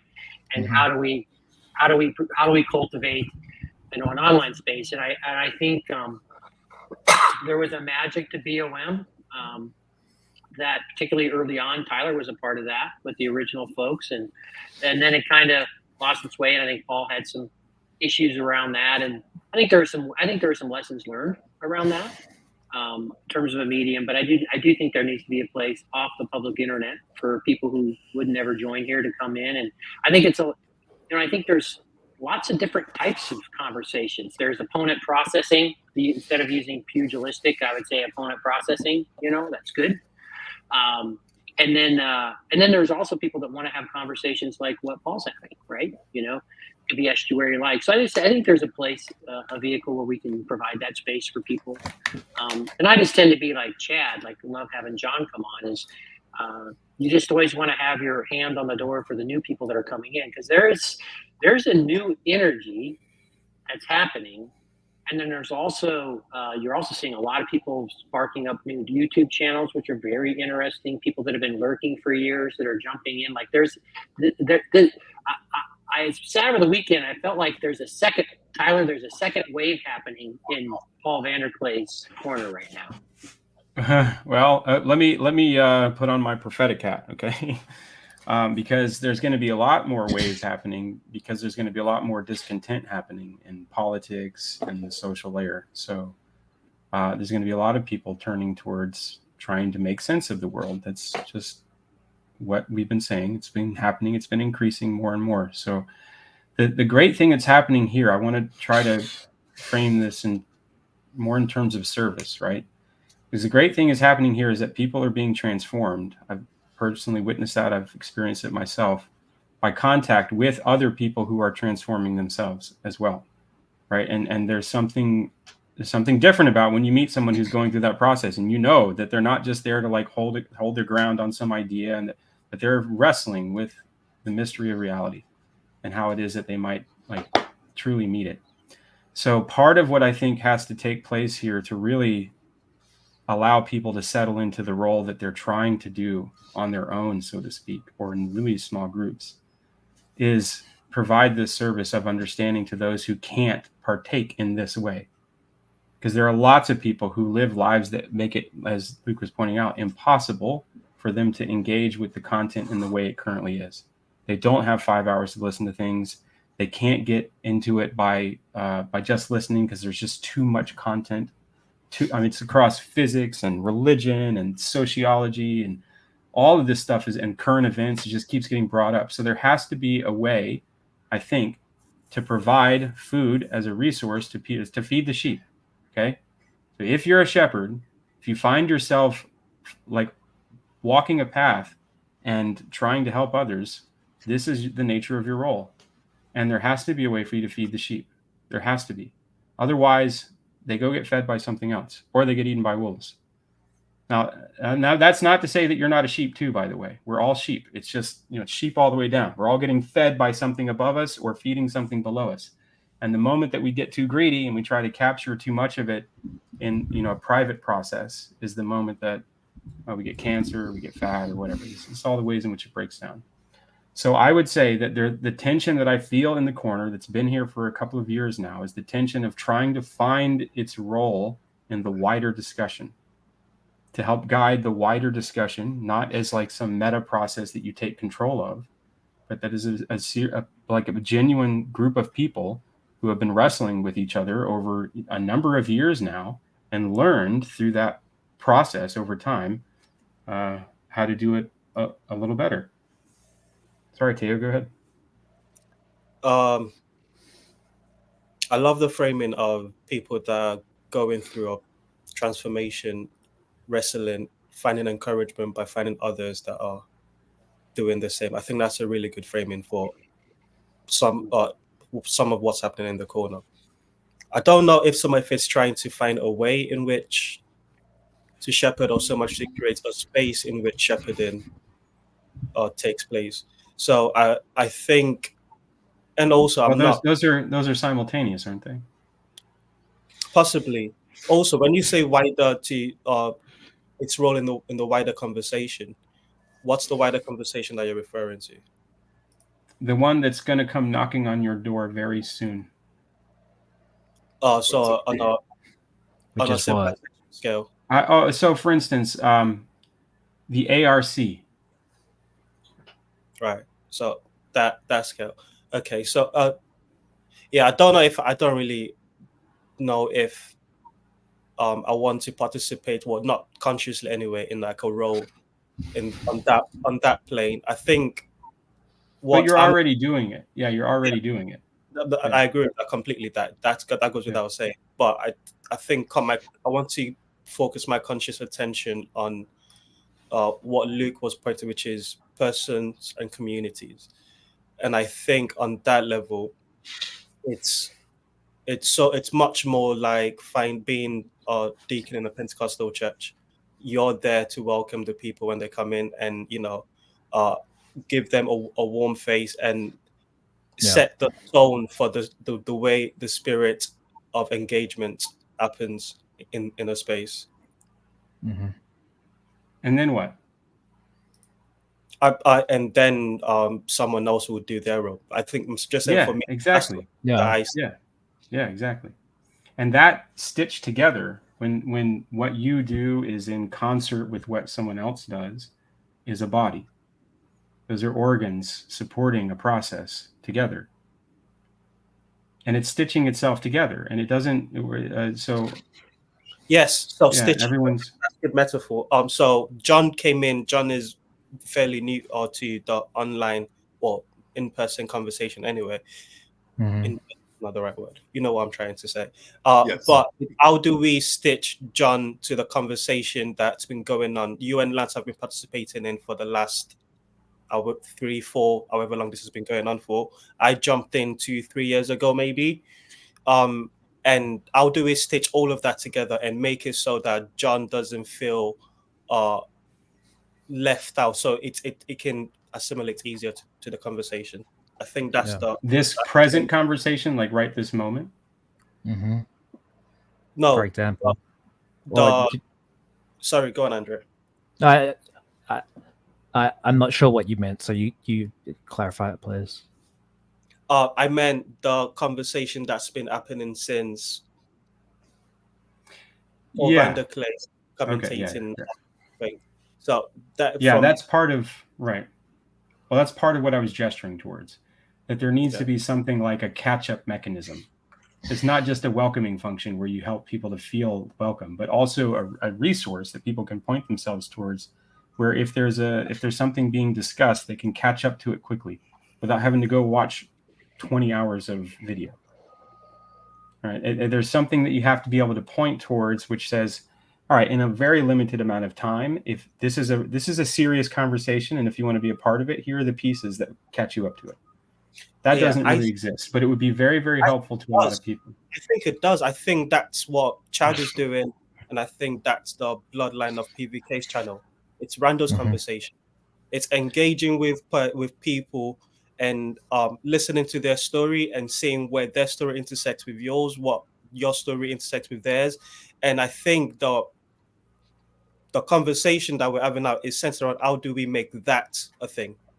It's not so much how do you catch up on the Vivekisms. It's not so much how do we, like learning the history of the TLC, but so much. But that's what I'm talking about. Yeah, it's not the history of TLC. I'm talking about the conversational space that's taking place. Are you saying that you feel like Vervaeke? No, I'm saying that what the obstacle that I see right now to the funneling of people that are listed, that are lurking, that would like to engage but are not engaging, is that there isn't PVK's Calendly isn't long enough. It doesn't have enough time to talk to as many people as would like to talk to him. And I think there's a way in which Discord can serve that function where you and I, Tyler, had a great conversation. And you never responded to my last message, by the way. The Discord, I go in the journal voice chat. No excuses, Teo. No excuses. No. Trust me. You're not the first, and you won't be the last to complain about my response to messages. Well, I guess I'll just have to accept it then. I won't take it personally. It's a problem I do have to repent of. But the voice chat was I like to talk to people. I didn't even know. I only discovered last week that there are conversations. Well, it was a request for another voice chat, so you know. Oh yes. Yeah. Happy, Tyler. I'll be happy to talk to you personally. Like that's. But again, and Tyler, you've reached out to me like trying to think about this like 100%. Like I think you're the perfect sort of guy to bring into this because you embody the spirit. It seems like you have the time. And then the other thing you pointed to is like when Tyler made the comment of the body, like all these things, like Jacob has his thing and Grimm's doing his thing and Chad's doing his, all this stuff's good. Yes, let's just keep doing it, right? Being points of light that are going out. Estuary, in-person estuary is an extremely amazing, vital thing. And PVK and John are going to push a lot of, and Nate and others are pushing a lot of energy behind it. Yes, let's do that. Like, let's do all the things, somebody wants to start a foundation. Yeah, do that. And then, I think there's these other places where we can do more things, right? And this can be a thing that's, kind of something that can help do these things. And so nothing is ever exclusive, right? And because we're all in this flotilla. I love how, Grimm spoke that into, that kind of idea into existence. It really is. It's a lot of people that are starting to kind of tie their boats together. And so I think there's room for a lot of different things. Yeah, we don't want to manage everyone's efforts. What I'm gesturing towards is just making everyone's efforts aware of themselves, aware of each other. And then what will naturally happen is that those people and the efforts will kind of figure out how they might help each other. And various pieces will go back and forth. And this is just what flows naturally from the people who are engaged in this process of trying to unify, trying to find some agreement. This is just what is going to be happening. So I'm just trying to give it more conscious clothing, more gesturing. My services. I'm trying to give it my services in a sense, right? To realize its potential. And I'm not afraid of the idea of potential. It exists within this space, an enormous amount of it. And I think the more people I meet that are engaged in it, the more they see that within themselves. And we don't need to be able to tell people what their potential is. We just need a place where they can grow into it. And it needs to be diverse. It needs to be full of the possibility for tension, right? And how that can be resolved. This is all part of life because we're carrying it in our body right now. We're carrying all of this tension about the way that we live. And we have to get it out of us. But most of the time, people don't actually tell you the truth about what's causing their tension. Right? They'll give you a veiled sense of, they'll gesture towards some highly abstract, social layer. They'll complain about society and how it's structured, or, the bank that did them wrong, or that whatever. And most of it, their hip is hurting. It's been hurting for 3 weeks, or their husband hasn't given them any attention for the past 6 months, or whatever. There's some underlying issue that if you really start to talk to them, it's deeper and it needs to be addressed. And that's so much of our interactions, I think.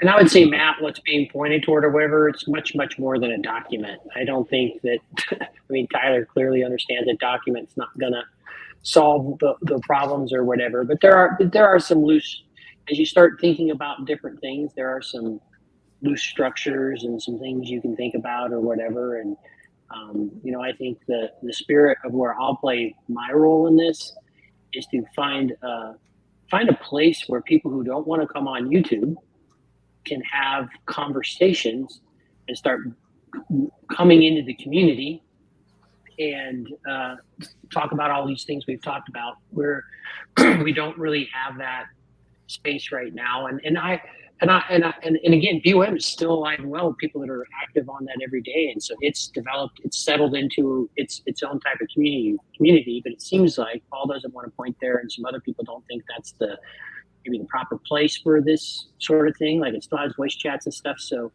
yeah, and I'm fine with that.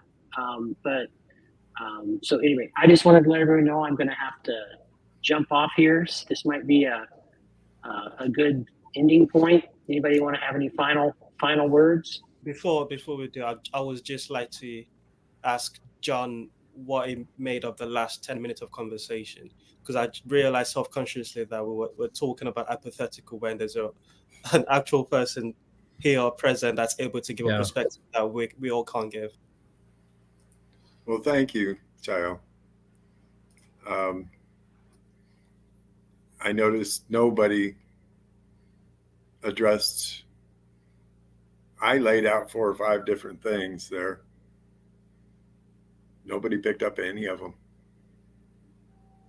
None of them. I thought we did. Yeah. Well, Luke came on and said, I have 50 hours on hell. I can just go into my back room here and is your idea of the lobby? What? Yeah, is your idea of the lobby that we picked up on this thread, and then we started moving in towards the welcoming, and that's something. Where best to have. Okay, but hold on, wait. I want to acknowledge that I hear what you're saying. You're saying that you feel like we didn't pick up what we felt was important. So what is it that you feel is important that we didn't pick up? I want to know. My mom was convinced I was going to spend eternity in hell. She cried for me. She begged me. I told her, if God is a God of love, then we'll be together in eternity. If we're both, if we both still exist. And that's as much as I could give her. How do you stay sane and be? I had a very good friend that was in the holiness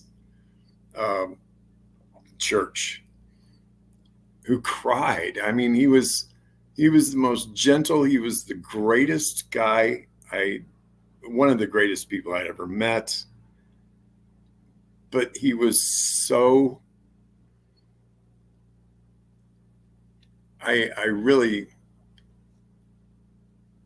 He wanted to save the world because that's what God wants. God wants the world to be saved, but it's not. And how do you live with that? I don't know. I know that's too deep, I guess. No, sorry, got a call there.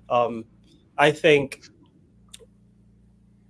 the reason we went on that tirade, just to give context to what I'm sure to you feels like just an hijacking of important points you were trying to make, is that we were trying to find a way in which we can go from Lance has to end this stream soon, and that conversation, that point that you just made, it needs to be that question needs to be had, and we're looking for a way in which how do we go from just this live streams to having a space where you and I can have that conversation and go deeper with. Yeah, is there a way to do that? Yeah, in the meantime, we can do that right now. Yeah, you give him like a Grail Country, give him a Grail Country Discord invite or something. And you can, I mean, have you ever used Discord, John? Have you? I've used this is the first time. Discord's a different platform. When someone gives you the link, it'll prompt you to install it, or you can just use the browser version. But that's how I got in this time. It came across. It'll be something similar. It'll just take you to a different place. But see, that's sort of another onboarding because now John needs to learn Discord. Exactly. So, That's so what yeah. I'm going to do is, John, for this to carry this on, when Lance ends this, I'm going to start a stream on Randos United. I'm able to do that thanks to Jacob. So we can carry the live stream on a different channel. Okay. Perfect. I'll get Lance to drop a link. I can do that now, can't I? For the Randos United channel, and then I'll start a live stream on there. No. Well, and he might not want to do it live stream. You have to ask. It depends on like what level of sharing you want to get into. Yeah. So. Who, John, all I can tell you, I can testify to what I believe. I believe that it doesn't make any sense at all. That eternal damnation is an illogical. It doesn't. I can't get to it in any way, shape, or form, except from a place of vengeance. And I know the place of vengeance. I know that very well. The desire to see people punished for their mistakes. I feel it towards myself sometimes. But my own belief is that we are all redeemed in the end, that there's nothing but an upward movement over time. That is the general trend. And so we are all eventually finding our way back towards each other. And that's it's not something you can be convinced, I think, by the words of another, but that is my testimony. And that's the best I can give you. All right, guys, I've got to head on out. You. So Thank God you. bless everyone. We'll land the planes. I hope you see you very, very soon, John. All right, Thank you. Lance. I'll see you in hell.